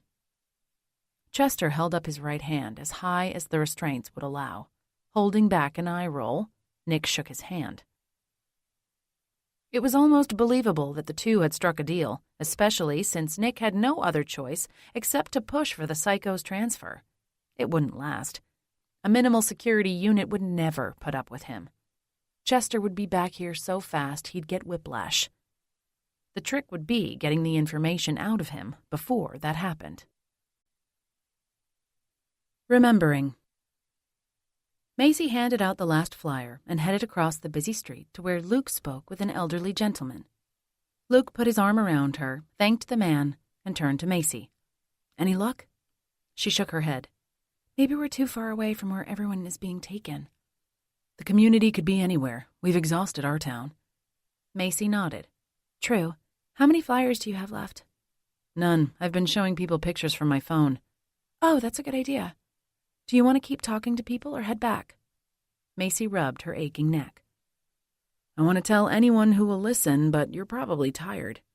Exhausted. Pain squeezed her head from the top and radiated down. Luke kissed the top of her head. Let's get going. Do you want to stop somewhere to eat? She didn't realize until that moment just how hungry she was. Yeah, actually. I saw a little Italian place near where we parked. Want to go there? That sounds good. Luke took her hand in his, and they headed for the car. Macy's head pounded and the sounds of traffic only made it worse. Luke squeezed her hand. "Are you okay?" "I have a headache. I'm sure eating will help." "We'll go home and rest after dinner. Hopefully that'll help too." She nodded, feeling a little of the pressure lift. Just knowing he cared helped so much. They stopped at a crosswalk. She leaned her head against his shoulder. Luke was definitely her rock. He'd helped her through so many of life's challenges, and now he was being supportive of her, even when his mom was missing. The light changed and they crossed. The restaurant came into view. It was a small red building with white siding that looked like it had been a house before being transformed into a business. By the time they were seated, Macy's head had begun to feel better. After she drank a glass of water and ate the complimentary bread, her head felt even better. Then, once her stomach was ready for ibuprofen, she reached into her purse for some. As they looked over the menus, Luke told Macy about some of the people he'd given flyers to. Even with her headache getting better, it was hard to concentrate. She nodded along, trying her best to listen. Just after they'd ordered, her phone rang. She groaned, not wanting to deal with anything else. She dug the phone out of her purse and saw that it was Alex. "Hey, Alex, is everything okay?" "Unfortunately, I have bad news." The headache squeezed harder. "What is it?" "I just heard that Chester's ex-wife is missing. You've always said good things about her, so I thought you'd want to know." The room spun around her. Macy nearly dropped the phone. She... Luke looked at her in concern. "Macy?" Alex asked. She handed Luke the phone. A flurry of emotions danced around inside. Her stomach twisted in knots. Luke asked questions into the phone in the background. Macy couldn't make sense of them. The restaurant disappeared around her, and suddenly she was back at the community with Chester. Macy was scared that she'd never see her family again, especially inside the confines of a crazy cult. She sat, covered in a blanket, in the tiny electricity-free home, as Chester made a fire while telling Macy about Rebecca. Chester had just dragged Macy into the community that day and that evening. He was to marry a woman he'd never met, only exchanged letters with. Macy's memories faded to the big meeting hall, where she and Chester stood in front of everyone with Jonah and his wife, Eve. Eve had spent most of the day drilling Macy on the community's rules. Jonah performed a strange ceremony, welcoming Chester and Macy into the cult, and then asked for Rebecca to come up. The woman who joined them was barely older than Macy and turned out to be one of the sweetest people Macy had met. She and Luke were the two people who, more than anyone, had helped Macy adjust to the cult without losing her mind. "Macy?" Luke's voice broke through her flashback. "Macy?" She shook her head and blinked. Luke's face came into view, blurry at first, but then clear. "Are you okay?" His eyes were wide. Rebecca, was she kidnapped, or did she go willingly?" Color drained from Luke's face. Her husband heard her scream in the backyard where she was painting something. When he went outside, the can of paint had been knocked over and she was gone. Macy felt like she was going to be sick. "What about her twins?" "They were at her parents' house." Luke and Macy stared at each other. Macy's mind raced. "They're going to come after us, too. The leaders are taking everyone, aren't they?" "It would appear so. I wouldn't think Teacher Rebecca would be on their hit list, though." "I'm not surprised." He arched a brow. "Think about it. Everything that happened that night, it all comes back to me. According to them, she was my mother." Luke nodded knowingly, worry in his eyes. "And responsible for your actions." Tears blurred her vision. "It's all my fault." "What? No, it's not." Macy nodded. "It is. I was the one who wanted to escape, and look what happened. People were hurt. People died." She choked back a sob, the events of that night flashing before her eyes. Luke put his hand on hers. "You didn't kill them. And besides, you were far from the only one who wanted to get out. You were the only one brave enough to try. I was waiting for a job that would let me outside the walls so I could run. That was my big plan." She blinked her tears away. At least your plan wouldn't have gotten anyone killed. How can you blame yourself? It was Jonah's idiotic rules that caused all of this. Macy frowned. If I wasn't stupid enough to get kidnapped in the first place, nobody would have gotten hurt. Then what? Jonah would have just kept running the community like a tyrant, and we never would have met. She swallowed and held his gaze. It was true, she couldn't imagine life without him. She loved him more than life itself. But at the same time, every day she regretted ever meeting Chester Woodran because of the emotional torment that followed her around. And without having been kidnapped, she never would have met Luke. It gutted her that she even considered taking back the one thing that had allowed her to meet Luke. But if it meant saving so many people such torment, she couldn't help but wish it. Mistake. Alex tapped his steering wheel and stared across the street at the abandoned buildings with broken-out windows. Nick's warning to let the cops handle the case rang in his mind. Alex pushed it aside. Between Lottie's kidnapping and the distress Macy was dealing with, Alex couldn't just sit around and wait. No, he had to do something. Tonight, that meant talking with people at a homeless camp on the outskirts of town. He checked his torn, greasy flannel and mud-stained jeans. Hopefully, it would be enough to fit in and put people at ease enough to tell him what they knew. He pulled down the visor and checked the mirror. For good measure, he ruffled his hair out and smeared the dirt he rubbed on in front of his house. A loud crack sounded. Alex glanced around. Across the street, 2 men were punching each other. One threw the other against a large window that had once been a storefront. It was almost enough to make Alex lose his nerve. Alex got out of the car and took a deep breath. Sadly, his car looked like it belonged there. The only thing that made it stick out was that it had all its windows intact, and leaving it there might fix that by the time he came back. He took a deep breath and headed across the street. A 3-legged black cat ran in front of him and down the street. That's comforting. He jaunted across the street and headed for an alleyway. Conversation and scuffling sounded beyond it. He stepped over people passed out and held his breath at the strong odor of urine and defecation. It smelled so bad, he wanted to go back to the Merriweather so he could breathe fresher air. As he exited the alleyway, the stench was covered by smoke from burning garbage. He pressed himself against a wall and took in the sights, trying to figure out where he should start. For the most part, everyone was grouped together. A group of 3 teenagers entered a building not far away. He followed them, keeping a good distance. Alex walked inside, acting nonchalant. He scratched his chin, the dried mud really itched, and slowed his pace as the teens stopped at a long, dead escalator and sat on the steps, laughing and shoving each other. They reminded him of the kids he'd seen at the beach earlier. Aside from what had to be horrible life circumstances, they weren't really any different. Without warning, a boy from the group jumped up and headed toward Alex. He took a couple steps toward the kid. "Hey, who are you?" "I'm looking for someone." The kid folded his arms. "You an undercover cop or something?" "Not even close. Just trying to find out what happened to a friend." "I can't help you." He moved to the side. Alex blocked him. "Maybe you can. Do you know any of the people who've gone missing?"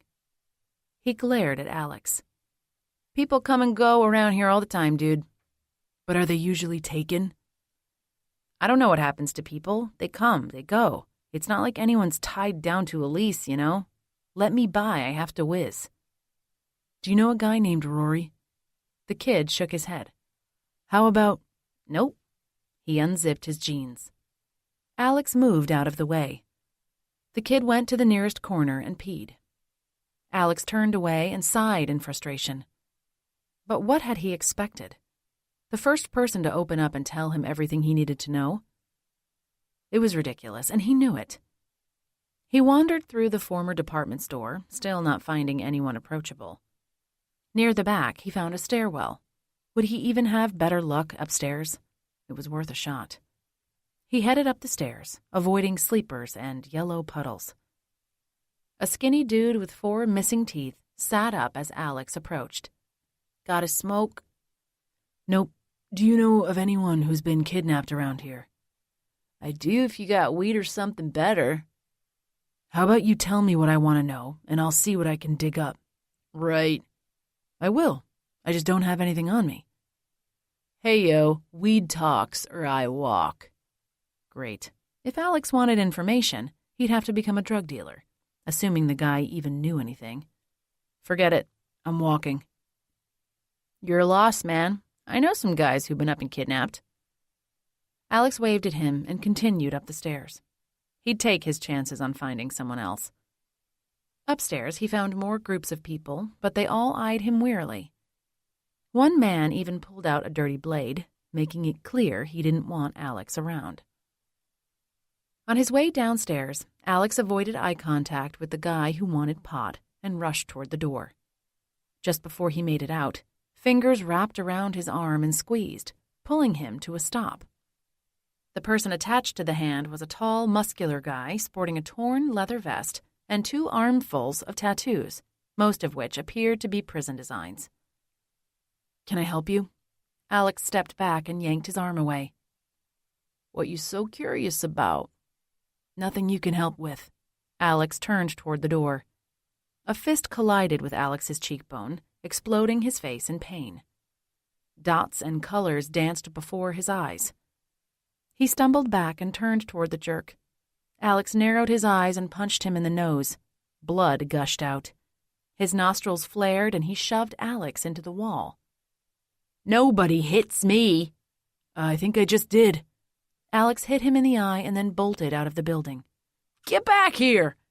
Alex tripped over a broken tricycle. He stumbled but regained his balance before crashing into a guy who looked to be twice as fierce as the one already after him. "Stop him!" About a dozen people turned and stared at Alex. He swore and ran faster, digging into his pocket for his keys. He'd been smart enough to leave his car unlocked, but could he start it in time to get away? Fingers grazed his back, but didn't grab onto him or his clothes.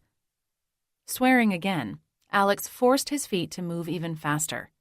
The moist ground didn't help, but he was ahead enough to keep from being caught. He broke free of the alleyway and, gasping for air, bolted for his car. He'd never been happier to see the beautiful beater. He flung open the door, jumped inside, and slammed it shut just as several ugly, burly guys reached it. Alex locked the door and stuck the key in the ignition. The men beat on the car. The back passenger window cracked. One man jumped on the trunk and wailed on the roof.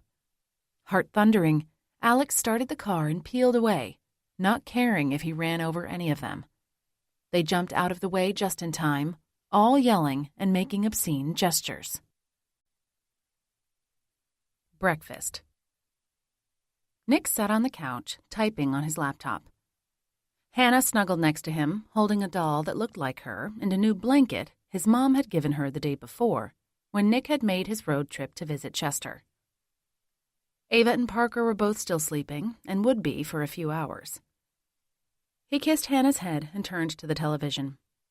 She was watching a cartoon with colorful kid vampires at a fair with normal kids, all of them eating ice cream and cotton candy together. He turned back to his laptop, trying his best to type with Hannah leaning against his arm. Nick read over his notes from the missing persons cases and then checked to see if there were any updates on his request to transfer the prisoner to a closer, lower security facility. He didn't expect any updates yet, but couldn't stop himself from checking every so often. Normally, it was doubtful that the transfer would be considered much less approved, but with the massive case of missing people, there was a possibility, especially considering Chester's connection to everything. If he cooperated, it might prove to be the break they needed to crack the case. After a while, Hannah sat up. I'm hungry. He set the laptop aside and smiled. I have all the makings for chocolate chip pancakes. Oh, okay. Her voice was flat. You guys love those. Yeah, I guess. What's wrong? Nothing. Hannah. She looked to the side. Well, On Saturdays, Dave usually makes us soufflés with whipped cream and a special strawberry sauce. Nick's eyes widened, and the room seemed to shrink around them as her words settled in. He took a deep breath. First of all, it's not Saturday. Today's Monday. Second, I'm not Dave. I'm your dad. And you guys have always loved my chocolate chip pancakes. Yeah. And lastly, does your mom have him living with you guys? Their custody agreement had been clear about that point. No, but he visits a lot. Look at me. Hannah turned to him. Are you sure? Yeah, he visits a lot. That was the same thing she'd just said, word for word. Nick's mouth curved down. Did she tell you to say that? She reached for her doll. I'm not so hungry anymore. Nick let out a slow breath. He had to give it to Corinne. She was good. She'd managed to find many ways to ruin his little time with the kids from clear across the country. Little jabs here and there. Given Dave's job as a flight attendant, even if he did live there, it would be easy enough to convince Hannah that he was only visiting. Hannah played with the doll's hair. Sorry, Daddy. He pulled her close. You didn't do anything wrong. Nothing at all. You don't like it when we talk about Dave. She was observant for being so young. What I don't like is that you guys live so far away. Mommy says you see us the same amount, but she's wrong. We saw you a lot more before we moved. He kissed the top of her head and tried to ignore the lump forming in his throat. I know, sweetie, I hate that. So do I. They sat in silence for a few minutes while a new cartoon started. Nick sat back. Do you want to help me make the pancakes? You've always wanted to help pour in the chocolate chips. I think you might be ready now. Her eyes lit up. Really? Yeah, go wash your hands and I'll get everything ready in the kitchen. Yay! She set the doll aside and bounced toward the bathroom. Hannah skipped into the kitchen just as Nick pulled the bag of chocolate chips out of the cupboard. Her eyes widened. Are we going to put all of those in? Probably not. There wouldn't be any room for the pancake batter. She giggled. That might be fun. I don't think it'd cook very well. We'll start with a cup of these. Maybe you can have a few extras while they cook since you're helping. Yummy. They laughed and had fun as they made the breakfast. Nick relaxed and enjoyed the moment, not letting anything interfere. At last, they had a tall stack of pancakes of varying sizes. Did I mention we have 3 kinds of syrup? Hannah's eyes widened. No. Well, we do. And bacon. You don't like bacon, though, do you? Yes. Oh, we should probably make that then. Yeah! Nick handed her a pancake while he cooked the bacon in the same pan they'd used for the pancakes. Just as they got the table set with everything, both Parker and Ava came out, rubbing their eyes. Have a seat. Nick waved at the table. I'll grab the drinks. Do you want milk or juice? Hot cocoa! Hannah squealed. I can do that. What about you two? Coffee, Ava said. Yeah, Parker agreed. Me too. How about a round of hot chocolate? Nick asked. I'll have some as well. They grumbled, but sat. Nick was tempted to say something about them being too young to drink coffee, but knew it wouldn't do any good. He kept the conversation light and even got all 3 kids to laugh a few times. Maybe things were actually starting to turn around. Once everyone was stuffed, Nick leaned back in his chair. Why don't you go get ready? We'll go to the Seattle Center, and you guys can go on any ride you want. For real? Ava asked. He nodded. But you have to get ready. She and Parker exchanged an excited glance, and they scrambled from the table. After Nick had gotten the breakfast cleaned up, he checked his laptop for an update on the transfer. He froze, staring at the words in disbelief. It had been approved. It would be a while before anything happened, but it had been approved. Once Chester was settled into his new home, he would finally tell Nick what they needed to know, assuming they could keep the news of Rebecca's disappearance from him. Update. Jonah stared at the future courtroom as if that could erect it faster. He took a deep breath, cursing the need to be patient. He'd always extolled the virtues of patience to his followers, but he much preferred other people reap its benefits. He wanted what he wanted right away. Abraham came over and stood next to Jonah. "It's going to be a magnificent building, Great High Prophet." Hopefully, they would be alive to see it when it finally completed. Jonah nodded. "It certainly will be. Any news?" "Rebecca is going through the cleansing as we speak." "Good. How polluted by the world has she become?" "She married a non-member." Jonah crossed his arms. "Chester isn't going to be pleased about that." Abraham shrugged. "If you didn't marry them, it doesn't count. You married her and Chester." "Right. Any update on him?" "Isaac went out to speak with his contact. He's back and is going to talk to you as soon as he cleanses himself." "Good. You really think he'll be able to pull any strings?" "If anyone can, it's my son." "He knows where to find me." Jonah stepped away and headed for his home. Along the way, the residents stopped to bow or kiss his hand. One woman paused, still holding his hand. She stared into his eyes as though wanting to say something.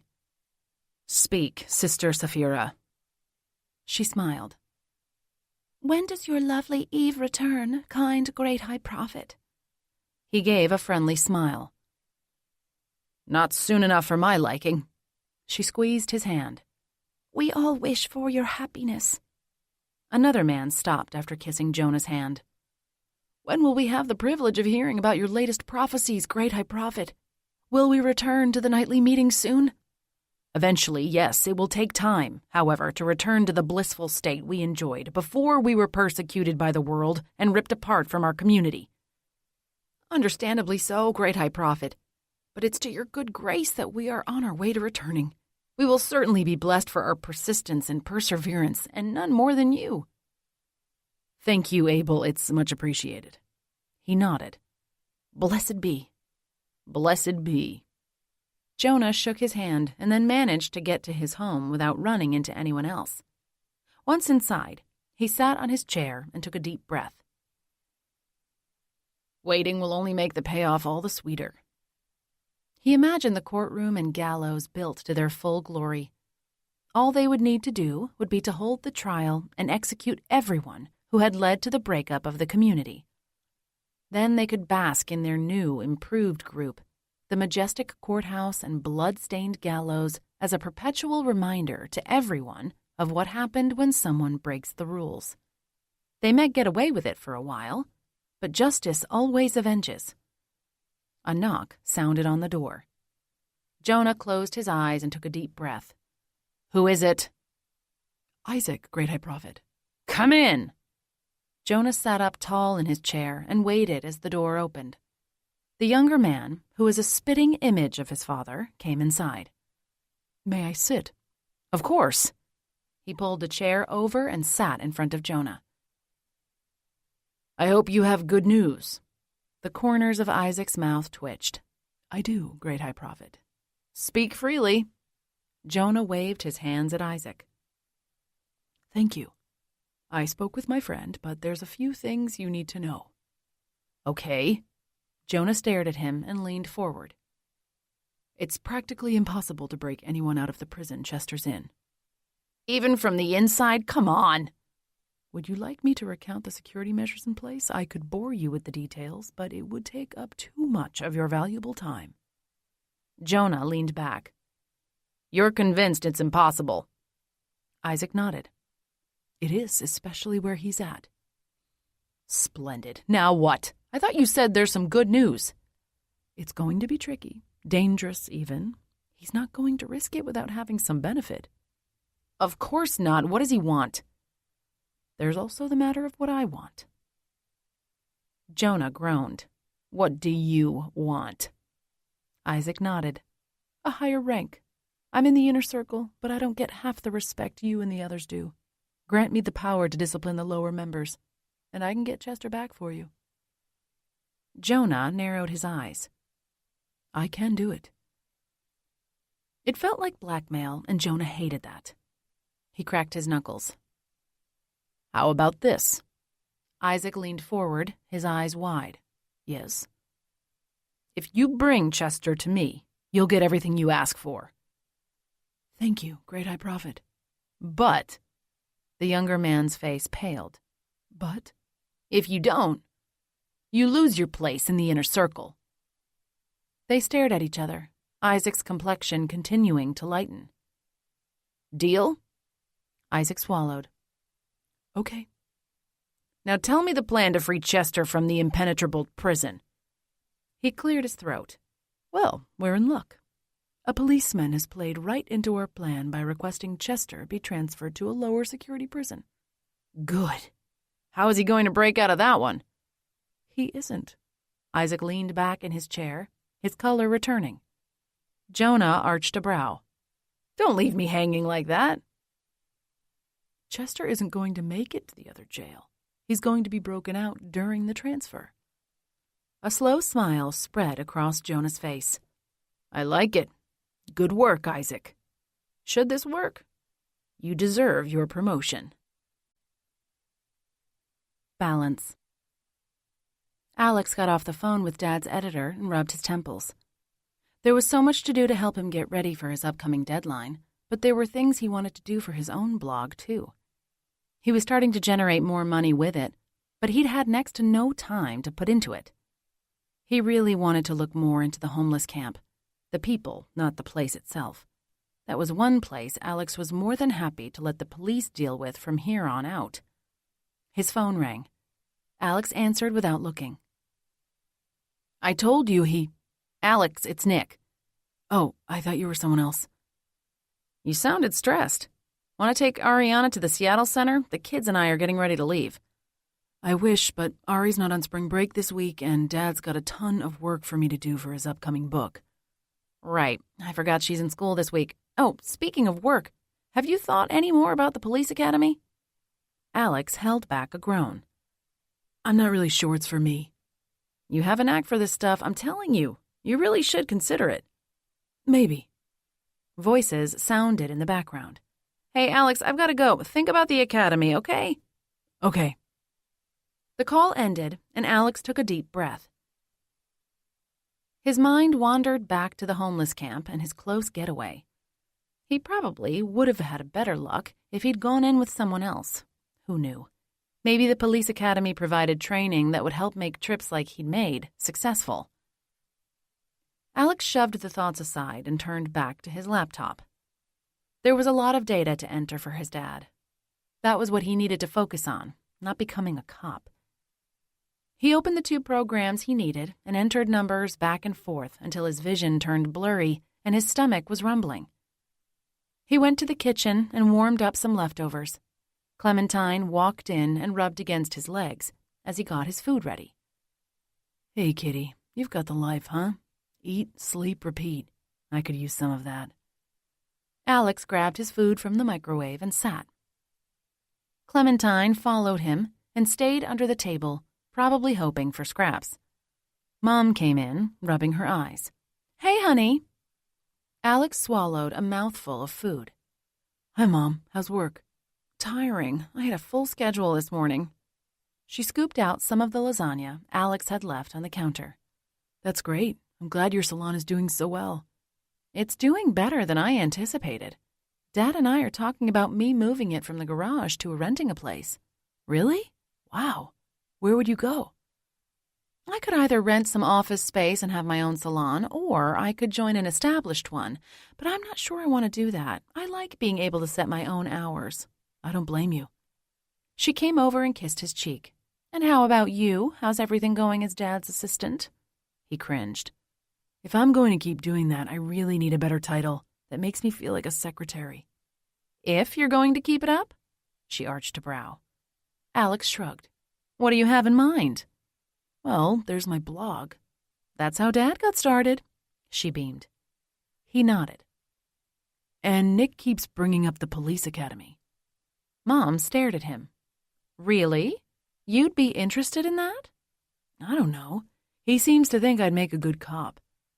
"I've heard there's a shortage of officers." "You have? Nick hasn't said anything." "Maybe not here specifically, but statewide." She took her food from the microwave and sat next to him. "I agree with Nick, though. You'd make a great officer, and you'd look so handsome in the uniform. Mom, you would. Zoe would love that. Alex sighed. That was another thing to consider. Not Zoe liking the way he would look in uniform, but having a stable and respectable career. Mom patted his arm. You should think about it, honey. It would be a great opportunity, especially with the police captain backing you up. Maybe. Alex's phone rang. This time it was Dad's publisher. He pressed ignore and put the phone in his pocket. He'd deal with it later. Mom gave him a sympathetic smile. It's always hard when Dad's so close to his deadline. I'll be fine. He got up and rinsed off his plate. I'd better get back to work. Don't worry about leaving Dad hanging if you quit to pursue a different career. He could easily hire a virtual assistant and it would cost him half of what he pays you. Don't let us hold you back. We want you to do what makes you happy. No hard feelings. Thanks, Mom. He meandered back to his room with Clementine on his heels, meowing. Alex stopped in the rec room and sat on the couch, his head spinning. He pushed aside thoughts of Dad's editor, publisher, publicist, and all the others. His mind filled with memories. A lifetime's worth hid nestled in this room. Some of his earliest memories consisted of him and Macy playing with Zoe. They'd laughed, argued, and even fought. One of Alex's first real groundings had been after he had punched Zoe and given her a black eye for something catty she'd said to Macy. Then there had been the magical and confusing, oh, so confusing, moment he realized how deep his feelings were for the girl next door. The girl who was not only his sister's best friend, but 2 years older than him, and at 12 or 13. Those 2 years may as well have been decades. His heart sped up just thinking about it. He'd never forget that moment, staring at Zoe, filled with an array of emotions and realizing how beautiful and wonderful she was. Somehow, despite everything they'd been through and all the years that had passed, he still felt exactly the same for her. He wanted to be the one to take care of her, to love her, and to tell her how beautiful she was. He'd almost lost her to Kellen, but now he had a chance. How many people got a second chance after blowing it with their one true love? It had been 6 months since her engagement had broken off, and Alex hadn't done anything to try and win her over. What if someone else did, and he lost the opportunity again? He would never be able to live with himself. Alex knew what he needed to do. He jumped up from the couch, startling Clementine, who scampered to a corner. Alex ran to the stairs and down to Dad's office. He knocked on the closed door. Dad, we need to talk. Terror. The smell of soup woke Lottie. She rubbed her eyes and then opened them. Her entire body ached from spending so much time on the floor. Her mouth watered when she saw a small piece of bread next to each bowl. Again. She already felt stronger since her last bowl of soup and piece of bread at breakfast, though she had a long way to go before feeling her normal amount of energy. She was already leaps and bounds ahead of where she'd been before being served any food. Lottie scooted herself to sitting and rested her head against the wall. The man with the piercing blue eyes squatted down in front of her. He held her gaze for a moment before holding out the small plate. "Thank you," she whispered. He gave a small nod and helped her balance the plate. His fingers brushed hers. The simple human contact startled her, and she nearly dropped the food. "Easy there." He wrapped his hands around hers and looked back into her eyes. "You got it?" Swallowing, she nodded. "Hurry," he whispered, gave her hands a slight squeeze, and rose. Lottie gasped for air, trying to understand what had just happened. The smell of the soup distracted her, and she brought the small bowl to her mouth and sipped. Delight ran through her when she saw several chunks of meat along with the typical vegetables. Even more sustenance. The guards were gathered in a circle, whispering to each other. Lottie hoped they would give her enough time to finish her meal. Last time, the one in charge had yanked her piece of bread from her hand before she could eat the last few bites. She ate as quickly as she could without choking on anything. Her stomach cried out for more, finally adjusting to having some food. Just as she ate the last bite of bread, the guards broke their circle and gathered the plates. The man with the blue eyes returned to her. He squeezed her hands again as he took the plate and bowl from her, then gave a quick nod before moving on to the next captive. Lottie watched him, curious. He was just as big as the other guards, though older. Any of the other men could be his sons, not that they seemed to have an ounce of the caring that he did. After they had gathered everything, they left, locking the door behind them. Lottie wouldn't give up hope that one day they would forget. She glanced around the room, trying to make eye contact with someone, but as usual, everyone kept their gazes averted. She sighed and thought about the women and children at the shelter. She missed talking with them and wondered how they were doing. A couple ladies were trying hard to find a job, and one woman was considering going back to an abusive boyfriend. Lottie wished she could do more for them, especially now. Without her being a voice of reason, would Andrea return home, only to end up with another concussion and black eye? There were so many people who needed her. Lottie had to find a way out. Now that she had more strength and her mind was less shaky, maybe she could find something she'd missed before. She rose to her feet and shook her legs. They ached, and a cold feeling moved through them as the blood began to circulate after sitting so long. Her body sure wasn't what it used to be, and that concerned her about escaping. Jonah had so many young, spry men working for him. What made her think she could outrun them? She probably couldn't, but she did stand a chance at outwitting them. Lottie walked around the room. Most of the other prisoners ignored her, but a couple shot glares her way.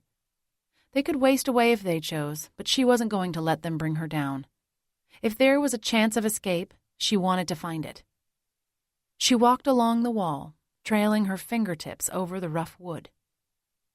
None of the boards were loose as far as she could tell, nor had they built a hidden door. That surprised her. She'd noticed when living in the community before that Jonah built one into nearly every building. She'd been sure it was so he could sneak in and spy on the residents. Lottie paused near the door and shook her legs. The cold feeling grew stronger as blood flowed down toward her feet. A rhythmic noise sounded from outside. She pressed her ear against the edge of the door where just the tiniest space stood between the door and the wall. The noise thundered like hammering. Sawing also sounded in the distance before the pounding. Her chest constricted. Whatever it was, it couldn't be good news. Click, click, click, click, click. Lottie's heart skipped a beat and her mouth went dry. They were back already? One of the other women cried out. Every prisoner had wide eyes and paled skin. Terror gripped Lottie. The two burliest guards entered, both holding black whips, separated into 5 parts, with sharp pebbles tied along the leather. Dried blood covered both. The taller man whacked the handle of his whip against his palm and stared each prisoner in the eyes. Lottie's insides turned to mush when he met her gaze and glared at her with a hatred so strong she could feel it. Finally, he turned away and stepped forward. Jonah's had another vision. The devil is in one of you waiting to unleash his evil. Who is it? Who's housing him? Nobody made a sound. Going to make us beat it out of you? You'd better speak up now, or the torment will be all the worse when we figure out who it is. Lottie trembled. Should she say it was her? Then everyone else would be spared. She was already weak. The others could save their strength and perhaps find a way out. We're going to hand out extra lashes in about 15 seconds. The guard struck the rocky whip against the wall, leaving deep grooves in the wood. Lottie opened her mouth to speak. One of the men jumped to his feet. It's me. I let him in when I allowed myself to entertain rebellious thoughts. The guard furrowed his brows. You know the punishment for that, don't you? Yes, sir. The prisoner nodded. Behind his back, his hands shook. "Turn around." The prisoner obeyed. His expression tensed as he spun around. The other guard loosened the man's robe and it fell loose against his waist. Lottie couldn't bear to watch. She looked down at the ground.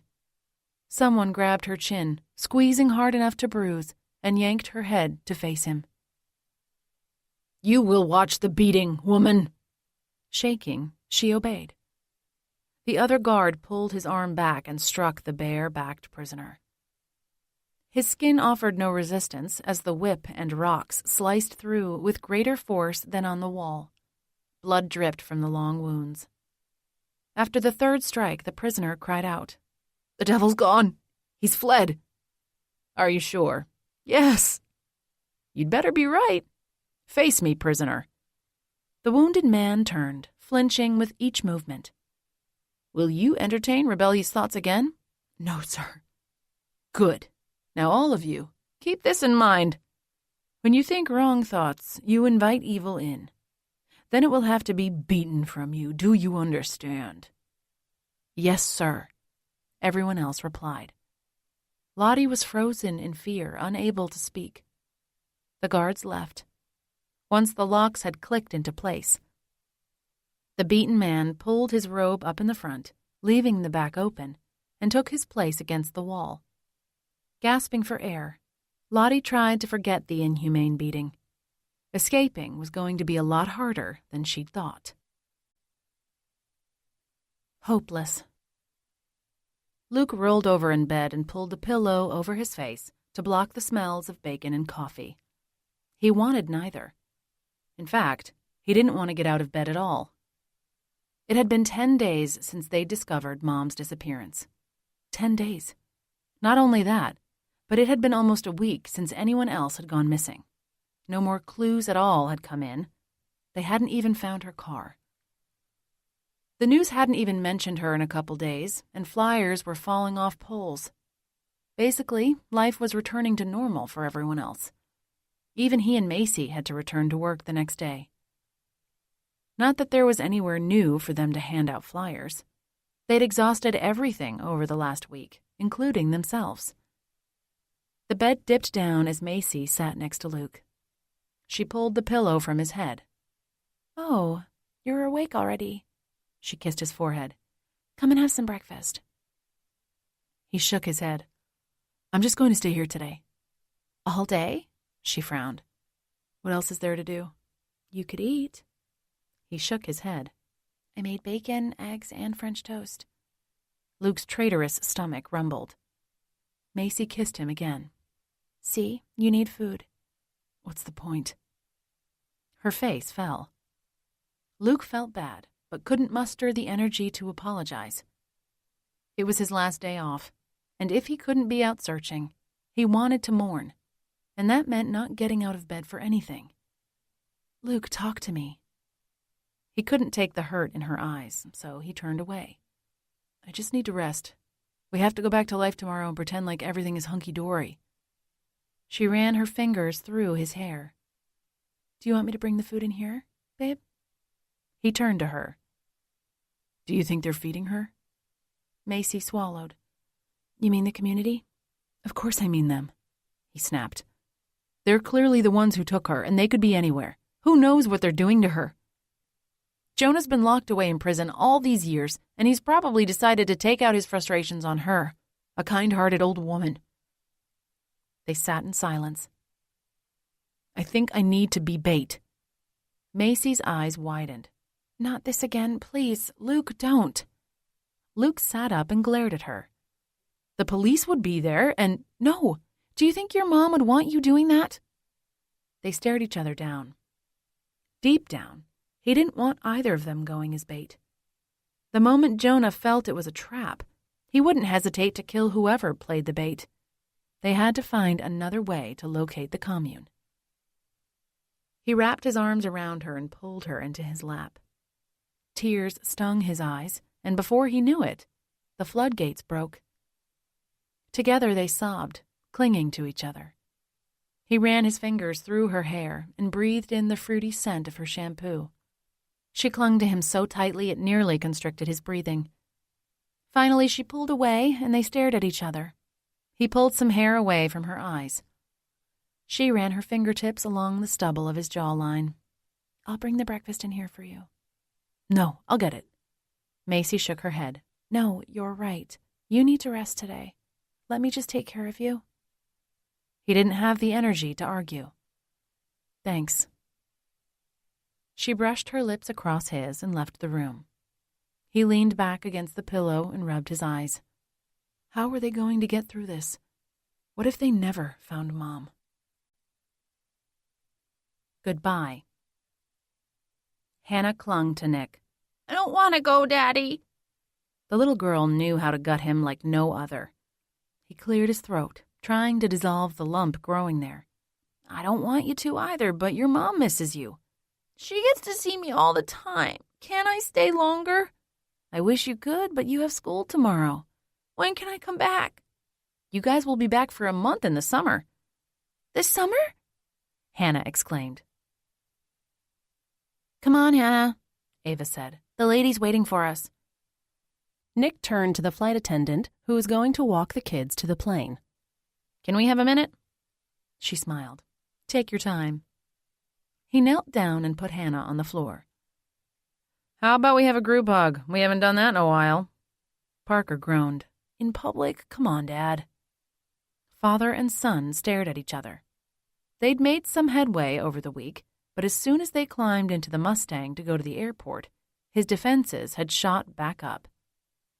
For your little sister? Nick said. Please, Parker, she begged. Parker threw his head back. Fine. Ava groaned, but the four of them hugged. Nick wanted to hold on to them forever, and even though he knew that was impossible, the older two pulled away too quickly. See you in a few months, Dad, Parker said. Yeah, Ava agreed. I'm going to call more, video calls, so we'll see each other more. Also, I think I might fly out halfway through to visit you guys, maybe when you have a long weekend or half days or something. We'll make it count. Hannah threw herself against him again. The flight attendant stepped forward. You guys are so sweet that I hate to break this up, but we really should head over to the plane. Nick hugged each of the kids individually and told them how much he loved them. Even Ava and Parker whispered I love yous back. As his kids walked away with the flight attendant, tears stung his eyes. It seemed like they'd just arrived, and really, he'd only just started making progress with the older ones. Hannah turned around and waved every few feet. Nick blinked back the tears, forced a smile, and waved back each time. Then they rounded a corner out of sight. He waited after they disappeared from sight just in case they turned around and needed something. They didn't return. After about 5 minutes, he sighed and headed back to the parking garage. He picked up a strong black coffee on the way. He'd need it to get through the day at the station. The night before, he and the kids had stayed up late playing board games. It was the most they'd all laughed since they'd arrived. Once he arrived at the station, everyone greeted him heartily. He forced cheerful greetings and then locked himself in his office, hoping to be left alone for a while. As expected, a large stack of papers waited for him. Luckily, he'd already worked through much of the email from home. Nick sat and stared at his desk, his mind reeling from the week. Part of him wanted to pack up and move across the country to see them more, but what would stop Corinne from moving them away again? It would be a perpetual game of cat and mouse, and besides, his aging parents were in town and he couldn't leave them. No, he would do like he told the kids. Call them more often to stay involved with their lives as much as possible, and then he'd fly out and visit them when he could. He'd been avoiding that, not wanting to see Corinne, but that was a poor excuse. The kids needed their dad more than just a few times a year. Doubling that still wasn't enough, but it was better at least. He finished off the coffee, threw the cup into the trash, and dug into the paperwork. It kept him busy for hours until his legs ached from sitting so long. He walked around the station, finally in the mood to catch up with people. Someone had brought in donuts, and though Nick usually avoided them, he took the biggest one, a cream-filled one with sprinkles. Hannah would have liked it. After refueling, he went back to his office and checked on the status of Chester's transfer. It had still been pending when he'd checked that morning. He doubted anything had changed yet, but it was their only hope in a case that was growing colder every minute. He wanted to find and rescue each and every person from that cult. The page took a moment to load, and then he skimmed the details. There were a few minor updates to the upcoming transfer, no date yet, but things were moving forward faster than expected. He might be able to speak with Chester in days or weeks, rather than months. Beautiful. Knock, knock. Jonah grumbled and then scribbled a few more furious notes onto his parchment paper. Come in! The door opened slowly. He sighed. It had to be Abraham. He was one for a dramatic entrance. Instead, Eve walked through the door. Jonah's jaw nearly dropped to the desk. Eve! She stepped inside and closed the door. Jonah's heart raced. He hadn't seen his first and primary wife in over 10 years. She wore the same white garb as everyone else and had her hair in a tight bun like every other woman resident. Unlike anyone else, she didn't appear to have aged a bit. When did you get released from prison? He rose and hurried over to her. Even close up, she looked exactly the same. She reached behind her, removed the hair tie, and shook her head, causing her long black hair to fall freely down her back and over her shoulders. I told everyone to keep it a secret so I could surprise you, dear husband. His pulse raced through his body like an out-of-control locomotive. He ran his hands through her hair and pressed a palm on her cheek. She was real and she was there, exactly as he remembered her, in every way possible. How did you hold up? Did they treat you well? Eve stepped closer and pressed her soft lips on his. It wasn't anything I couldn't handle. Persecution makes us stronger, right? Yes. Jonah placed both hands on her soft hair and kissed her greedily. It wasn't until that moment he realized just how much he'd missed her all those years. He reached back and locked the door. She pulled back. The elders are expecting a meeting. They're gathering everyone now. They can wait. He pulled her over to the couch and looked her over again. Did you find the fountain of youth? You haven't changed a bit. Eve laughed. I wish, darling husband, but I'm glad you feel that way. Oh, I do. He went around behind her and kissed her neck. The whole community could wait as far as he was concerned. His wife and best friend was finally back in his arms. An hour later, a knock sounded. Jonah kissed Eve's neck and sighed dramatically. The great high prophet's work is never done. No, it's not. We'd best not leave everyone waiting any longer. She rose and smiled at him. Jonah walked over to the door. Who is it? Abraham, great high prophet. Eve and I will find you in the meeting hall momentarily. We need to discuss. I said I'll see you in the meeting hall, Abraham.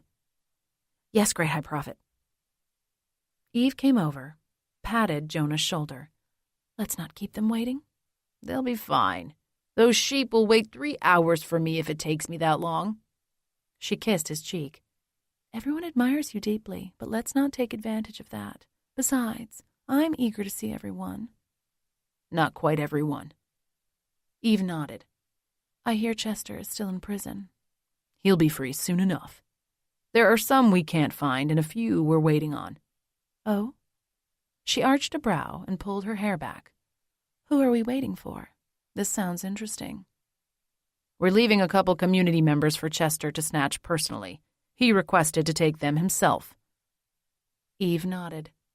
Chester's Brat and Luke? Correct. They even married, making it all the easier to take them together. They finished getting ready and headed outside. Jonah turned to her.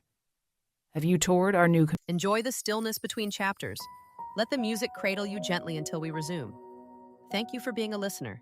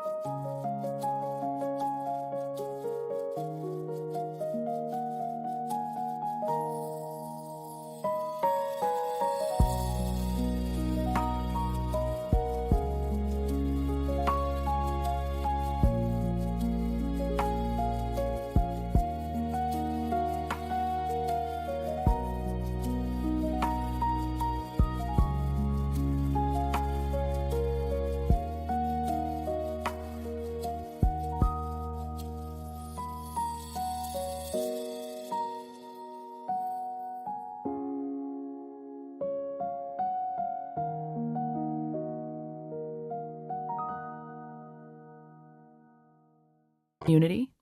No, I told James to bring me straight to you.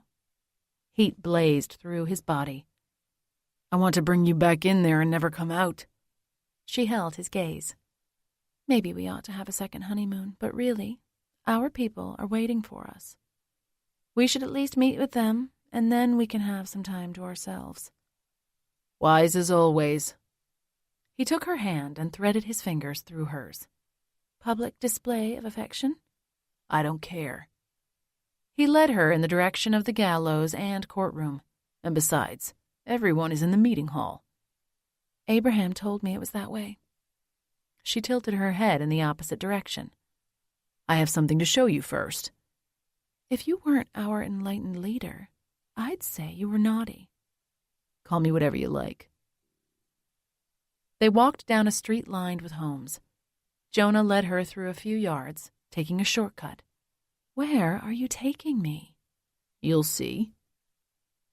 They cut across a few more homes before finally coming to the fully finished gallows. The tall wooden platform loomed in front of them like an angel from heaven. The sun even shone down on it through the trees, giving it an effervescent glow. Eve gasped but didn't say anything. Speechless, my dear. She's beautiful, isn't she? Almost as stunning as you. Are we really going to have enough executions to warrant 3 nooses? Jonah patted her hand.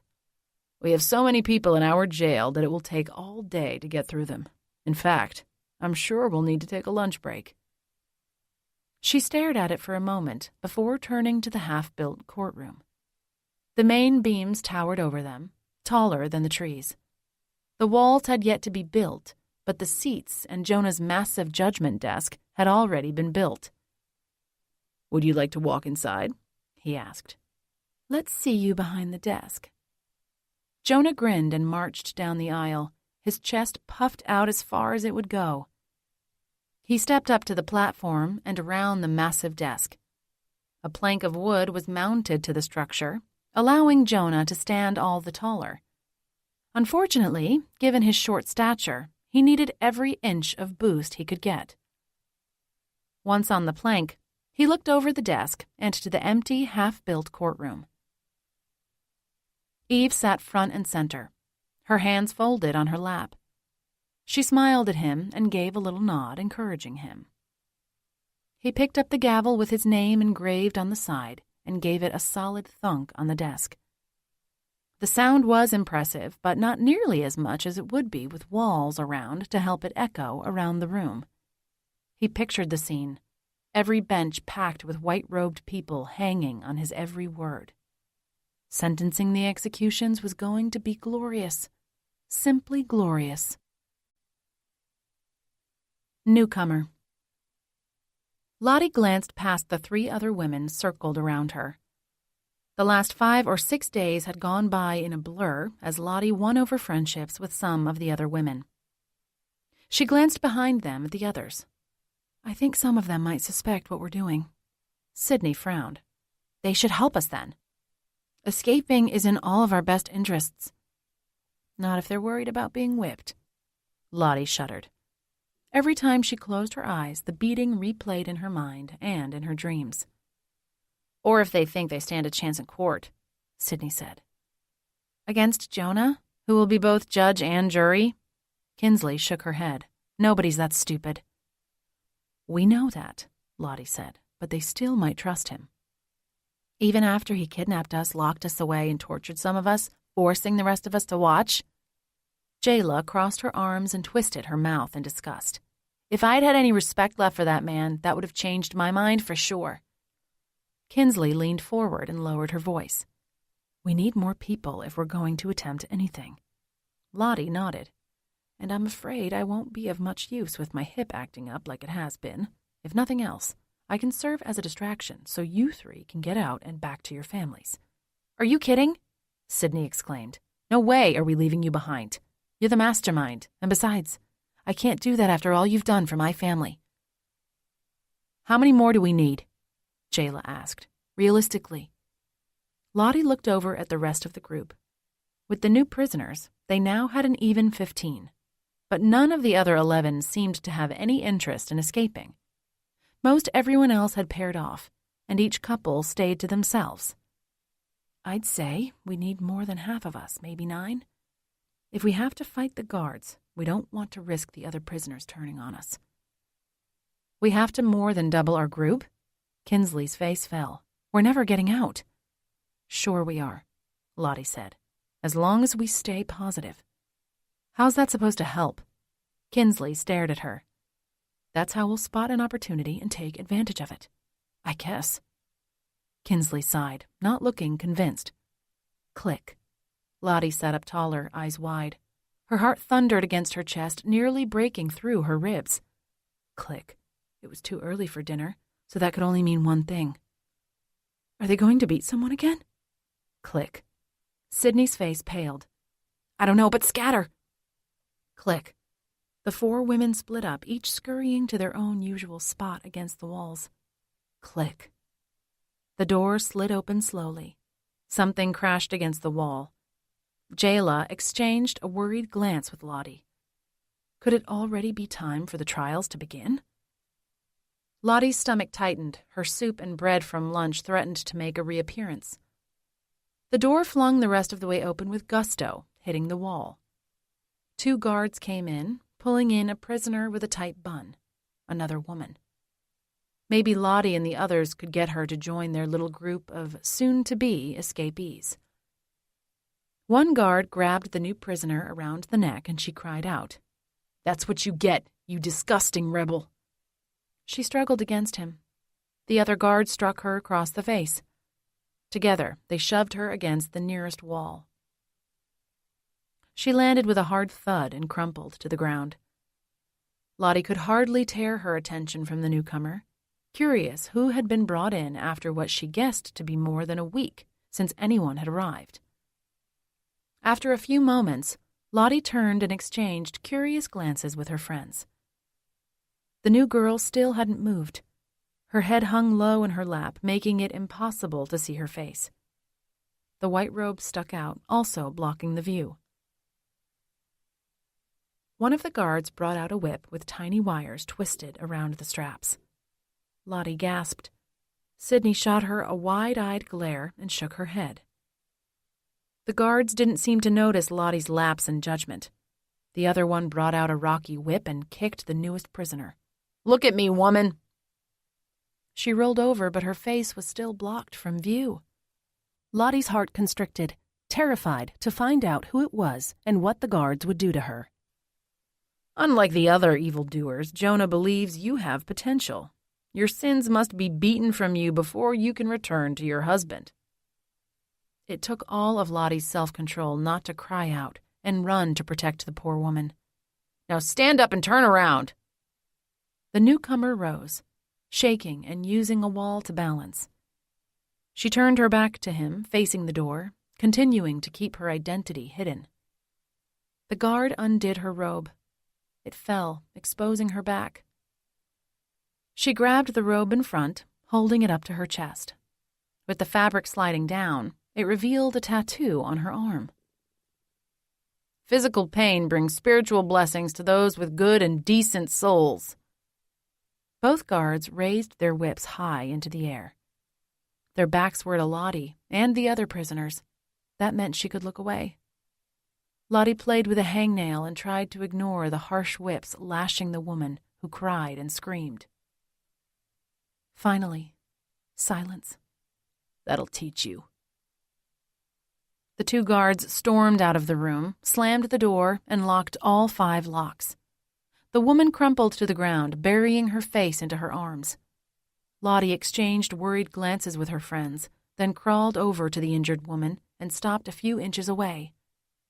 She kept her gaze focused on the woman's head. She couldn't bear to look at her back. "Are you okay?" She nodded, but didn't otherwise move.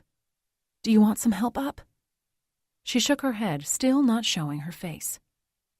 "Can we do anything to help you? Unfortunately, we don't have anything for your wounds." She shook her head, no again. "Well, if you do decide to get up and move around, it helps to have friends here. There's a small group of us ladies, and we'd be happy to help you out as much as we can." The woman sat up and stared at Lottie. Her eyes were red and splotchy and her skin pale, but Lottie would recognize her anywhere. Rebecca, Chester's wife. "What can you do to help me now?" Rebecca asked. Lottie's heart thundered against her chest. She couldn't find her voice. "Exactly what I thought." She lowered her head again. Lottie tried to find words, but they wouldn't come. Too many questions filled her mind. Did they have Chester? Were they going after Luke and Macy? After a moment, she cleared her throat. "Well, if you want to talk, I'll be over there." Rebecca didn't respond. "Okay then, whenever you're ready." Lottie rose and went back to her typical spot against the wall and studied Rebecca, who didn't budge. Jayla, Kinsley, and Sydney all exchanged glances with her, all wanting to know who'd just arrived. Lottie mouthed Rebecca. The same shock and concern raging through Lottie registered on each of their faces. Decision. Alex closed his laptop and pushed the chair away from the desk. He'd been staring at the screen too long, and a headache was starting to form. He squeezed the bridge of his nose and closed his eyes. It had been about a week since he'd told Dad about the idea to join the academy. He'd taken it better than Alex had expected, telling him to do what was best for him. He'd even brought up hiring a virtual assistant, like Mom had mentioned. Dad's support had been a weight off Alex's chest, but he hadn't made a decision yet. He needed to decide either way. His dad had asked him about it a couple times, but now that Alex felt free to make the decision, he was torn. It was a huge life change with the potential to change everything. He might be able to finally win Zoe over and give her all the good things she deserved. But what if she didn't want a relationship with a cop? He might have to work odd hours or weekends. She might worry about him. It seemed like every day he heard about a cop somewhere being shot or knifed. His heart sped up with excitement. Being an officer would certainly be more exciting than being Dad's assistant. He could actually help people. Kind of like with his blog, but out there in the real world. Every day would be a new adventure. Maybe he'd help a lost kid find his parents one day, and then the next find a clue that would lead to solving a huge murder investigation. The more he thought about it, the more he realized what he actually wanted to do. He chuckled to himself at the irony of it. He, Alex Mercer, the lifelong screw-up, was going to become a cop. Upholder of justice. Defender of the defenseless. The face of the law. Okay, that was probably going a little too far, but it was still the last profession he'd ever expected to consider. But like Nick had said, he did have street smarts. Not like stunts at the homeless camp did much to prove that. Stuff like that only showed why Alex would be the last one anyone would expect to become a policeman. Then again, maybe joining the force was just what he needed. The discipline it would require could be a great way to put his creative energy to good use. He could still do things like go to homeless camps to question potential criminals, but he'd have to do it legally, keeping him from making stupid decisions like he was prone to making, if he was completely honest with himself. Alex sniffed the air. Chocolate chip cookies? That could only mean one thing. Ariana had to be over. He jumped up from the chair and rushed to the kitchen. Sure enough, she and Mom stood in front of the oven wearing aprons. Mom wore a red one with lip prints that read "Kiss the Cook" across the front, and Ari wore a pink polka-dotted one with white lace. "Daddy!"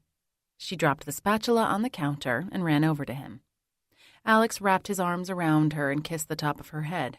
"How long have you been here?" She shrugged. "Long enough to make cookies." "Next time, let me know when you get here." He ruffled her hair. "Can we eat the cookies?" "They're hot," Mom said.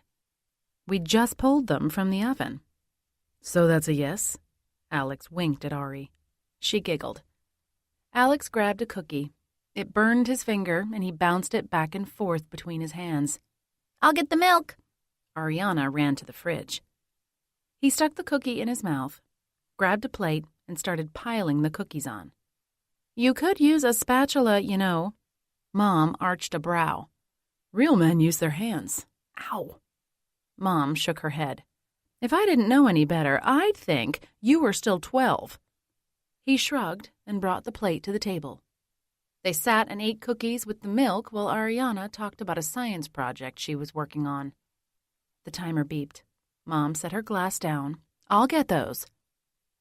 A whiff of chocolate chip cookies blew on them as the oven opened. Ari turned to Alex. So when are we going to do something with Mom again? It's been so long since the three of us did something together. Why? He took a deep breath. That was a really good question, and he didn't have an answer. I'm not sure, but we'll definitely have to make that happen. Ari bit into a cookie and sighed, looking deep in thought. What are you thinking about? Alex asked. She turned to him. I just wish Mom was here. I think she's busy with work. She's at lunch with Casey. Alex froze mid-bite. Was Casey a dude or a lady? Who's Casey? She shrugged. A friend? From work, I think. I'm not really sure. That's nice. Alex bit slowly into the cookie, trying to act casual. What if Casey was a guy? And worse, what if he was potentially more than a friend? Alex needed to pull himself together, and fast. He whipped his phone out from his pocket and found the browser app. What you doing? Ari leaned closer, trying to see the screen. Mom glanced over, her eyebrows raised. I'm going to sign up for the police academy. Shock. Nick rolled out of bed, his head in a fog. His body cried out for more sleep, but he was determined to make it to the gym before heading into the station. He'd stayed up late video chatting with the kids. Parker had been so excited to tell him about landing a lead in the school play, and Nick hadn't wanted to interrupt him. The daily calls after dropping the kids off had really helped to build on the progress he'd made while they had been visiting. Ava had even opened up to him about a guy she thought was hot. Nick knew she was testing him, so he just smiled and told her that was great. Anything to keep her talking to him. He stretched, pulled on some sweats and a V-neck, and then headed into the kitchen for an energy drink. Breakfast of champions. Once that was empty, he headed for the condo's gym and worked out until he was dripping sweat. It felt good to get some cardio in after so long. The last week he'd buried himself in work, barely giving himself enough time to eat and sleep.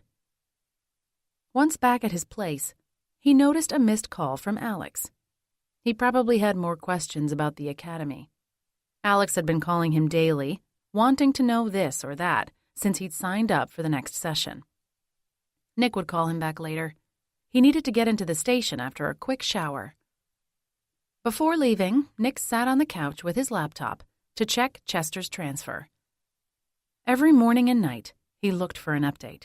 Each time, he walked away disappointed. It had been 9 days since the transfer had been approved, but who was counting? He was losing hope for finding Lottie and the others. It had been 3 weeks since the disappearances started, and there had been no new ones in quite some time. Nick had gone to visit Chester the week before, hoping that the news of moving to a new prison would get the lowlife talking, but he'd just sat there with his arms folded and a smug grin on his ugly face. The jerk wasn't going to tell Nick a thing until he was sitting in a lower security facility.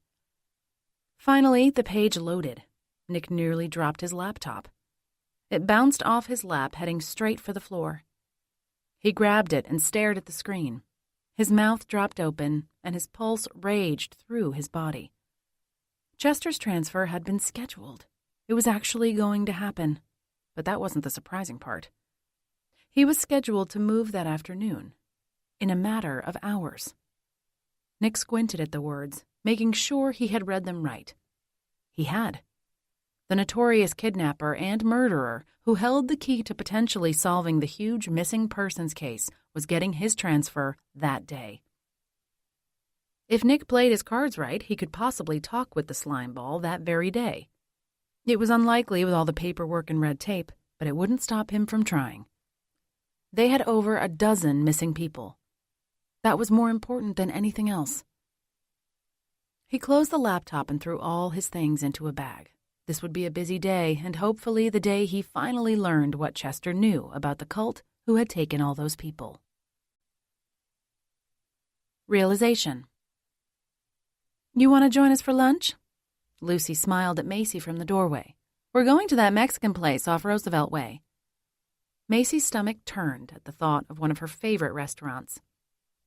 Thanks, but not this time. Oh, why not? Lucy frowned. She tapped her pen on her desk. I have a lot of paperwork to catch up on. Are you sure? Next time. Macy forced a smile. I might be coming down with that stomach thing going around. I don't think the food would sit right with me today. Lucy took a step back. I don't want to get that. If you need to leave early, feel free. Thanks, I might just do that. Hope you feel better. Lucy gave a little wave and left, closing the door behind her. Macy yawned as fatigue squeezed her. Was she actually coming down with something, or was it all the stress she'd been under? In 2 days it would be Thursday, 3 weeks since she and Luke realized Lottie was missing. 3 weeks, Jonah and the other leaders had probably been torturing her, if they'd let her live that long. Macy's throat squeezed at the thought. Maybe she had her dates wrong. She flipped through her day planner and counted. Nope, not wrong. Thursday would be 3 weeks. The time had gone by in a massive blur, both feeling like it had been much longer than it really was and feeling like it had just happened yesterday. She let go of the pages, letting them fall as they did. A wave of nausea ran through her. From stress or a stomach bug? She glanced down at the planner, which had fallen to the previous week. Macy froze, staring at her note from that Thursday. Her period should have started that day. She did the math. 5 days earlier. Stress could cause a delayed menstruation, right? What if her nausea and lack of appetite had nothing to do with either stress or a bug? Could that even be possible? She and Luke had barely done anything other than snuggle the last few weeks. They'd been under so much turmoil from Lottie's disappearance. Her head snapped up. There had been that one night they'd gotten romantic. When had that been? She closed her eyes and tried to remember the events of that day. That was when they had gone to the station to identify the missing community members. Then she and Luke had gone home and reconnected. She flipped through pages again. 16 days earlier. The room spun around her. How could this happen now, of all times? They'd been trying when things had been good and nothing had happened. But when they were both stressed out to the max, then they'd accomplished it? Unless she was wrong. Maybe it really was just stress. Either way, she needed to let Luke know what was going on. She picked up her phone and pressed the button. The screen remained black. She pressed 3 more times. Then she remembered seeing the low battery warning earlier, but she hadn't been able to plug it in.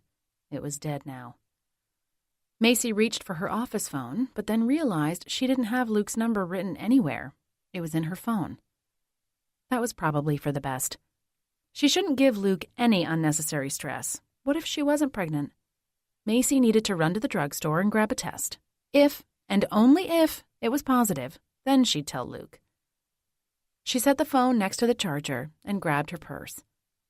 Everything spun around her again. She took several deep breaths and then headed for her car. Her mind raced out of control on the short drive to the store. After paying for the test, she hurried into the public bathroom, not wanting to wait until she got back to the office, or worse, home. The 3 minutes in the stall seemed to last an eternity and a half. Time had never moved so slowly while she waited with the stick behind her back. Finally, she brought it in front of her. 2 blue lines formed a cross. No, a plus. It was positive. She and Luke were going to have a baby. At the worst possible time. The ground seemed to wobble underneath her. Macy pressed her arms against the sides of the stall and took deep breaths until her legs were steady again. Dizziness swept through her. She needed to call Luke. Macy slid the test back into the box and dug around her purse, unable to find her phone. Right. It was sitting on her desk, still dead. She needed to get back to the office and charge it since she'd forgotten before. Then she could call Luke as soon as it had enough energy to turn back on. The drive back to the clinic went by in a bigger blur than the drive to the store. She parked in her normal spot, stumbled into her office, and dropped her purse on the floor behind her desk. She reached for the phone but knocked it onto the ground. What she really needed was a quick nap. She closed her door and the blinds before crashing onto the couch. Her heavy eyelids closed, allowing her to fall into a deep sleep. Allies. Lottie looked around the circle. Now they had 8 in the group, and they still agreed they needed at least 9. They had one of the men and all the women prisoners except Rebecca, who sat not far away watching them from the corner of her eye. Days had passed before Rebecca had moved from the spot where she'd been thrown by the guards. She'd been slowly creeping closer. One of these days, she would have to make the choice to join. Either that, or she'd have to stop scooting their way. Whichever she chose, she'd have to decide soon. They'd been in there for weeks, some claiming more than a month. The noises from the construction had dwindled in the last couple days. That could only mean one thing. Soon, the trials would begin. Any escape plan would have to be made before then. Jayla leaned closer to Lottie. "What if we don't get 9? Is 8 enough?" Lottie glanced around, making eye contact with each of them. "What do you think?" "We might have to," Thomas, the one guy in the circle, said. "You can't convince any of the other men to join us?" Sydney asked. He shook his head. "I've tried. They already think I'm nuts." "Don't they want to get away?" Kinsley asked. "We can't tell them that's our plan until after they join us," Lottie said. "What if they try to stop us?" "They might anyway," Kinsley said. "But if they know what we're doing, they might want to help," Sydney replied. Lottie glanced back over at Rebecca, who seemed to have scooted closer again. "They might also join us when they see us trying to make our escape, but that's not a risk we can—" Click. Click. Without a word, everyone scrambled to their places against the wall. Rebecca even moved to a different spot than where she'd been sitting. Click, click, click. Lottie's heart thundered against her chest. She prayed the guards were bringing food and not whips. Beads of sweat broke out along her hairline. It was only a matter of time before she fell victim to a harsh beating. The door opened, and the guards came in with the trays of food. The smell of the soup wafted over. Lottie was grateful for it. The meager nourishment was what had allowed her to slowly build her strength back up. But at the same time, she really wanted something else to eat. Sure, there were worse things to complain about. The impending trial would lead to their certain deaths, for starters. But eating the same meal 3 times a day for weeks on end was no easy task. Sometimes it was hard to choke down simply because of the constant repetition. As the man with the kind blue eyes made his way over, Lottie's stomach turned. At first, she couldn't get enough of the soup and bread. Now she'd almost be willing to eat dirt just for a little variety. That was probably part of Jonah's plan, to wear them down and make them more agreeable. Blue Eyes stopped in front of Lottie and handed her the bowl. His fingers lingered on hers for a moment before letting go. He was sending her some kind of message, but she didn't know what exactly. He glanced around and then spoke in a low voice. "I managed to get extras in your soup this time." He handed her a piece of bread, stood up, and went back to the other guards. Lottie brought the bowl closer. It was filled with chicken and vegetables. Her mouth watered at the sight. She sipped and took in as much food as possible. If she took too long to eat, the other guards would force her to give the uneaten food back before she could finish. By the time she'd scarfed it all down, she was stuffed. With all the extras, it was about twice as much as she had grown used to eating. When the guards gathered the empty bowls, Blue Eyes came to her first instead of last. He wrapped both hands around hers and stared into her eyes with a striking intensity. He glanced around and then leaned close and whispered, "I'm working on a way to get you out." Lottie's eyes widened. "It's going to take a few more days," he continued. "Jonah has this place, everything in the community, sealed tight. Just don't give up hope." She nodded, her heart thundering. Part of her wanted to tell him she was working on something too, but she couldn't get her mouth to get on board. He took the bowl and quickly gathered the others. As he walked back to the other guards, he glanced over at her and gave a slight nod. She blinked twice in response, fearing that even a nod would give away the fact that he was trying to help her. They left quickly, with none of the other guards noticing Blue Eyes giving her any attention. Lottie kept her gaze averted, not wanting to circle up just yet. She was trying to make sense of what she'd just been told. What was he doing? How did he think he could manage to get her out? What about the others? She didn't want to leave them behind. She couldn't. It wouldn't be right. If anyone should leave, it should be one of the others. Most of them had children at home. Lottie had been given her time with Luke, and now Macy as a second child. Sydney, Jayla, Rebecca, and some of the others were the ones who needed to have priority. Not only because of their young children, but because they also stood a better chance of escape. They were young and nimble, whereas Lottie had a lot of aches and pains that could easily hold her up. Sighing, she pressed her ear to the wall. Silence. The construction had stopped. If the courtroom was completed, that meant only one thing. The trials would start soon, and they would bring worse terrors than any beating. Anger. "Don't forget to carry the 5. Alex pointed to Ariana's math problem. "Try the next ones on your own, okay? I'll be right back." She sighed. This is so hard. He ruffled her hair. "You can do it." Ari scrunched her face. We'll see about that. "Want to make a bet?" She shook her head. 5 cookies, say. You can do the whole row before I come back." Her eyes lit up and then fell. You don't have 5 cookies. "Clearly you haven't found my secret stash." "You have a secret stash?" Alex whistled and gave her his most innocent expression. "Maybe. Want to make that wager?" She stared at her sheet and then back up at Alex. What happens if I don't get them right?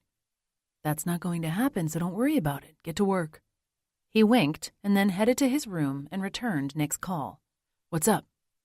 "You might want to sit down," Nick said. "Wait, you're not driving, are you?" "No." Alex sat on his unmade bed. "What's so urgent that you wanted me to call right away and now sit for?" "I thought you should know that Chester is in the process of being transferred as we speak." "Say what? Now?" "Yes. It's good news, Alex. He's agreed to tell us what he knows about the cult once he's in a prison closer to his family." "And closer to Macy?" Alex's voice was practically a growl.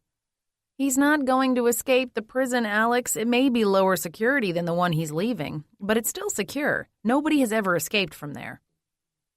A tight knot twisted Alex's stomach, and along with it, a cutting feeling like something was really wrong or would go wrong. "I don't see how you can do this to Macy. She's already having setbacks because of Lottie's disappearance. I can't imagine what having her kidnapper closer to home will do to her." "If it helps us find Lottie, I'm sure she'll be glad." "Then what?" Alex demanded. "Do you send him back to the prison he deserves to be in?" "That'll depend on him." "What do you mean?"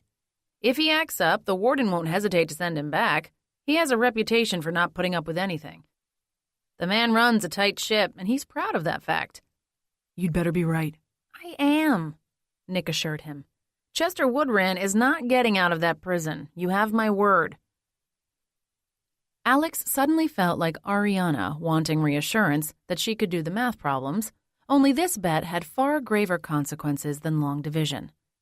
And the sinking feeling in the pit of his stomach didn't help ease his worries. "I've got to go, Alex. I'll let you know when Chester's there." "Just for the record, I have a bad feeling about this. It's not just that I hate the idea. I really and truly feel like this isn't going to end well. We're all going to regret this decision." "Thanks for the vote of confidence. You'll be singing a different tune once we have a lead that directs us to the cult's new location." "I'll believe it when I see it. Call me." "Will do." The call ended. Alex swore. He wished he could believe his friend, but the gnawing feeling in his gut only grew worse. He'd long ago learned to trust that instinct. Something was going to go terribly wrong. If Chester didn't escape the lower security prison, then something else would happen. Alex would have staked his life on it. He got up and paced, his mind racing. Macy. He needed to call her. She deserved to know what was going on. Alex grabbed his phone and called his sister. It went straight to voicemail. Alex swore again. He ended the call and redialed. Straight to voicemail. Answer, would you? He called her again. Voicemail. Alex released a string of profanities as he gave it one last go. He got her message again. This time, he waited for the beep. Macy, listen to me. This is important. Like, seriously, the most important thing I've ever said to you. Do not, I repeat, do not go anywhere alone. Chester's being transferred as we speak. That psychotic cult is already after you. We know that. But I'm extra worried now. This might be a sign for them to act. I don't know. They're not going to let Chester talk. Or if he does, they're going to be furious. Just be careful, please. He ended the call and paced some more, pulling on his hair. There had to be something he could do. Leaving a message wasn't good enough. Luke. He had to call him. Maybe he knew where Macy was. She might even be with him. Alex called his brother-in-law. Is everything okay, Alex? No, is Macy with you? She's at work. I'm at work, so no, why? I can't reach her. What's going on? Luke demanded. You're worrying me. Chester's being transferred to a closer and less secure prison right now. What? Exactly. Silence screamed between them. Does Macy know? Luke finally asked. Her phone is going straight to voicemail. Let me try, then I'll get back to you. Thanks. Alex ended the call. Knock, knock, knockety knock. He took a deep breath and opened the door. Ariana stood there, smiling with pride. Alex shoved aside his worry and anger and forced a smile. Did you complete the problems? Yeah, I double-checked the answers. I think you owe me 5 cookies. He pulled her close and held her tight. Unfolding. Jonah repositioned himself behind the large, prickly bush and turned to Isaac, who now wore all black, including a mask only providing small holes for the eyes. Jonah adjusted his own mask. When is the truck supposed to be here? Could be 5 minutes, could be 30. Great. Jonah glared at him. Where's the truck that's supposed to cause the accident? Like I told you, waiting at the convenience store down the road, listening to the scanner, and waiting for the call. If one fails, the other won't. Our bases are covered. The unusually hot May sun beat down on them. You couldn't have picked a shadier location? Isaac's face contorted like he wanted to snap at Jonah. You could have waited back at the community. In fact, you still can go back. I'm not missing this. My newest upcoming high prophet is about to rejoin us. Isaac nodded and then rose, glancing at the road beyond the bushes. He remained standing. Do you see something? Jonah rose and peeked. The street was empty, but a low rumbling sounded in the distance. He arched a brow at Isaac. The younger prophet gave a slight nod. The noise grew louder, causing the ground to vibrate slightly. Excitement radiated through Jonah, starting from his belly. It was about to happen. He would get to witness the accident and then help free his second-hand man. The rumbling finally gave way to the sight of the armored transport vehicle. It was still far off, appearing smaller than Jonah's fist. From the other direction, the sounds of multiple engines roared to life. A black van pulled out of the parking lot of the convenience store, followed by a large, blue pickup truck and a gray van. If the first vehicle wasn't enough to stop the transport, they had backup. It's really about to happen. Remember, stay back unless they call us over. Jonah ignored him and watched as all the vehicles seemed to move in slow motion. He wanted to shout for them all to hurry. Patience. They hadn't made it this far by being rash. Before he knew it, they'd be heading back to the community with the last freed prophet. Down! Isaac squatted behind the plant. Groaning, Jonah joined him. He moved aside branches and looked down both directions, though the vibrating ground told him all the vehicles were near. It's going to be loud, Isaac said. That much I expect. The transport van was almost directly in front of them, and the other three were nearly there also. With a sudden jerk, the black van crossed the center line. The transport van swerved and honked. Burning rubber filled the air as it skidded across the concrete. Metal crunched as the two vehicles collided. The two remaining cars also crossed the line, skidding to a stop. More crunching sounded as the pickup collided into the wreck. Gunfire sounded, and the front window of the armored van deformed but didn't shatter. Two gun-bearing guards came out. One aimed his weapon at the other and shot him in the neck. "Now!" someone yelled. Isaac grabbed Jonah's arm and yanked. "Come on!" Jonah scurried to his feet. Everything was a blur of yelling and people running around. The guard that had shot the other ran around to the back of the vehicle. By the time Jonah got there, the guard was already unlocking Chester's chains. Once free, Chester ran over and jumped onto the concrete. "I'm a free man." The guard turned to Isaac. "Someone needs to beat me." "What?" Isaac stared at his friend like he was crazy. "The only way I'll be able to convince them I wasn't part of this is if I'm in bad shape." Chester turned to him. "I'll be more than happy to help." The guard grimaced. "At least we'll know it'll look convincing. Make sure I'm still conscious." He stared Chester down. "I still have to disengage the cameras and destroy the recordings. They're already on their way, so hurry." "My pleasure." Chester rolled up his sleeves and stared at the guard with hungry eyes before punching him across the face. Blood spattered on the van. He hit him on the other side, then shoved him into the side of the door and wailed on his chest. "Remember, he needs to live," Jonah reminded the newly freed prisoner. "Fine." Chester squeezed the guard's arms and threw him on the ground next to the road. He slid backward on the dirt and rocks. Part of his uniform tore, and the whole thing was covered in dirt and dust. Sirens sounded in the distance. "Run!" The guard pulled himself up. "I need to get the cameras." "You already disconnected them from being online, right?" Isaac asked. "Yes, go!" Jonah exchanged a quick glance with Chester and then Isaac. They burst into a run, heading for the van that hadn't been involved in the collision. Fear. Luke ended the call after getting Macy's voicemail for the 5th time.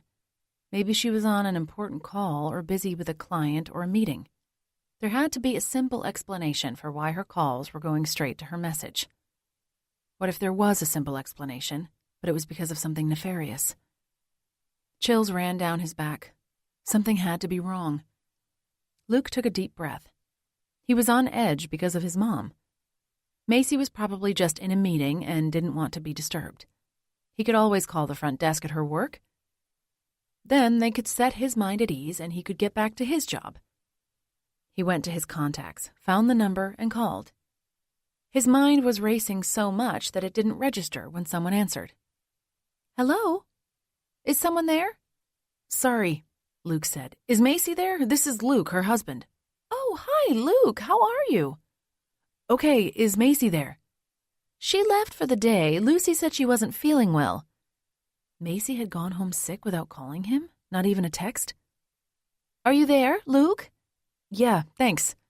Have a great evening." "You too." He ended the call, his stomach tightening. It wasn't like Macy to leave work early without telling him. Could she really have been that sick to not think of letting him know? Or was she upset about Chester's transfer? Or what if his transfer was a signal to the leaders to take Macy? They'd already taken Rebecca, but for some reason had left Macy alone. Who Jonah and the others believed to be Chester's daughter, Heather. He called her cell phone again, but as expected, it went right to voicemail. They needed a landline in their home.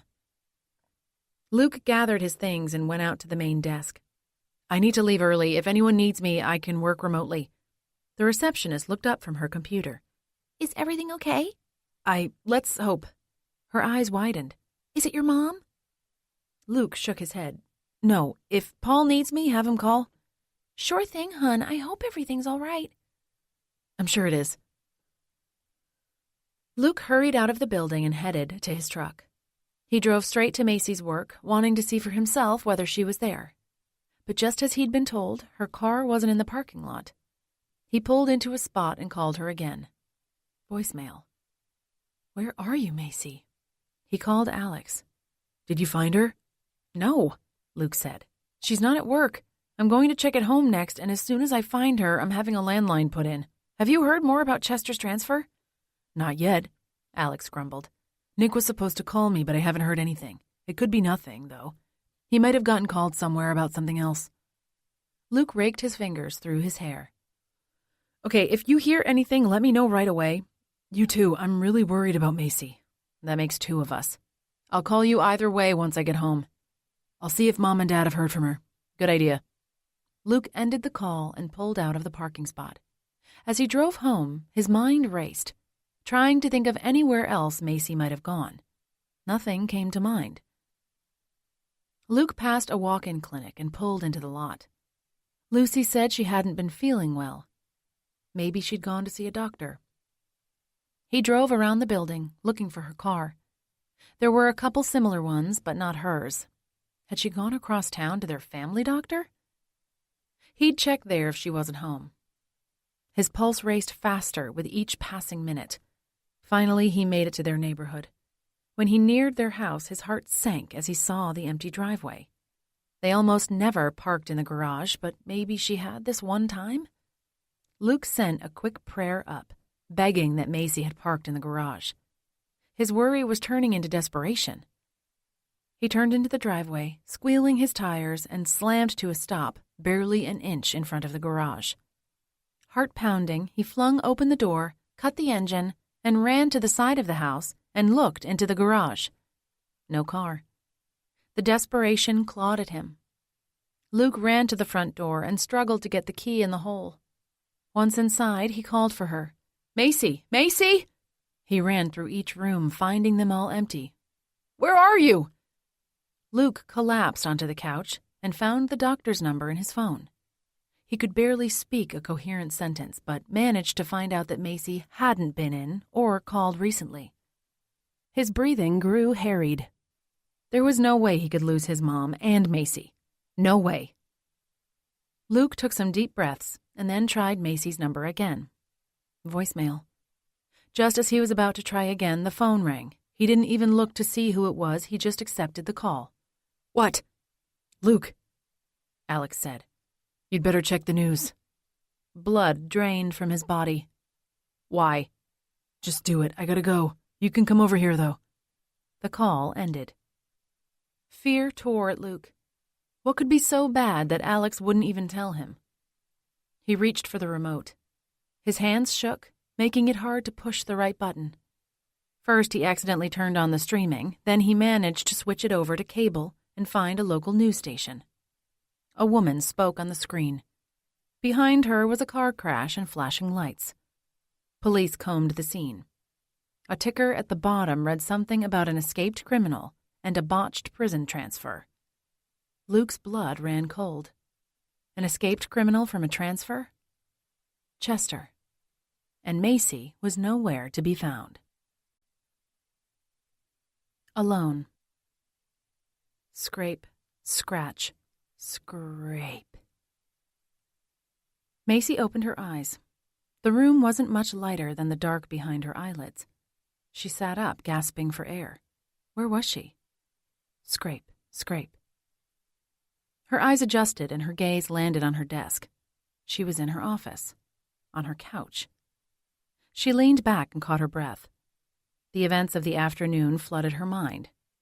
After going to the drugstore, she'd come back and fallen asleep on the couch. That must have been some nap, since it was now dark outside. Macy spun around to look out her window. All the lights were off in the main part of the building. Everyone must have left, thinking she was gone. Probably because she told Lucy she thought she was coming down with that stomach bug. Only her nausea was because she was pregnant, not from illness or anxiety. She rested both palms on her nearly flat belly. It hardly seemed possible that there was a little person growing in there. Someone who was half her and half Luke. Sadness washed over her. Would the baby ever get to know its Grandma Lottie? Macy stretched and rose from the couch. She found her purse on the floor next to the door and rifled through it, looking for her phone. Scrape, scratch. She snapped her attention toward the outside window, where she could see the shadow of the tree outside moving back and forth. It must have been pretty windy out there. Macy turned her attention back to her purse and finally realized her phone wasn't in there. It had died. Hadn't she plugged it in before going to the drugstore? She made her way over to the desk, but didn't see her phone.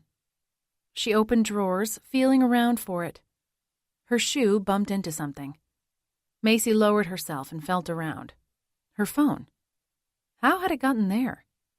She picked it up and pressed the button. Nothing. She hadn't charged it? There was nothing she could do about that now. She'd just have to plug it in at home.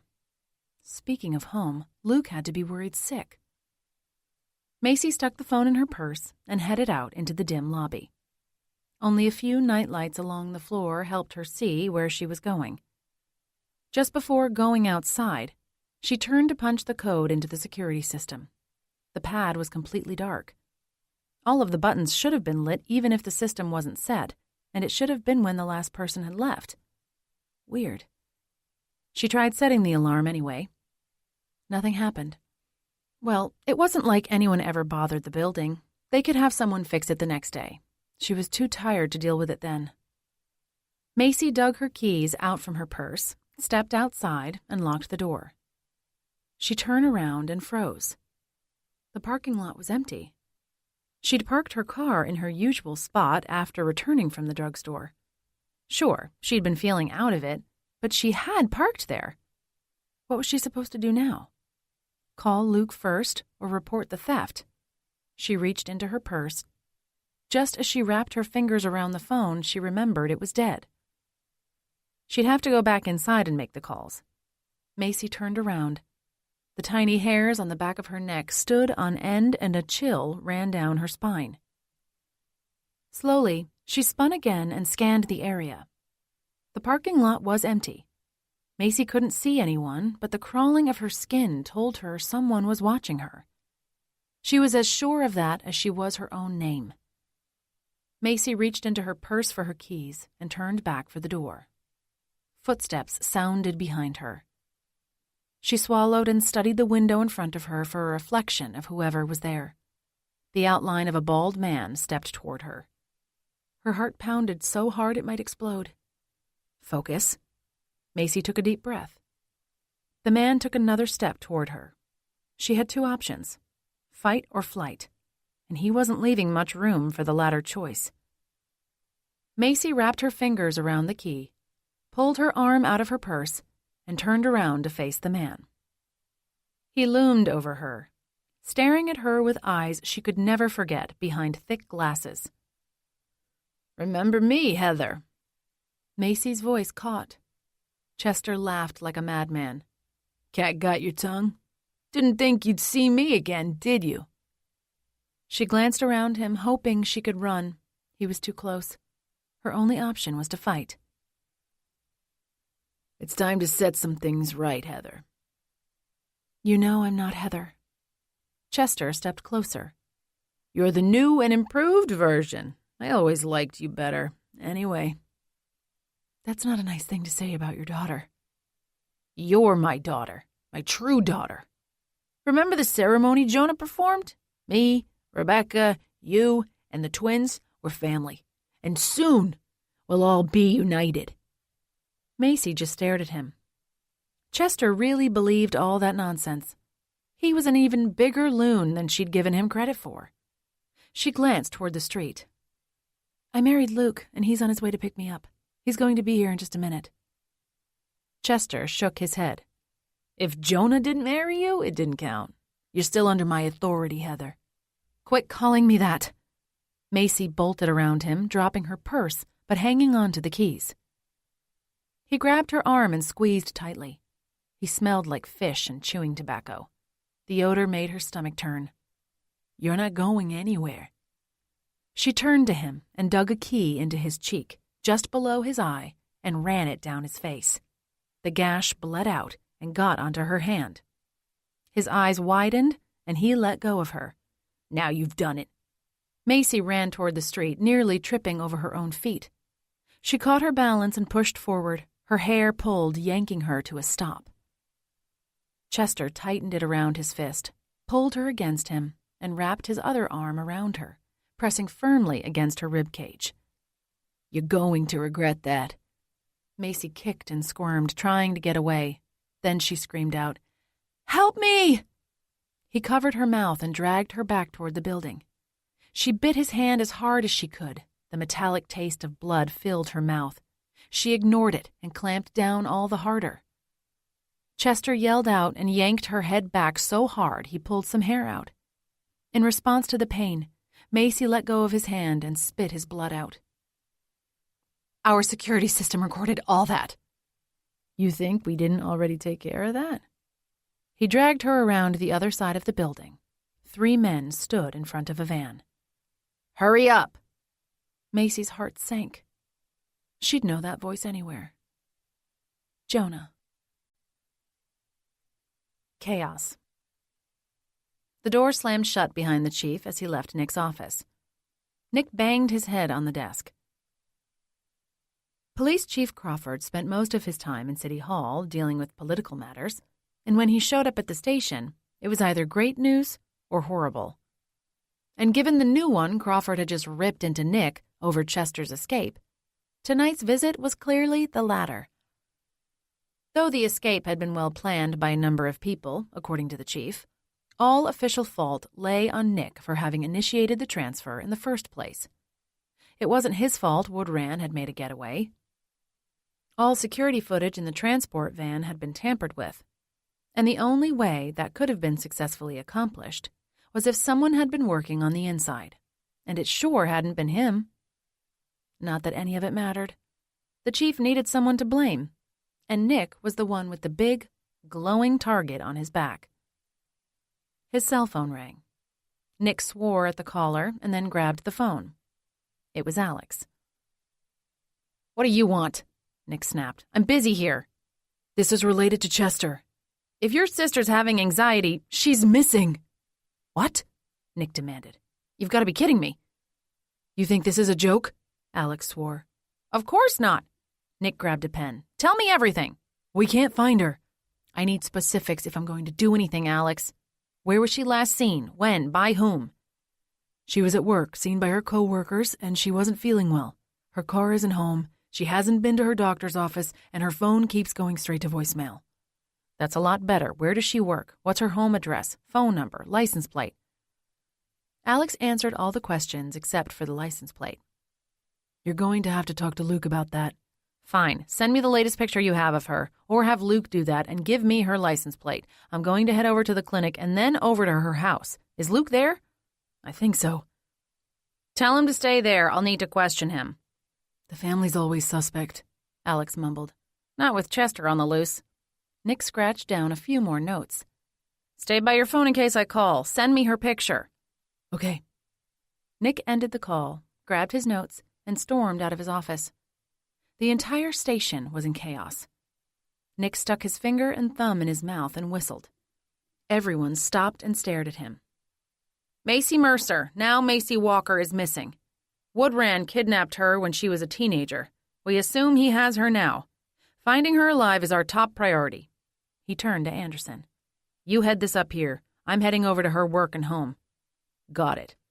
Nick's phone alerted him to a text. It was Macy's picture. He held it up for everyone to see. "This is what she looks like now. I'll forward it to you, Anderson, along with the other information I have.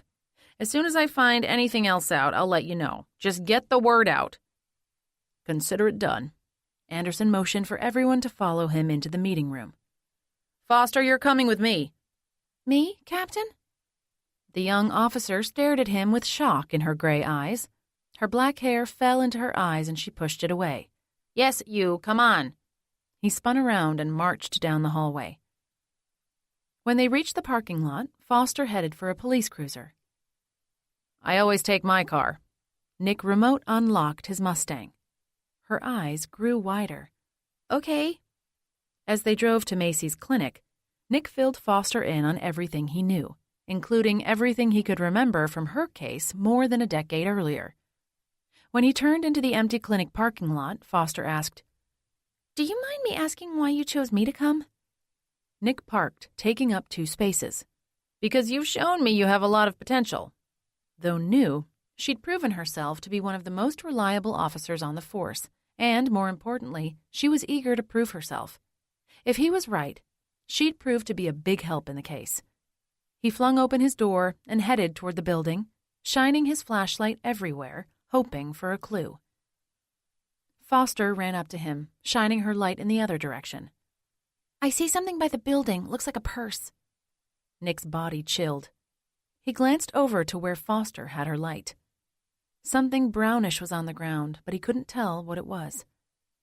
He pulled gloves out of his pocket as they made their way over and picked up the purse once they got there. His light shone on something red on the ground. "Blood?" Foster ran over to the red. "Looks like it." She pulled a swab out from her jacket, slid it across the liquid, sealed it in a bag, and wrote on it. "We'd better call for backup." "Have at it." Nick dug through the purse, trying to find ID. If the sinking feeling in his gut was right, he'd find Macy's picture on it. He came across a rectangular box. At first, he thought it was toothpaste, but then he realized what it really was. A home pregnancy test. He swore. "What?" Foster turned to him, getting hair in her face again. She pulled it back into a ponytail. He handed her the box, unable to find the words, and continued digging through the purse for a wallet. Finally, he found it inside a zipped pocket. "It's positive," Foster said. "Whoever took this is pregnant." Just when he thought his night couldn't get any worse, he opened the black wallet to find Macy's smiling face. He showed the driver's license to Foster. Her tanned skin paled. "And she's pregnant? Do we know how far along?" Nick shook his head. "I can't imagine it's been very long. I'm not sure she told anyone. Her brother would have told me if he'd known." She aimed her flashlight toward the side of the building. "Those look like fresh tire marks. Someone fled from here recently." He ran his hands through his hair. "Looks like we're going to need even more backup. I'm calling for everything. Search dogs, helicopters, the works." Attempt. Lottie clutched the rock and looked around at the others. "Are you ready?" They all nodded, clutching rocks of their own. They'd spent the last several hours digging up their dirt floor for the only weapons they could find. Once the others saw what they were doing, they wanted in on the action. Now every single prisoner was on board, and they were ready to fight. "The evening check should be here any minute," Lottie said. "There should only be 3 of them. This shouldn't be a problem." Reuben turned to her. "We'll fight them off. You women run." "I want to beat them up, too," Jayla said. "They made me miss my art show. I'll never get into the college I want now." "Just run." Reuben narrowed his eyes. "We need you to find a way out. There won't be much time. The guards will be expected to check in after coming in here. We have maybe 10 minutes to find a way out of this fortress. Then we'll have to escape while evading the leadership." "Fine," Jayla scowled. Lottie's heart raced. Her entire body felt cold. Would she get to see Luke and Macy again? Or would trying to escape be the last thing she ever did? Click, click. Everyone's eyes widened, and they exchanged a mix of worried and excited glances. Click, click. "Ready?" Reuben asked. Click. It didn't matter if anyone was ready or not. The door burst open. Guards flooded in. More than a dozen of them. The prisoners were outnumbered. Had they found out about the escape attempt? Lottie's throat closed up. That's when she noticed what they were carrying. Chains and ropes.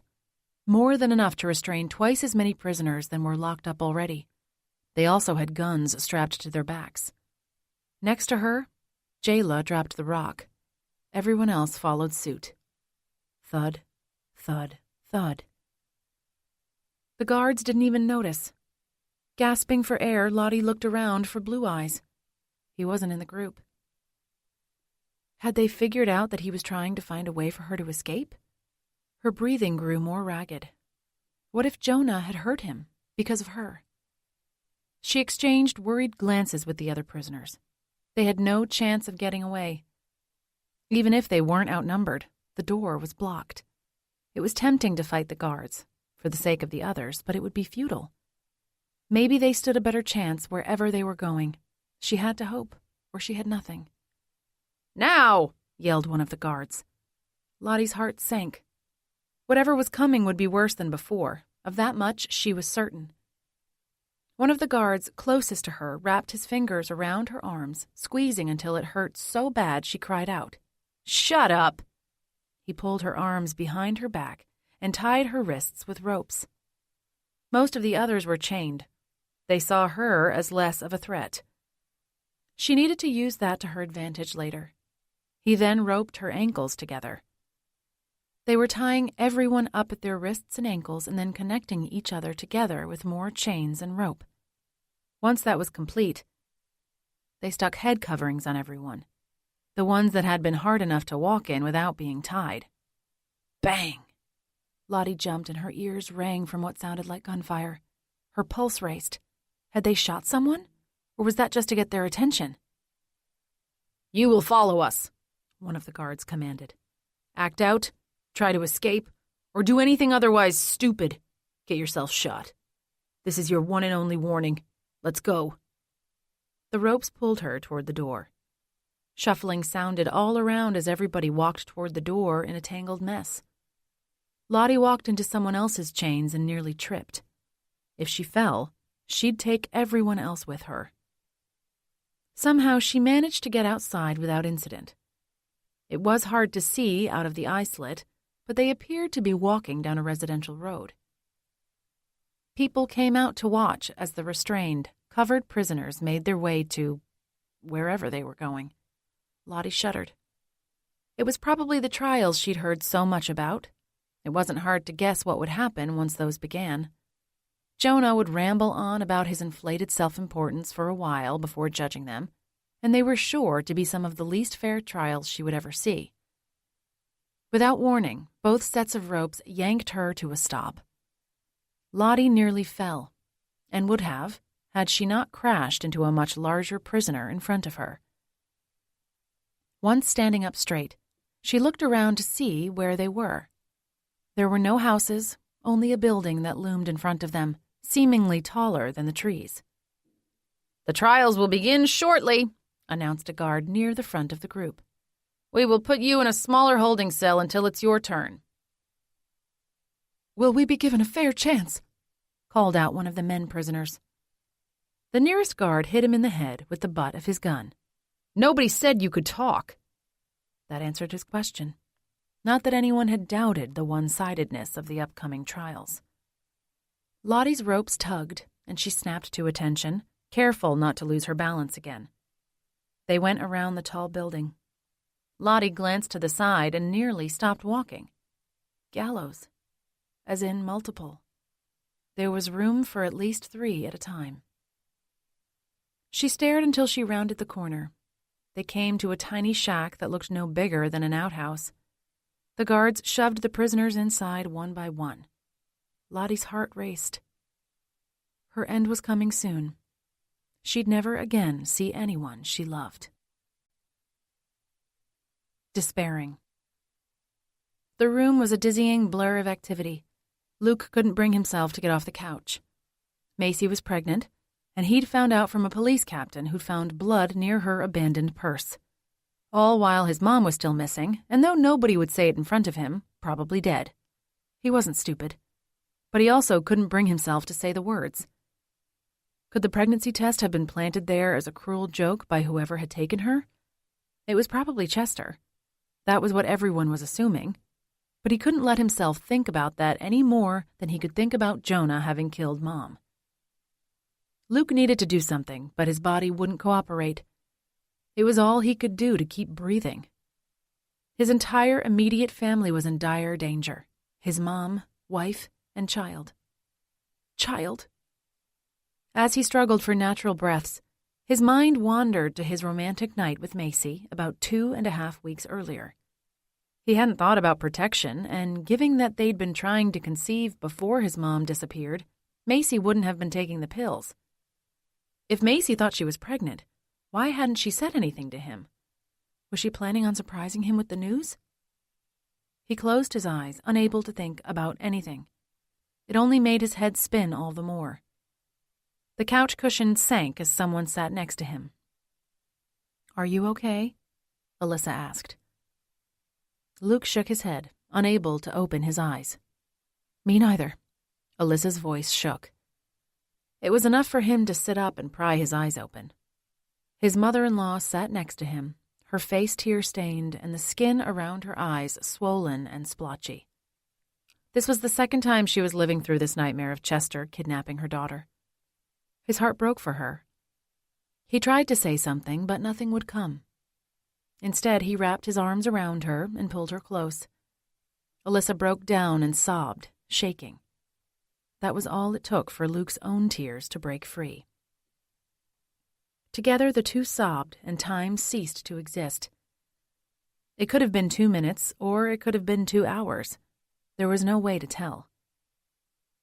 Alyssa sat back and rubbed her eyes before meeting Luke's gaze. "We're going to get her back again, right?" The desperation in her expression matched what raged through Luke's entire body. He nodded. "I'll make sure of it." Chad came over and put an arm around Alyssa. "The police have more questions for us downstairs." His eyes were as red and tear-stained as his wife's. Luke choked back another sob. Seeing his in-laws, who were normally so strong, was more than he could take right then. "I'll go with you." Alex came over, sliding his finger around his phone's screen. "Hold on. Do you have any more recent pictures than these?" Alex showed him the screen, which had a bunch of pictures of Macy. "We'll be downstairs," Chad said. Luke nodded to him and took Alex's phone. "Yeah, I've got more. Do you want me to forward them to you?" "I'll do it. Give me your phone." "Okay." Luke was too wiped out to protest. His arm felt like rubber as he reached for his phone. He entered his passcode. It took 3 tries, and handed it to Alex, who slid his finger around the screen, his brows together in stark determination. Footsteps thundered up the stairs, and Zoe appeared in the living room, her eyes red. "Any news?" "Not yet," Alex said, his attention still glued to Luke's phone. "Chester really took her again?" Zoe sank into the couch between Alex and Luke. Luke nodded, his stomach tightening. "And she's pregnant?" Zoe stared at Luke with wide eyes. "It would appear so." Pain squeezed Luke's temples. Zoe threw her arms around him. "What are we going to do?" "That's what I'm trying to figure out." He rubbed her back as the second woman sobbed against his chest. "Got them." Alex put Luke's phone on the coffee table and turned back to his phone. "This post better go viral. I've got over 30 pictures of her." Zoe sat back. "I'm the worst best friend ever." "Why?" Luke asked. "No, you're not." Alex didn't look up from the screen. "I should have been there for her. If she'd have felt comfortable telling me about her pregnancy, I could have been there with her when Chester showed up. I'd have beat him to a pulp before he could take her." "Or they'd have taken you too." Alex shook his head. "That'd be the last thing we need. You can help us get the word out about this." "You mean like how I did such a great job at the press conference?" Her tone dripped with sarcasm. "Actually, yes. You did really great." Zoe shook her head. "I nearly had a panic attack right there on stage in front of like 1,000,000 people." "You could have fooled me." Alex and Zoe stared each other down, and an awkwardness hung in the air. Luke pushed himself from the couch. "I need some air." Neither responded. Luke glanced down the stairs to see Chad and Alyssa talking with an officer. They seemed to have everything under control. He wandered to Macy's old room, which still had a lot of her old things in it. Alyssa liked keeping it as it had been, and so did Ariana, who slept in there when she stayed the night with the Mercers. Luke wandered around, picking up stuffed animals and holding them close. He swore he could smell her. Still holding a brown bear, He sat on the bed and looked around. What am I supposed to do, babe? How was he supposed to hold himself together when his entire world was falling apart around him? He'd barely held on with her there by his side. Now what? He leaned back against the pillow, squeezing the bear against him so tightly he thought the little stuffed head might pop off. His heartache engulfed him, radiating outward, choking the air out of his body. His heavy eyelids started to close. He didn't bother fighting them. Waves of sleepiness washed through his body. There was nothing in him left to fight it. Or anything. Just as sleep had almost entirely engulfed him, Luke bolted upright. His pulse raged, pulsating through him. He knew exactly what he needed to do. Plan. Alex sat next to Zoe, quiet hanging in the air between them like a thick shroud in the living room. After a few beats, he placed his hand on her knee and leaned against the couch. She turned to him. What are we going to do? Do you think we'll get Macy back again? He nodded, trying to show more confidence than he actually had. She got away from that psycho once. She can do it again.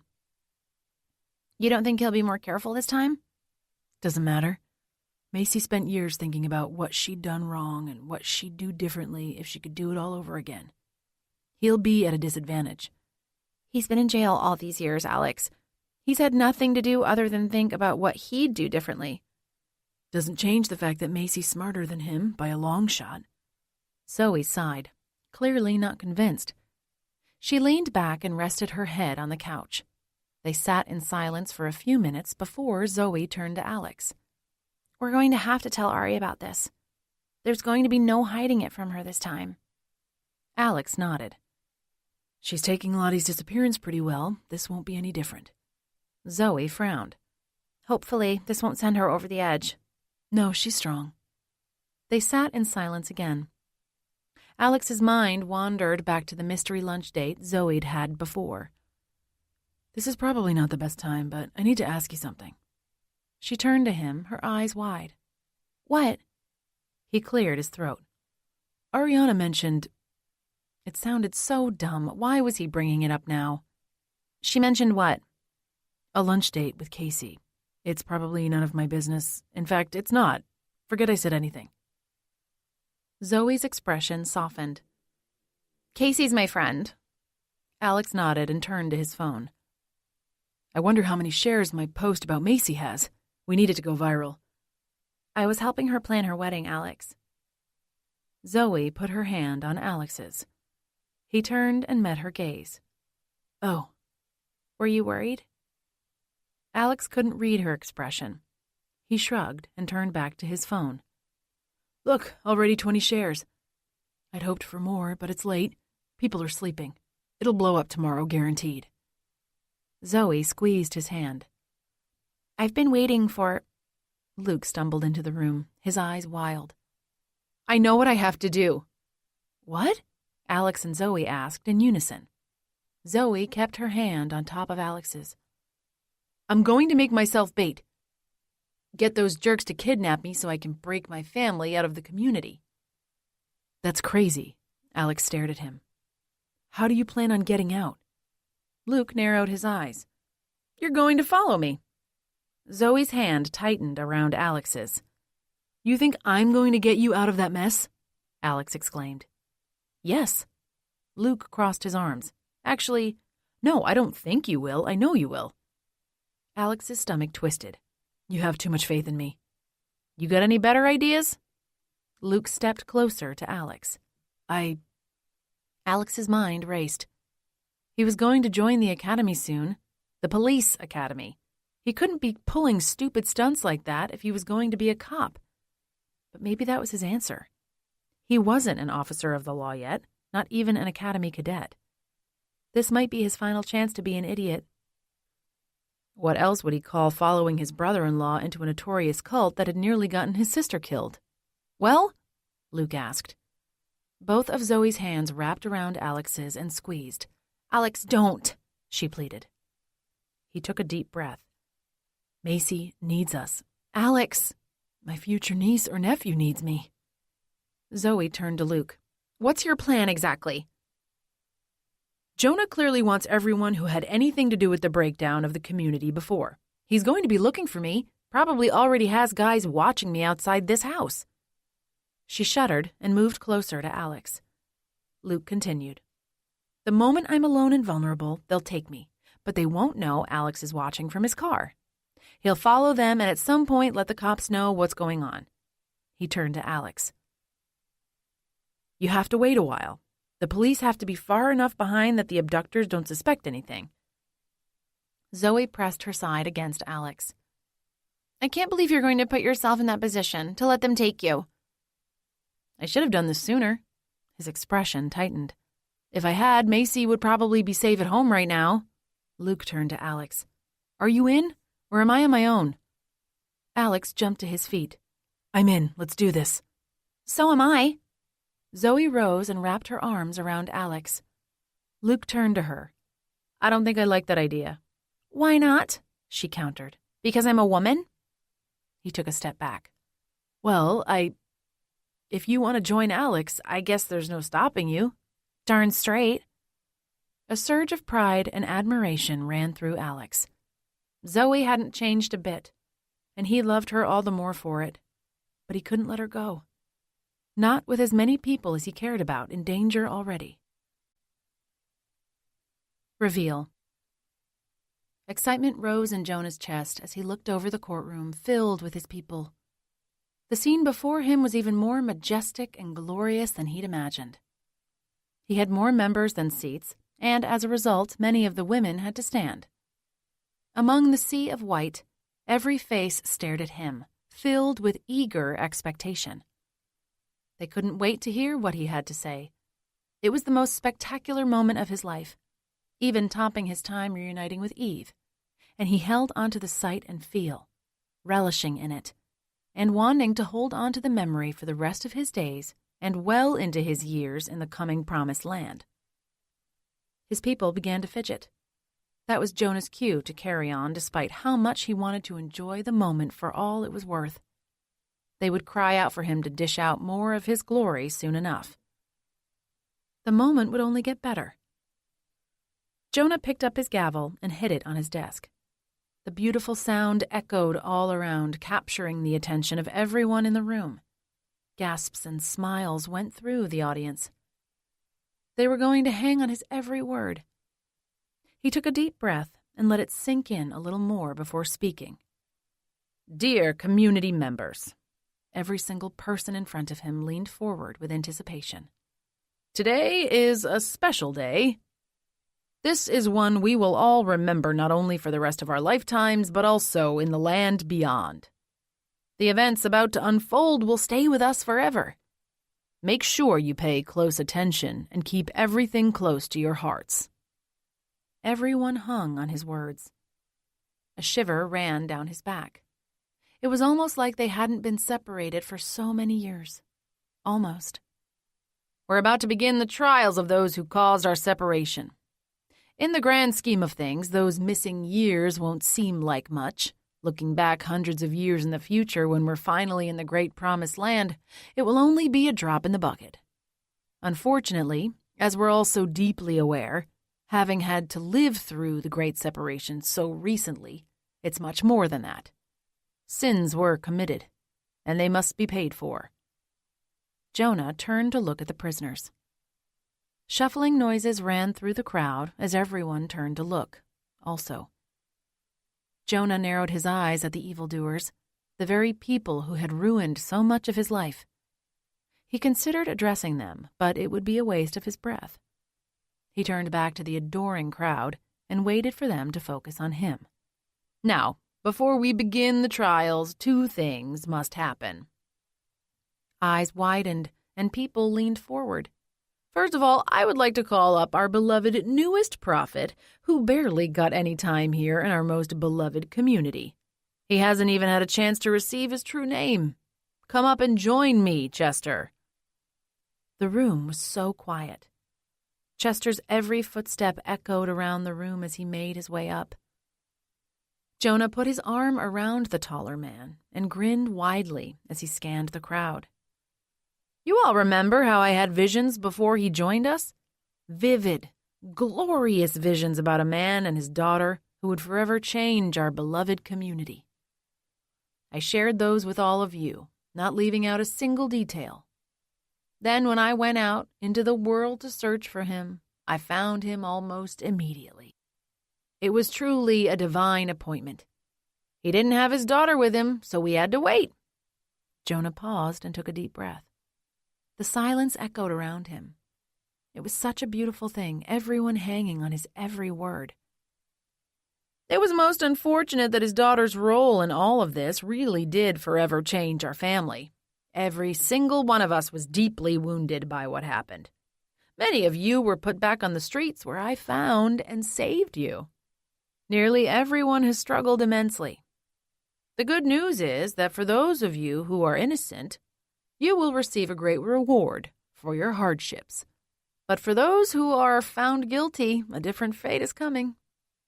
He turned to look at the prisoners again. You who played a role in that should be most fearful. Taking a deep breath, Jonah stepped back, let go of Chester, and turned back to the crowd. And now what you've been waiting so long for, the revelation of another prophecy.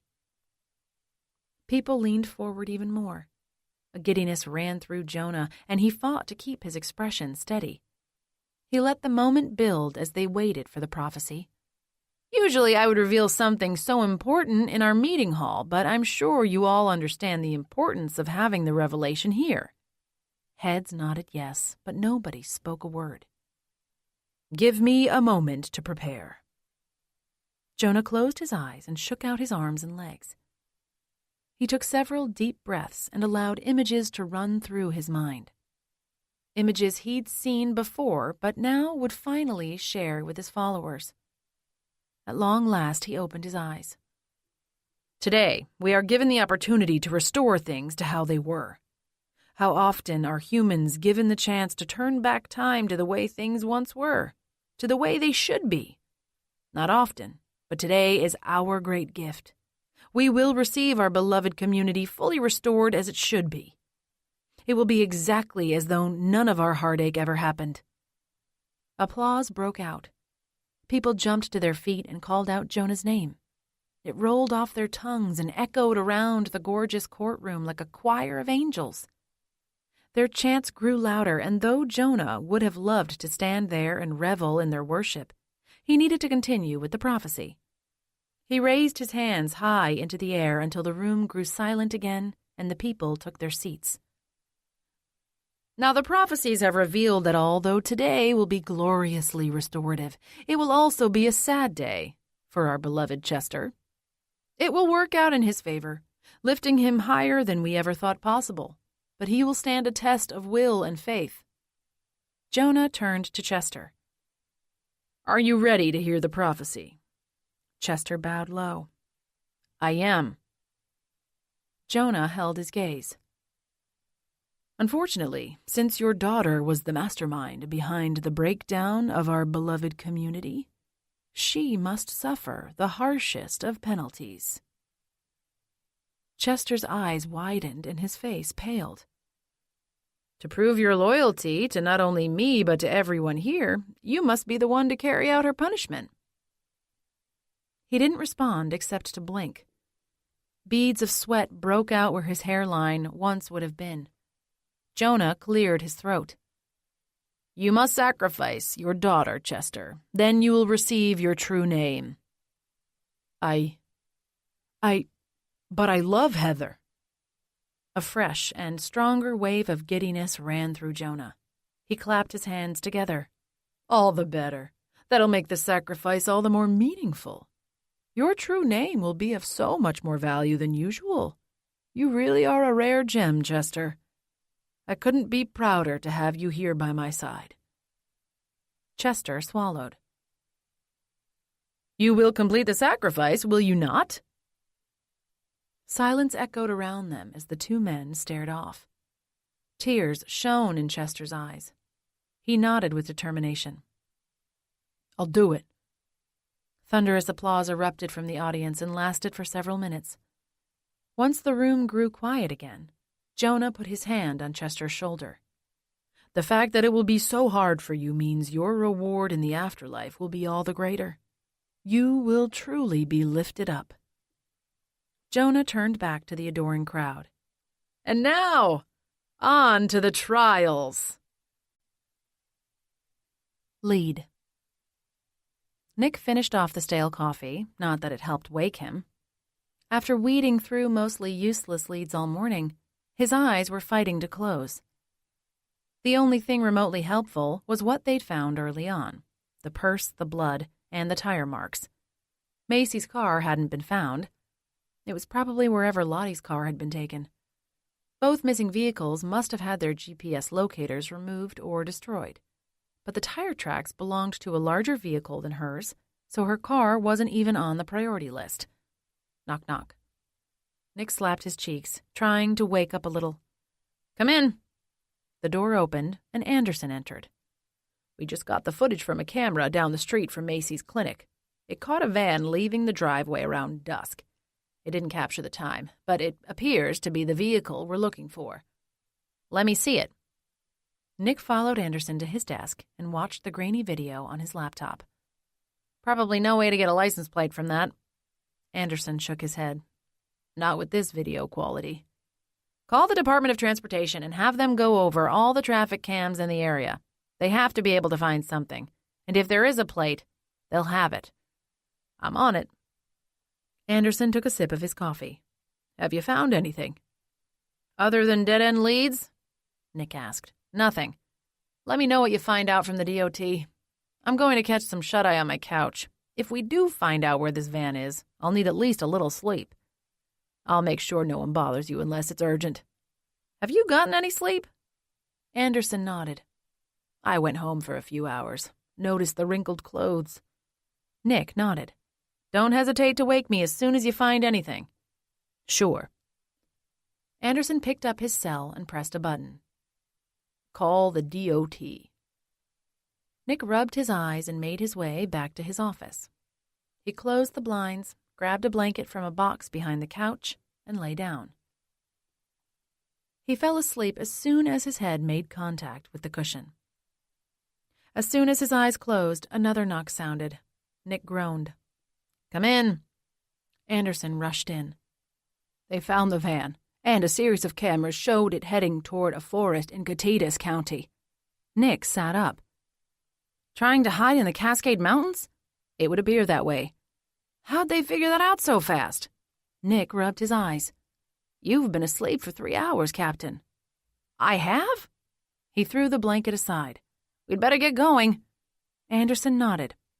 I've set up a team. Helicopters and K-9 units are already headed that way. We just need to find out exactly where the commune is located. We'll need all the copters and dogs we can get in a thick forest like that. Yeah, you taking your car or a cruiser? I don't need to put that kind of mileage on my Mustang. Nick hurried over to his desk. I'm heading out with Payne. You taking Phillips? Nick shook his head. Foster, she found some critical clues last night. She's got potential. Glad you're taking her under your wing. See you there. Anderson rushed out of the office. A minute later, Foster poked her head in. You want me to assist you again, Captain? He nodded. I need you to warm up one of the cruisers. I'll be out in a few. Consider it done. She ducked out. Nick pulled out his phone and called Alex to let him know what was going on. The call went to voicemail. Your sister's missing and you're not answering your phone? We have a possible location on the cult.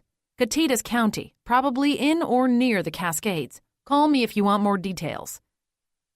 He stuffed the phone in the inside pocket of his jacket and slid it on before grabbing what he needed and heading out to the parking lot.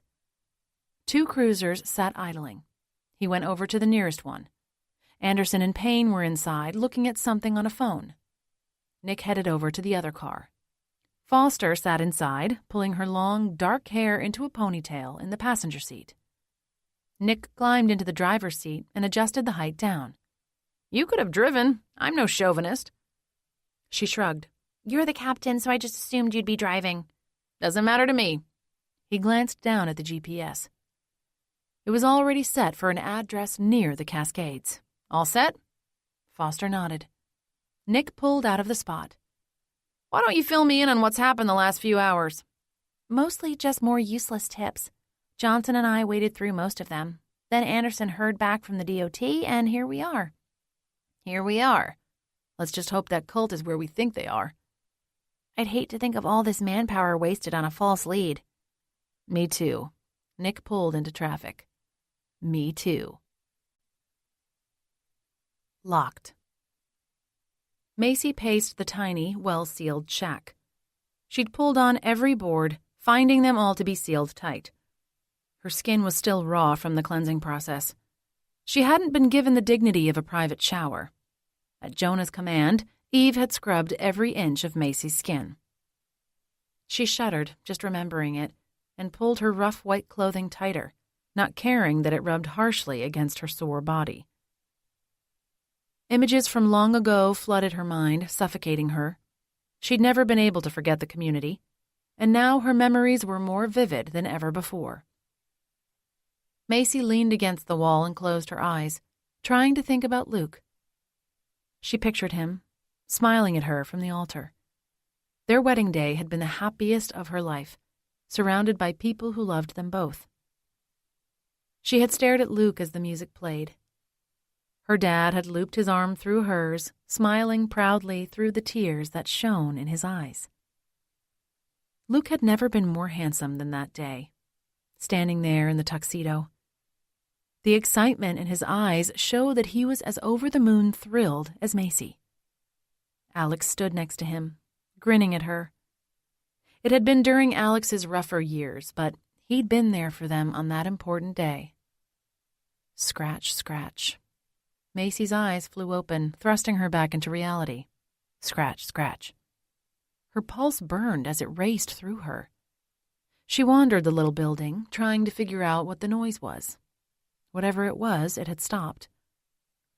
She quit wandering and stared at a pile of stones. Who had put them there, and what had happened to them? Had they suffered the same fate Macy was about to? Had Lottie been here? Macy picked one up and studied it. There was nothing special about it. Dirt clung to it as though it had recently been dug up. It fell from her grip and bounced on the other rocks. Tears blurred her vision. If what Eve had told her was true, Macy would never see anyone she loved ever again. She would stand trial with Jonah as judge, and he blamed her wholly for the breakdown of the community and for his jail sentence. Macy leaned against a wall, slid down to the ground, and allowed her tears to fall freely for everything she would miss. No more anniversaries or birthdays, no more Christmases or vacations. Never again would she wake up to see Luke smiling at her with the same adoration she had for him. She would never get to meet the child they made together, the beautiful little person who would be half her and half him. Her hands rested on her stomach and her tears turned into sobs. I'm so sorry I got you into this. You'll never get to meet your daddy. He would have loved you so much. She choked on her words. I wish he could at least know about you, that we had a chance at a family, but that'll never happen now. Macy pulled her knees up and rested her forehead on them. She sobbed until she had nothing left. Time seemed to stand still. There was no way to tell how much had passed. Had it been hours? Minutes? Finally, she crawled over to the pile of rocks and found one with a sharp edge. Macy clung to it and scooted to the far back corner of the building. She scraped lines and curves onto one plank of wood, working hard and with intention until she had finished her task. Choking back more tears, she admired her handiwork. I'm sorry, Luke, for everything. He might not ever see it, but at least there was a chance, no matter how tiny. Macy wandered to the other end of the little building and pressed her ear against the wall. Just as before, she couldn't hear anything. Despite her worry, her eyelids grew heavy. Between the pregnancy and the stress, it was no wonder exhaustion had claimed her. She sat in a corner, leaned her head against the rough wall, and let her eyes close. In her dreams, Luke stood by a lake and ran toward her with open arms. Macy cried out with joy and ran to meet him, desperate to hold on forever. He ran his hands through her hair and kissed her passionately. She responded by kissing him desperately. Click, click. Macy sat up, gasping for air. No! She tried to go back to the dream. That would probably be the last time she would see him again. Click, click, click. Her throat closed up as the door flung open with such force that it crashed into the wall with a loud thud. 2 men dressed in the community white garb rushed in and glared at her. One of the men covered Macy's head with a white headpiece, but Macy had no slit to see from like her previous time in the cult. She kicked and hit them as she screamed at the top of her lungs. Something hard hit the side of her head, making her ears ring. Arms wrapped around her, making it impossible for her to hit. She could still kick, and she did in every direction her body allowed. Hands wrapped around her ankles, pinning them together tightly. Together, the 2 men carried her. Macy yelled out as loudly as she could. A hand covered her mouth on top of the fabric. She bit down on the fingers as hard as she could. The man swore and hit her in the face. "You better start behaving, or Jonah will add to your torture. You'll be begging for death, and he'll only laugh in your face." Action. Luke sipped the cold, stale coffee as he wandered back and forth in the lonely field. What else did he need to do to get the attention of the community leaders? He was alone in the middle of a field. He'd driven slower than dirt, making sure that anyone watching him couldn't miss his exit from the house. Either they wanted to drive him crazy, or they had no intention of taking him. But that didn't make any sense, given that he was as involved with the community's downfall as anyone else who'd been kidnapped. More than most, in fact. He'd been working alongside Macy, urging her on. Why didn't they want him? Was their idea of his punishment to wait, not knowing what was happening to his mom and wife? If so, it was working. A chilly breeze blew by and gave him the shivers. Cold air coming in meant either rain or wind or both. That would make it harder to find and fight the community members. "Why don't you want me?" he called out. "What's wrong with me?" Silence answered him. He continued circling the field. Another gust of cool air kicked up, ruffling his hair. Luke finished off his coffee and set the cup on a tree stump. He'd pick it up on his way back to the car.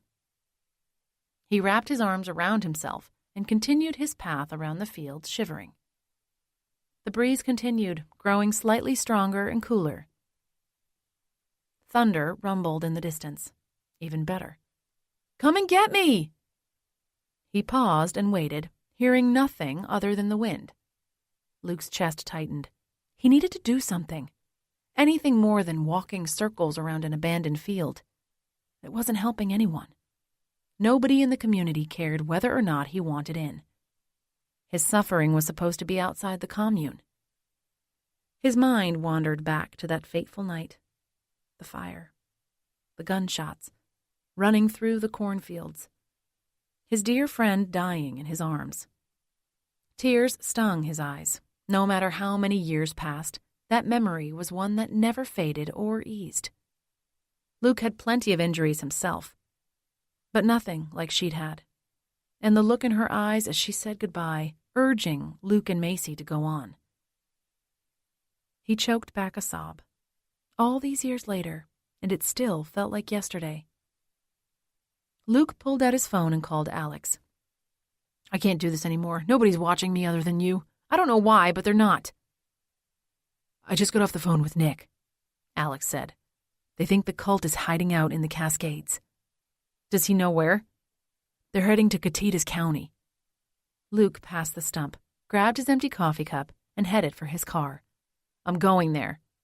"All they know is what county. That's enough for me." Luke went to the side of the road where his car was parked and waved to Alex, who was in his car. "I'm going." "So am I." "This could be a suicide mission." Luke got in his car, turned on the engine, and cranked the heat. He shivered, unsure if it was from the chilly wind or the memories of the life lost in his arms. Either way, He intended to find them and make sure those crazies didn't kill Macy and his mom, if they were still alive. "My sister's in there." Determination filled Alex's tone. "Then you'd better be able to keep up." Alex snickered. "You clearly don't know me if you think I can. Just call me if you hear any more information." Luke ended the call and pulled into traffic. He glanced in the rearview mirror. Alex was right behind him. Alex gripped the steering wheel. It would be a long drive to the woods, but he would do what he could to shave as much time off their trip as he could. He had to get there before anything happened to Macy or his mom. If he had to break inside and pretend to be a faithful member of the community, that's what he would do. He would risk his own life to save theirs. As a father, with his child's life on the line, he needed to do what he could to make sure he or she had every chance to see the light of day, even if it meant Luke wouldn't. Rattled. A headache squeezed Lottie's skull as she listened to Jonah drone on and on. The rope around her wrists and ankles seemed to tighten on their own. Half a dozen gun-bearing guards stood around the prisoners. Each one kept their fingers on the trigger, ready to shoot if necessary.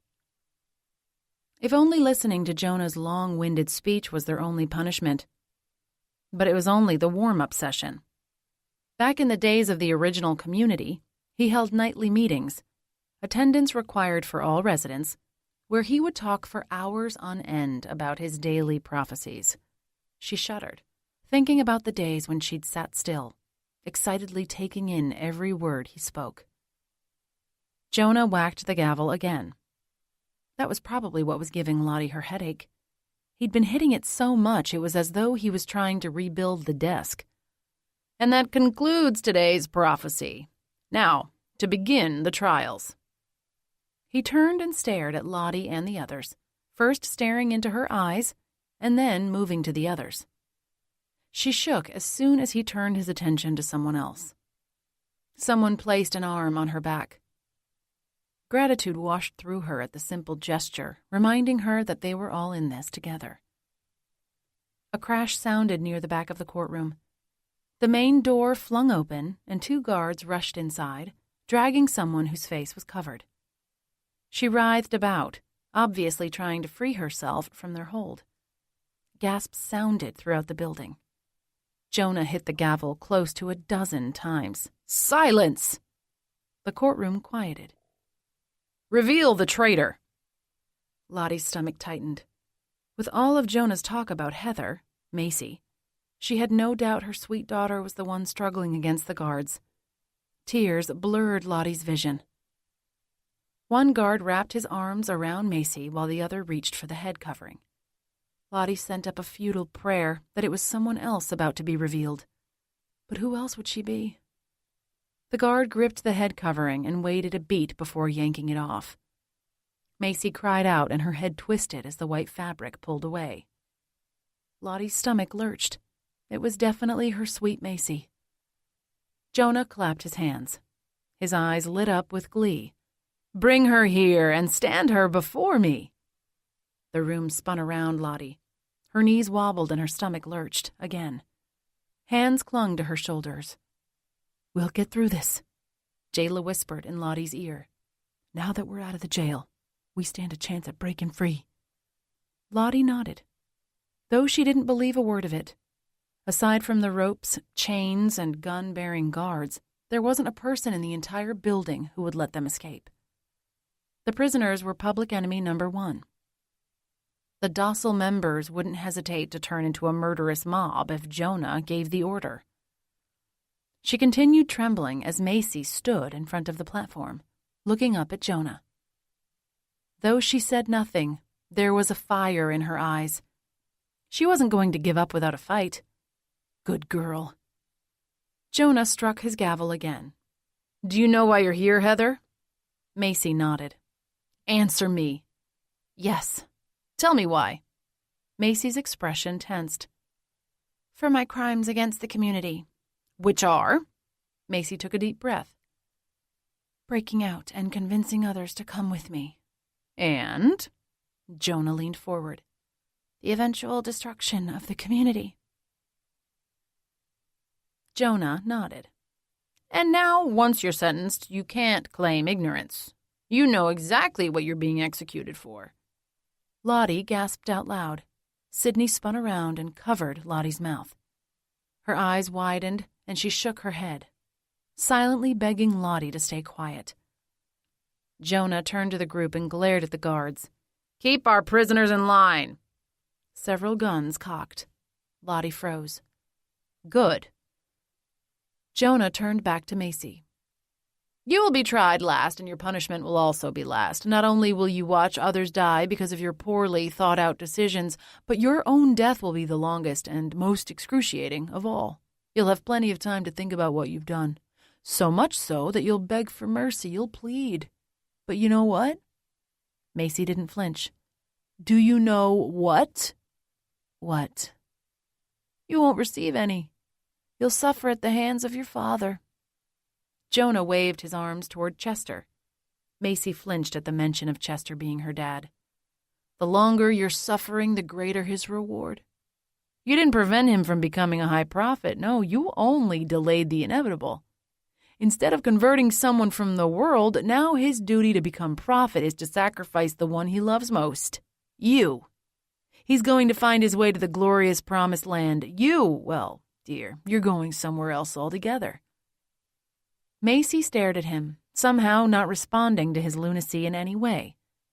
Lottie was certain she couldn't have remained so strong if she'd been in that position. Jonah turned to the two guards wrapped around Macy. Put her with the others. Jonah turned to the audience and spoke about the upcoming executions. They dragged her over and threw her. Macy crashed into Thomas and Kinsley and fell to the ground. Lottie lunged toward Macy, but Jayla and Sydney stopped her. Thomas helped Macy up.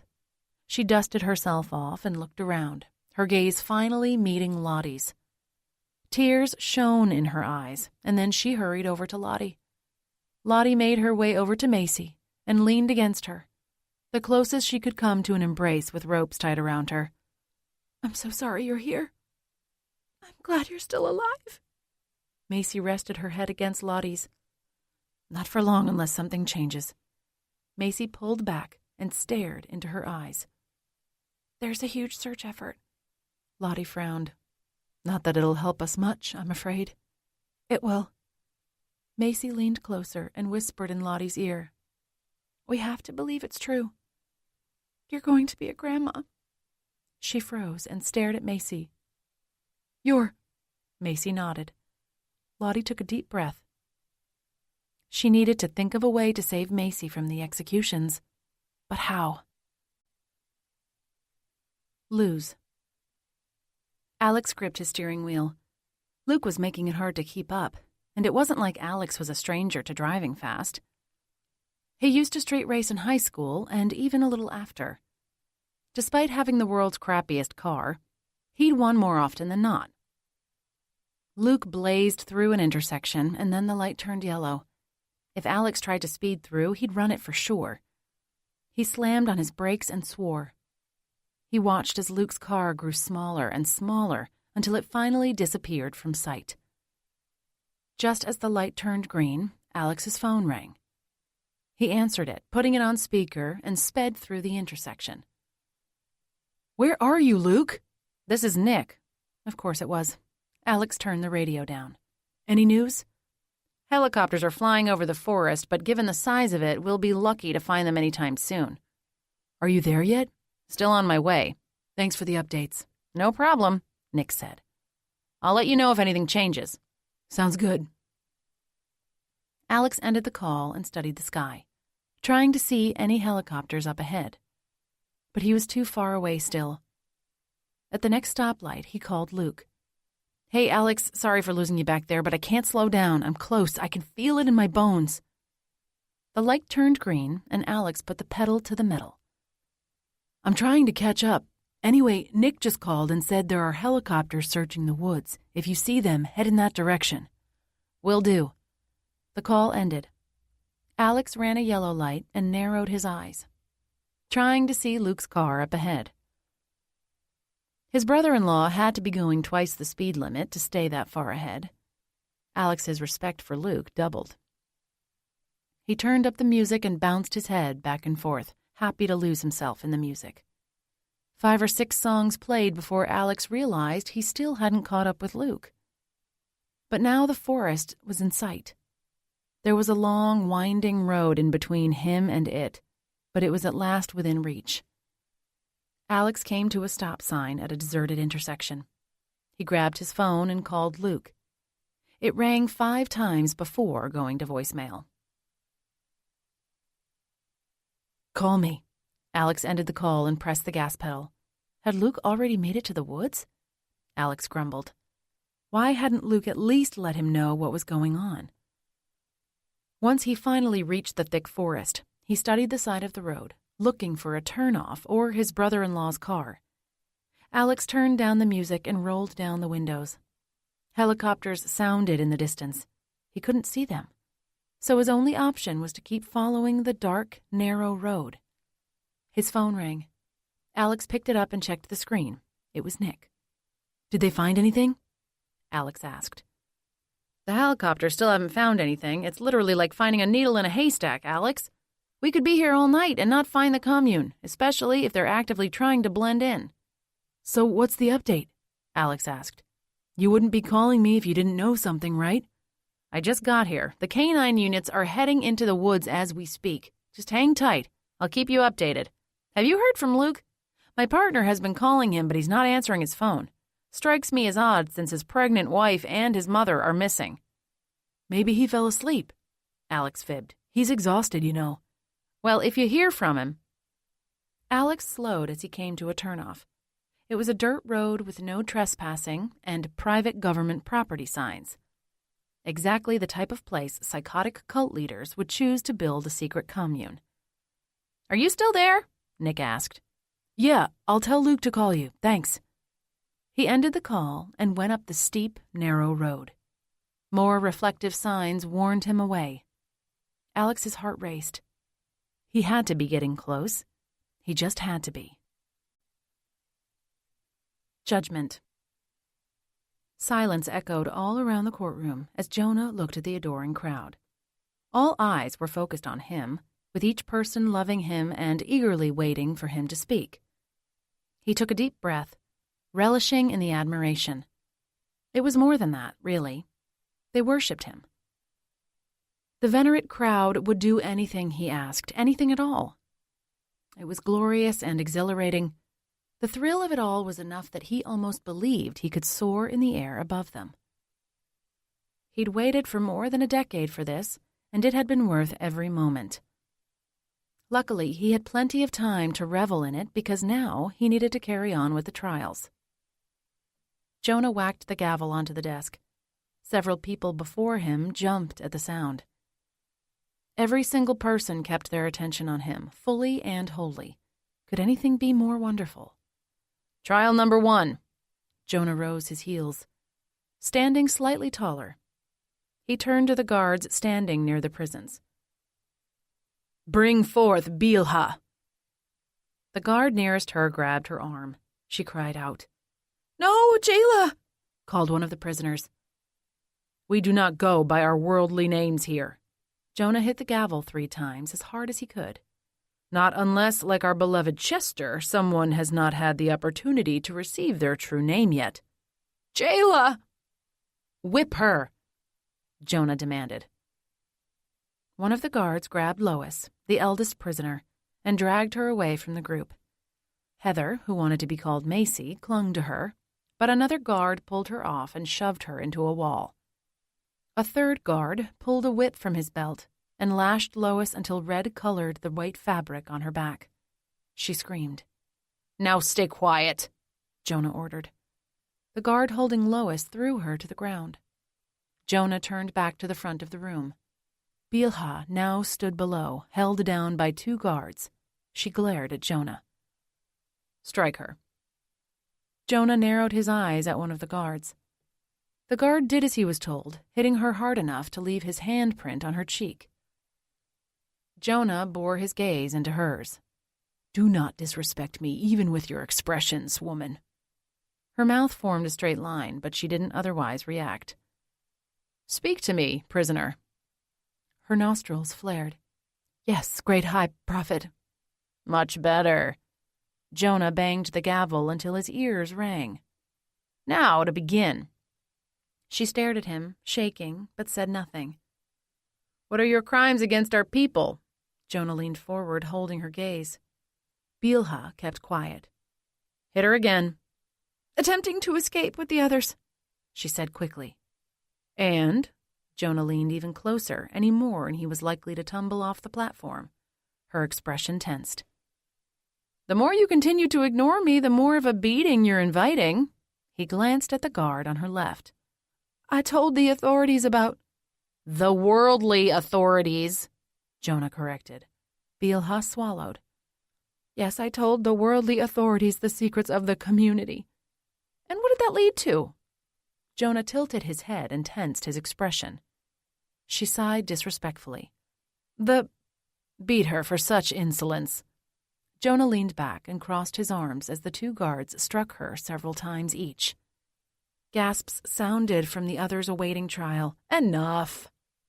Jonah waited for the guards to stop. Then he leaned forward again and bore his gaze into hers. Blood dripped from her nose, and one eye was swelling. "Are you ready to speak respectfully? No sulky sighing and no haughty expressions?" Bilha nodded, her bruised mouth twisting. "And what do you say?" A beat passed. "I apologize." "I missed part of that. What?" Jonah cupped his ear. Her eyes widened, and she flinched as though expecting to be hit again. Not that Jonah had ordered it. "I apologize, great high prophet." "That's better. Now back to my question. When you broke the trust of every single person here by telling our secrets to the worldly authorities, which are no authorities at all, what did that lead to?" She swallowed. "The breakdown of the community." "And?" Jonah furrowed his brows. "You and the other leaders went to jail." "But that's not all, is it?" Bilha hesitated. Jonah turned to one of the guards and opened his mouth. "No," Bilha said quickly. "It wasn't all. Everyone had to leave their homes and go back to the world. And many people were homeless, right?" "Yes."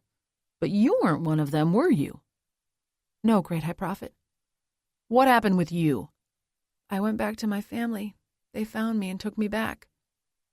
"And you got to live in a big, expensive home with anything you wanted at any given moment, didn't you?" Jonah leaned forward again. "Yes." He leaned back and tapped his nail on the desk. "Did you think by moving away you would escape your inevitable punishment?" She swallowed, but didn't reply. He let that slide. "We found you, though, didn't we?" Bilha nodded. "It never pays to turn your back on your true family, does it?" She shook her head. Jonah cupped his ear again. "What was that? I couldn't quite hear you." "No, great high prophet." "What do you have to say for yourself?" Her eyes widened, but she didn't speak. "Nothing? This is your chance to defend yourself." Bilha's mouth gaped. "No defense?" "If I say anything, you'll call me a traitor. I'm already guilty in your eyes." "Now you claim to know the thoughts of the great high prophet?" She sighed. "See, no matter what I say, I condemn myself. You were never this mouthy before. Look at how the world has polluted you." Jonah turned to the guards. "Beat her." They struck her all over until she fell to the ground, gasping for air and glaring at Jonah. He picked up his gavel and struck it on the desk. "My judgment is guilty. Take her to the holding area."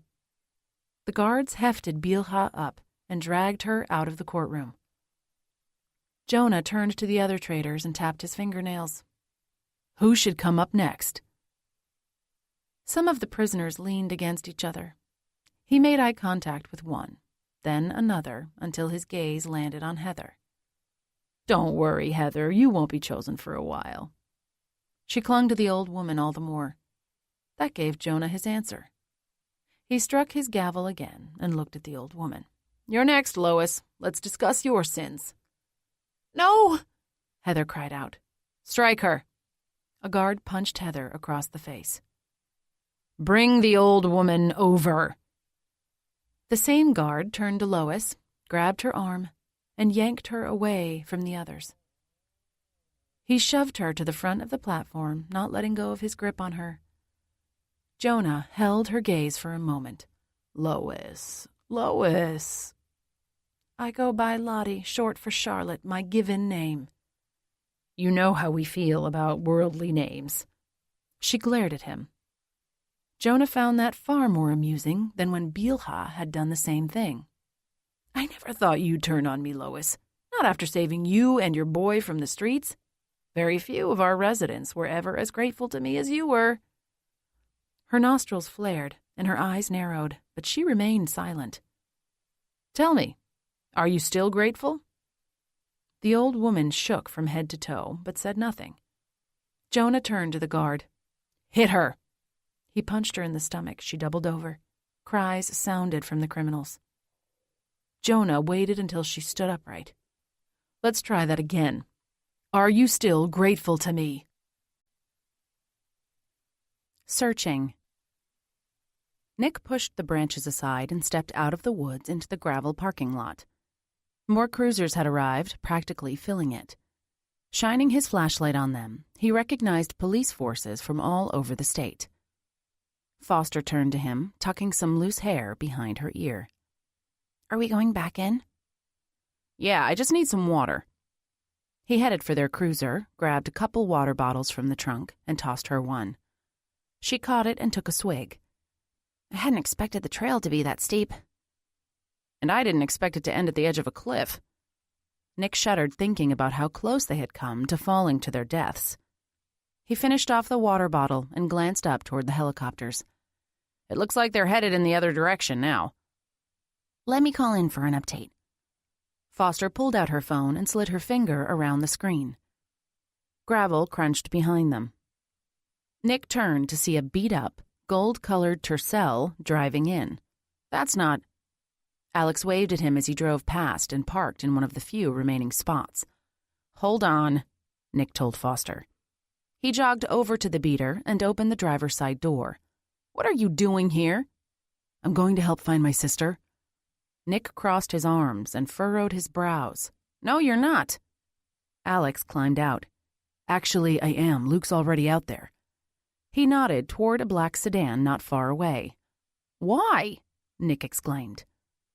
"Why would you two do this to me? I was keeping you updated because of how close you are to the situation, not because I wanted you involved in the search. It's dangerous out here." "My pregnant sister is out there somewhere being held by a murderous cult leader. I'm not going to sit at home twiddling my thumbs." "This isn't the kind of stunt to pull if you want to join the academy." "I won't do anything like this once I'm in. Scout's honor." He held up 3 fingers. Nick rolled his eyes and shook his head. "Go home, Alex." Alex slammed the door shut. "I can't. I won't." They stared each other down. "You can't make me go home." "I can arrest you." Alex leaned against his car. "You really want to do that? I thought you wanted me on the force." "What am I supposed to do? You keep pulling stuff like this. Part of being an officer is taking orders." "I know." "You do?" Nick crossed his arms tighter. "Yeah, and I'll be the model cadet and officer once I'm there. I'll be the dude everyone uses as an example to the others of what they're supposed to be doing." "I'll believe that when I see it." "I thought you wanted to see me on the force, that I had potential." "Yeah, it's going to take work. You have drive. You care. You've got life experience that most don't. But you have to stop doing stupid things, and this is one of them." You ready, Captain? Came Foster's voice from behind. Who's this? Alex stepped past Nick and extended his hand. "Cadet Mercer, pleasure to meet you." She shook his hand. Officer Foster. And threw Nick a confused glance. Why did you bring along a cadet? Nick slapped his forehead. Yes, Alex had potential, a lot of it, but they were going to have to dig deep to pull it out. "I didn't bring him along, but since he's here, he's going to join us." Alex's eyes widened and he grinned. "Let's go." Nick gestured toward a different entrance to the woods. Foster headed toward it. Nick turned to Alex. "Don't make me regret this." "You won't, I swear." Nick wasn't half as sure as Alex sounded, But there was nothing he could do to keep Alex out of the woods, and he didn't want to arrest him, so he may as well keep him close. If anyone asks, I didn't authorize this. Authorize what? Who's Captain Fleshman? Glad to hear it. Nick dug into his coat and found his smaller backup flashlight and tossed it to Alex, who caught it and turned it on. You're going to need that. Watch out for sudden cliffs. I've hiked and camped out here before. Here? It's private government property. He shrugged. That makes it all the better for camping, hiking, and hunting. Nick shook his head. Come on. So, who's Foster? She's hot. He moved aside some bushes and held them back for Nick, who walked in ahead of him. I thought you were worried about your sister. Alex caught up. I am. I just thought maybe you and her... She's one of my officers, that's it. Stop talking. We need to listen. They walked in silence and caught up with Foster, who walked with a very feminine sway to her hips. Nick groaned. Now Alex was getting into his head. He focused his gaze ahead of Foster and listened to the helicopters, following their general direction. After about 20 minutes, dogs barked in the distance. Foster turned around and stopped. Nick nearly stumbled into her. Foster's full lips gaped. The K-9 units found something. Nick looked away from her. Let's go. He went around her and ran toward the barking. The helicopters and the dogs both grew louder. They came to a steep incline with barely a path up. He turned back to Foster and Alex. This is going to be tricky. Be careful. After no more than 50 feet up the path, Nick's legs burned and he was gasping for air, and he was in good shape. He hoped Alex could keep up. Or maybe it would be better if he couldn't, because then he might actually go back home where he should have stayed. Finally, they all made it to the top. Nick leaned against a tree, gasping for air. Alex and Foster also breathed heavily. How did they get an entire cult up there? Alex wiped his forehead. Foster pointed across the way where a group of officers were gathered together. Looks like they found an easier path. Lucky us. Alex glanced up to where the helicopters were. They were all staying in one place, aiming their lights in the same spot. Looks like the commune is just beyond those trees. Nick pushed himself from the tree. Time to bust in. Inside. Luke pulled on the wide board, ignoring the gashes in his hand and the blood dripping down his arm. He would get through the fence no matter what. The irony wasn't lost on him. More than a decade earlier, he'd worked equally as hard on a similar fence, trying to get out of the commune. But now here he was, fighting to get back in. But it was all for the same reason: to protect Macy. Everything he did since he'd met Macy had been for her. She was his first and only love, and, as before, he was willing to die to keep her safe. And now he had even more at stake with his mother and baby in danger as well. He couldn't let any harm befall any of them. The board snapped in half, sending slivers flying in all directions. He ducked and covered his face, barely missing some headed right for him. Luke wrapped his hands around the remainder of the thick wooden plank as best as he could and pulled, pressing both feet against the bottom of the fence. The board gave a little, but not enough. A shot rang out in the distance. Luke gasped and let go of the board. He stumbled backward, nearly losing his balance. He reached out and caught himself by pushing against a tree. Heart thundering against his chest, he hurried back to the fence and pulled on the board again. It popped out. Luckily, he'd lost significant weight over the last month. He'd be able to squeeze through the space. Before, there wouldn't have been a chance. He maneuvered himself through the tight space, scratching himself even more. Another shot sounded, this time louder, closer. He sent up a quick prayer for the safety of his family. Maybe the gunfire was from someone in the helicopters or the cops taking aim at Jonah and the other leaders. The helicopters circled overhead, shining lights beyond trees and buildings. That was where Luke needed to go.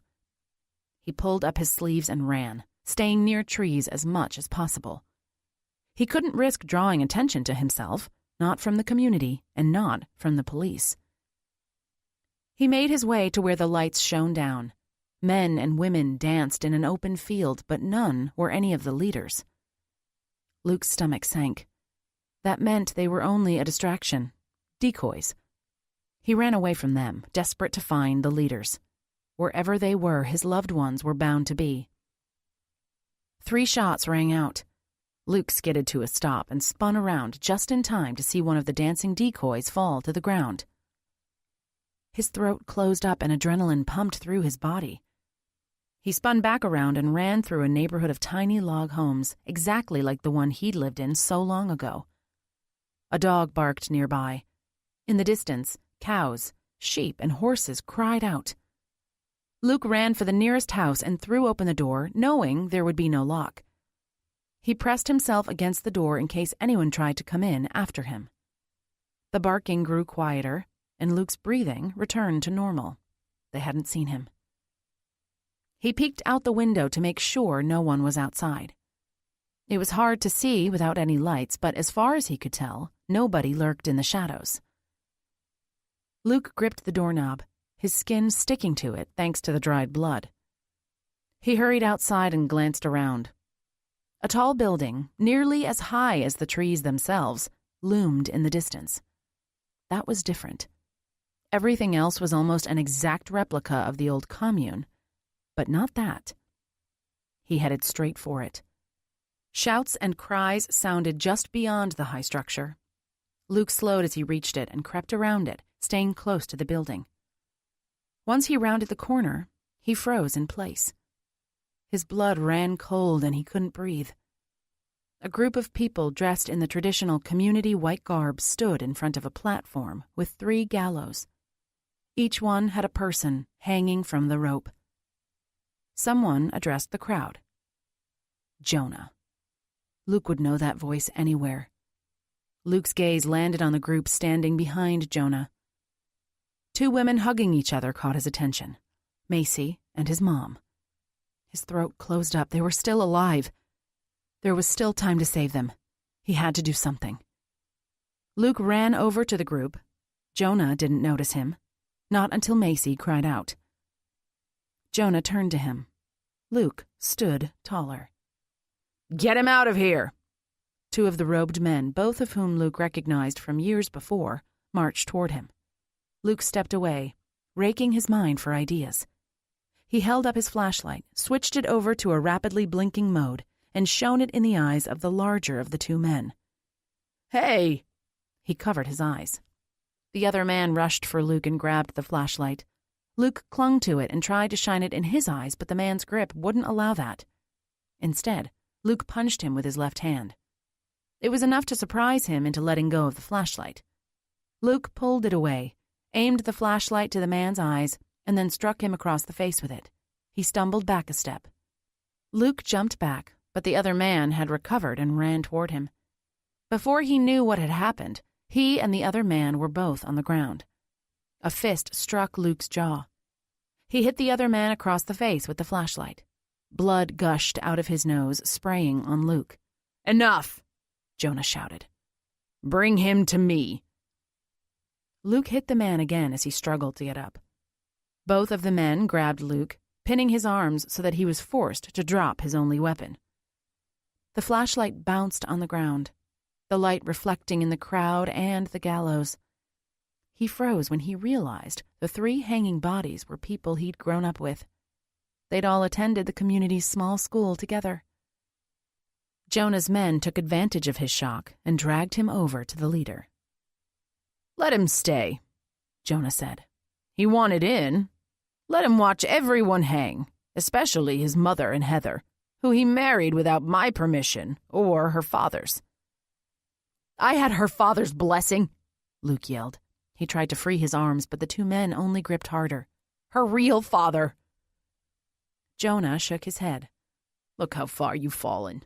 How much you've let yourself become polluted by the world." "Let them go, Jonah.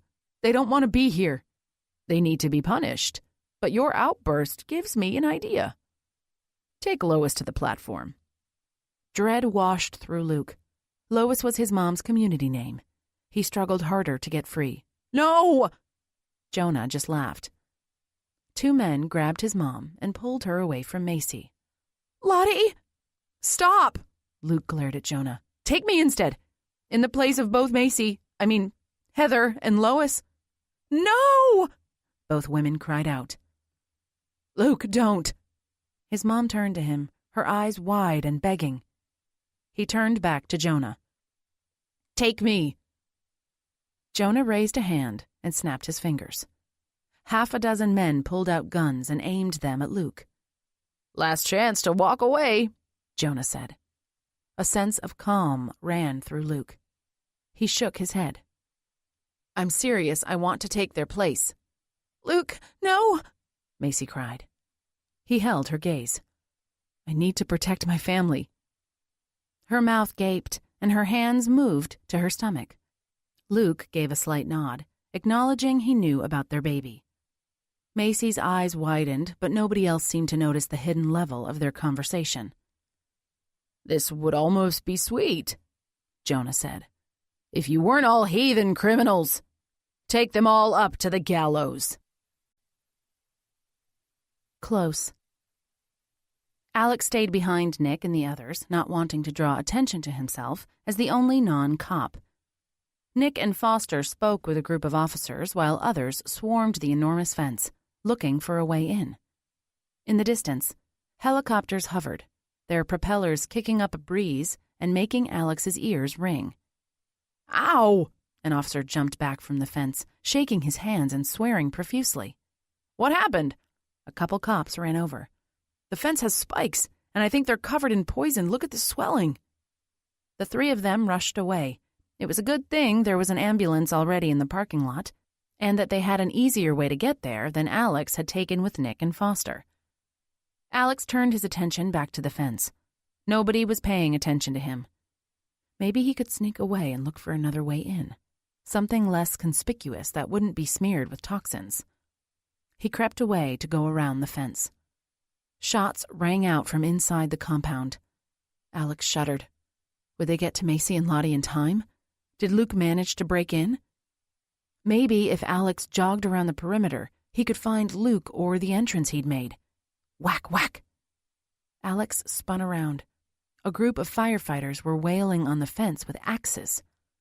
Shards of wood flew through the air, and before he could turn back around, they had broken through the fence. Nick shouted orders, but from where Alex stood, he couldn't make out what he said. The firefighters pried boards off, throwing them to the side. There was a big enough gap for people to get through. Police ran over and squeezed through. Before Alex could decide if he would enter there or try to find a different place, yelling came from inside. More cops rushed in, followed by the firefighters. A commotion of yelling and gasps sounded on the other side of the fence. Terror gripped Alex. He ran for the hole and pushed his way through. Several officers were down, but not just lying on the ground. 2 had long rods sticking out from their midsections, and another had been impaled by one, and he hung from it, not touching the ground. Alex's stomach lurched. He covered his mouth. Was dealing with this type of thing something they taught in the academy? His stomach lurched again, bringing up his last meal. He turned away and vomited out the contents of his stomach. So many years of watching violent shows and movies couldn't prepare him for the real thing. The images of the dead cops wouldn't leave his mind, and he threw up again. "Watch out!" someone yelled. Alex spun around, wiping his mouth. Spikes rained down from above. Everyone scattered. Alex ran toward a log cabin. Something grazed the back of his head. He jumped to the ground, sliding on his stomach, and crashed into the cabin. Alex scrambled to his feet and ran for the door. It was unlocked. He ran inside and closed the door behind him, gasping for air. He sat in a wooden rocking chair. The cult was far more sadistic than he'd imagined. A poisoned fence, and rods and spikes coming down from above. What else did they have in store? Once he caught his breath, he needed to head out and find where they had Macy. A cold chill ran through him, thinking about what they would do to her. Probably something far worse, since they'd gone to all the trouble to break Chester out from jail and kidnap her. And would Lottie still be alive after all this time? Would either of them be alive? Alex pushed himself away from the chair. He didn't have time to catch his breath. If they were still alive, they probably didn't have much time given the helicopters, canines, and the police barging in. The leaders would freak out and want to hurt or kill them. He flung open the door and ran, heading toward the helicopters. They wouldn't be hovering overhead for nothing. Macy had to be close to there. He ran down a dirt road with tiny log cabins on either side until he reached the helicopters. They shone lights down on a group of people wearing all white. Alex paused, scanning the faces. Neither Macy nor Lottie were in the group. Hopefully that was good news. Alex ran on, hearing shouts and cries in the distance. He darted across many lawns and in between the cabins, following the voices. He came to a group gathered around a platform, but it wasn't just any platform. He rubbed his eyes to make sure he was seeing it correctly. Gallows? These people really were backwards. It was like he'd stepped into a time warp. 3 people hung from the ropes and 3 more were being led up onto the platform. Each one was tied up. Alex ran closer, careful to hide behind trees, bushes, and buildings. Once he got close enough, he stopped and watched the scene before him. A short, stocky man with dark hair was yelling to the crowd about the price of rebellion. Alex scanned the crowd for Macy and Lottie but didn't see them. Then he looked on the platform. The 3 people tied and headed for the ropes were Macy, Luke, and Lottie. He couldn't breathe. 3 men were loosening the nooses of the people who'd already been hanged. Could he get to them in time? If he did, would he even be able to save them? He had to try. Alex surveyed the scene before him. If he went around the long way, staying behind a trail of bushes, he could stay out of sight. Then he could surprise them and rush onto the platform. Maybe he could push the men down to the ground below, giving the captives a chance to run. Alex rushed out behind his hiding place and hurried over to the bushes. Nobody saw him. They were all listening to the short, loud man. Once he got closer to the gallows, he could see his family members clearer. Macy had tears running down her face. It gutted him. Anger surged through him and he burst into a run, stumbling as he reached the lopsided steps. Macy's eyes widened and she shook her head at him. Alex ignored her and shoved the man closest to him off the stage. The man reached for Lottie, trying to take her with him. Alex grabbed her and pulled her away. "Run!" "Stop him!" someone yelled. People spun around, looking in all directions. Alex took advantage of the confusion and shoved the closest, white-clothed man off the platform. He reached for Luke, who he'd been guarding, but Luke jumped back and shoved the man holding Macy. He stumbled, but caught himself before falling. Bang, bang! Alex's ears rang as gunfire sounded. Police swarmed the area. "Come on!" Alex waved Luke and Macy. The man who'd been holding Macy jumped up and wrapped his arms around her. Luke punched him in the nose. Alex ran over and hit the man in the back of the head. He stumbled back, reached into his robe, pulled out a rifle, and aimed it at Luke. "Shoot!" yelled the annoying short man. Alex shoved Luke out of the way and then reached over and pulled Macy down. Gunfire sounded from all around. Luke jumped on top of Macy, shielding her from any bullets. Cries sounded, bullets flew through the air. Luke turned to Alex. "Find my mom, I'll get Macy out of here." Alex rolled over and crawled to the stairs. The short, loud guy stood there, aiming a gun at him. Alex's heart skipped a beat. He couldn't let him get to Macy. He jumped to his feet. The crazy man cocked the gun. Then he pulled the trigger. Time seemed to stand still as Alex waited for the bullet to release. He tried to move, but his body wouldn't cooperate. Cease. Macy tried to break free from Luke's hold, but he wouldn't let go. "Alex!" She couldn't pull her gaze from her baby brother. Images from his short life flashed before her eyes. Them playing chase through the yard as kids, birthday parties and Christmases, playing hide-and-seek while camping, fighting as teens, then growing close after her abduction, and finally watching him grow as a dad with Ariana after moving back home. Macy gasped for air. Her brother still stood at the edge of the platform. He hadn't fallen. Jonah studied his gun, holding it at various angles. Empty already. Relief washed through Macy. Her body went limp. It was a good thing Luke had such a tight grip on her. Alex flew through the air, gliding over the steps. He crashed into Jonah, knocking him to the ground. Dust picked up as the two men hit and kicked each other. Come on! Luke pulled Macy in the other direction. I can't leave Alex. We have to find Mom. Macy looked back and forth between her brother and husband. How could she choose between Alex and Lottie? They both needed their help. You help Alex fight Jonah and I'll find her. Gunfire rang all around them. A bullet breezed past them. Macy flashed back to the night they escaped the community before. Luke pulled her to the ground. Alex can handle Jonah. I have to get you off this platform. Police ran toward Alex and Jonah, aiming their guns at them. No! Macy managed to free herself from Luke's protective hold and ran toward her brother.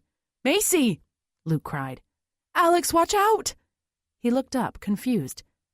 Then his eyes widened as he saw the guns pointed at him. Alex let go of Jonah and raised his hands into the air. Jonah hit Alex in the temple with the gun. Alex's head rolled back and then he fell to the ground. Police swarmed Jonah, pulling him away from Alex. They held him down as Captain Fleshman cuffed him and read him his rights. You'll never get away with this, Jonah shouted. I'm the great high prophet. No, you're the one who won't get away. The captain shook his head. Two policemen dragged Jonah away. I'm the great high prophet. Did you prophesy this? Luke called out. Macy took his hand. Come on, let's check on Alex and then find your mom. Alex was already starting to sit up as they made their way down the stairs. The captain walked over and helped Alex up. Let's get you down to the medics. He rubbed his temple and turned to Macy. Are you okay? She nodded. Just shaken up. Alex threw his arms around her and squeezed tight. I was so worried. So was I. Come on. The captain waved them over and turned to Luke. Your mom's already down there. A couple officers escorted her a few minutes ago. Alex let go of Macy, and the four of them walked through the community in silence. More gunfire sounded not far away. At least they were all safe, and the community leaders would be going back to jail, and hopefully they would stay there. Over. Alex adjusted his tie and squirmed in the uncomfortable wooden pew. On his right, Macy sniffled and dabbed her eye with a tissue. He squeezed her hand and gave her a sad smile. What could he say to make it any better? She'd been kidnapped a second time and watched 3 people she knew executed by a madman who had almost killed them, too. The minister concluded the service with a prayer. Then he motioned toward the casket. Everyone is welcome to come up and say their goodbyes to Sydney. We ask that you allow family the opportunity to go first. Alex leaned over and kissed Macy's cheek. Unless you need me, I'll meet you in the reception hall. She wiped a tear away. It's okay. Luke's going to walk up with me. I'm sure Jayla and Lottie will join us. I think I saw Kinsley, too. It's almost a reunion. Luke put his arm around Macy, helped her up, and guided her to the aisle. Alex waited for the crowd to thin out before rising and making his way back. He nodded to a few people on his way out of the sanctuary and followed the aromas of food to the reception hall. Nick and the pretty cop stood by a wall, both sipping on coffee. Alex made his way over and poured himself some coffee, too. She smiled at Alex. Hey, cadet. He held back a grimace, remembering Nick's story, and glanced at her name tag. Hi, Officer Foster. Soon-to-be detective. She grinned and turned to Nick. Right, Captain? Nick gave a nod, his attention focused out the window. Curious, Alex craned his neck to see what was so interesting. He almost dropped his coffee. Across the street, a man stood, staring at the church building. Other than the fact that the man had wavy brown hair and much tanner skin, he could have been Flynn Meyer, the man who had abducted Ariana. Alex shook his head. It couldn't be Flynn. Flynn was in prison without a chance at parole. But then again, so had Chester, and he'd managed to escape, though not for long. He was back behind bars where he belonged, along with all the other cult leaders. Gasping for air, Alex turned to Nick. That isn't... It can't be. Nick pulled out his phone and headed for the door. I'll be right back. What's the matter? Foster asked. Alex couldn't find his voice. The man across the street could have easily been Ariana's abductor. Alex should know he'd confronted him enough times. Okay. Foster threw her paper cup in the garbage. I'll see you around. I'm going to talk with Detective Anderson. Alex nodded, still unable to speak. A couple minutes later, Nick returned. Flynn's still in jail. That guy's not him. He looked just like him.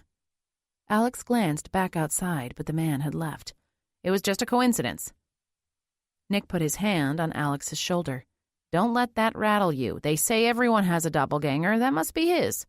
Let's just focus on the fact that all your loved ones are safe and you're about to start the academy. What else could you ask for? Alex took a deep breath and focused on his friend. You're right. It's time to look forward. The past is done haunting me. He stood taller. I'm going to find Macy. See you later, Alex. Nick flicked a nod and gave a friendly smile.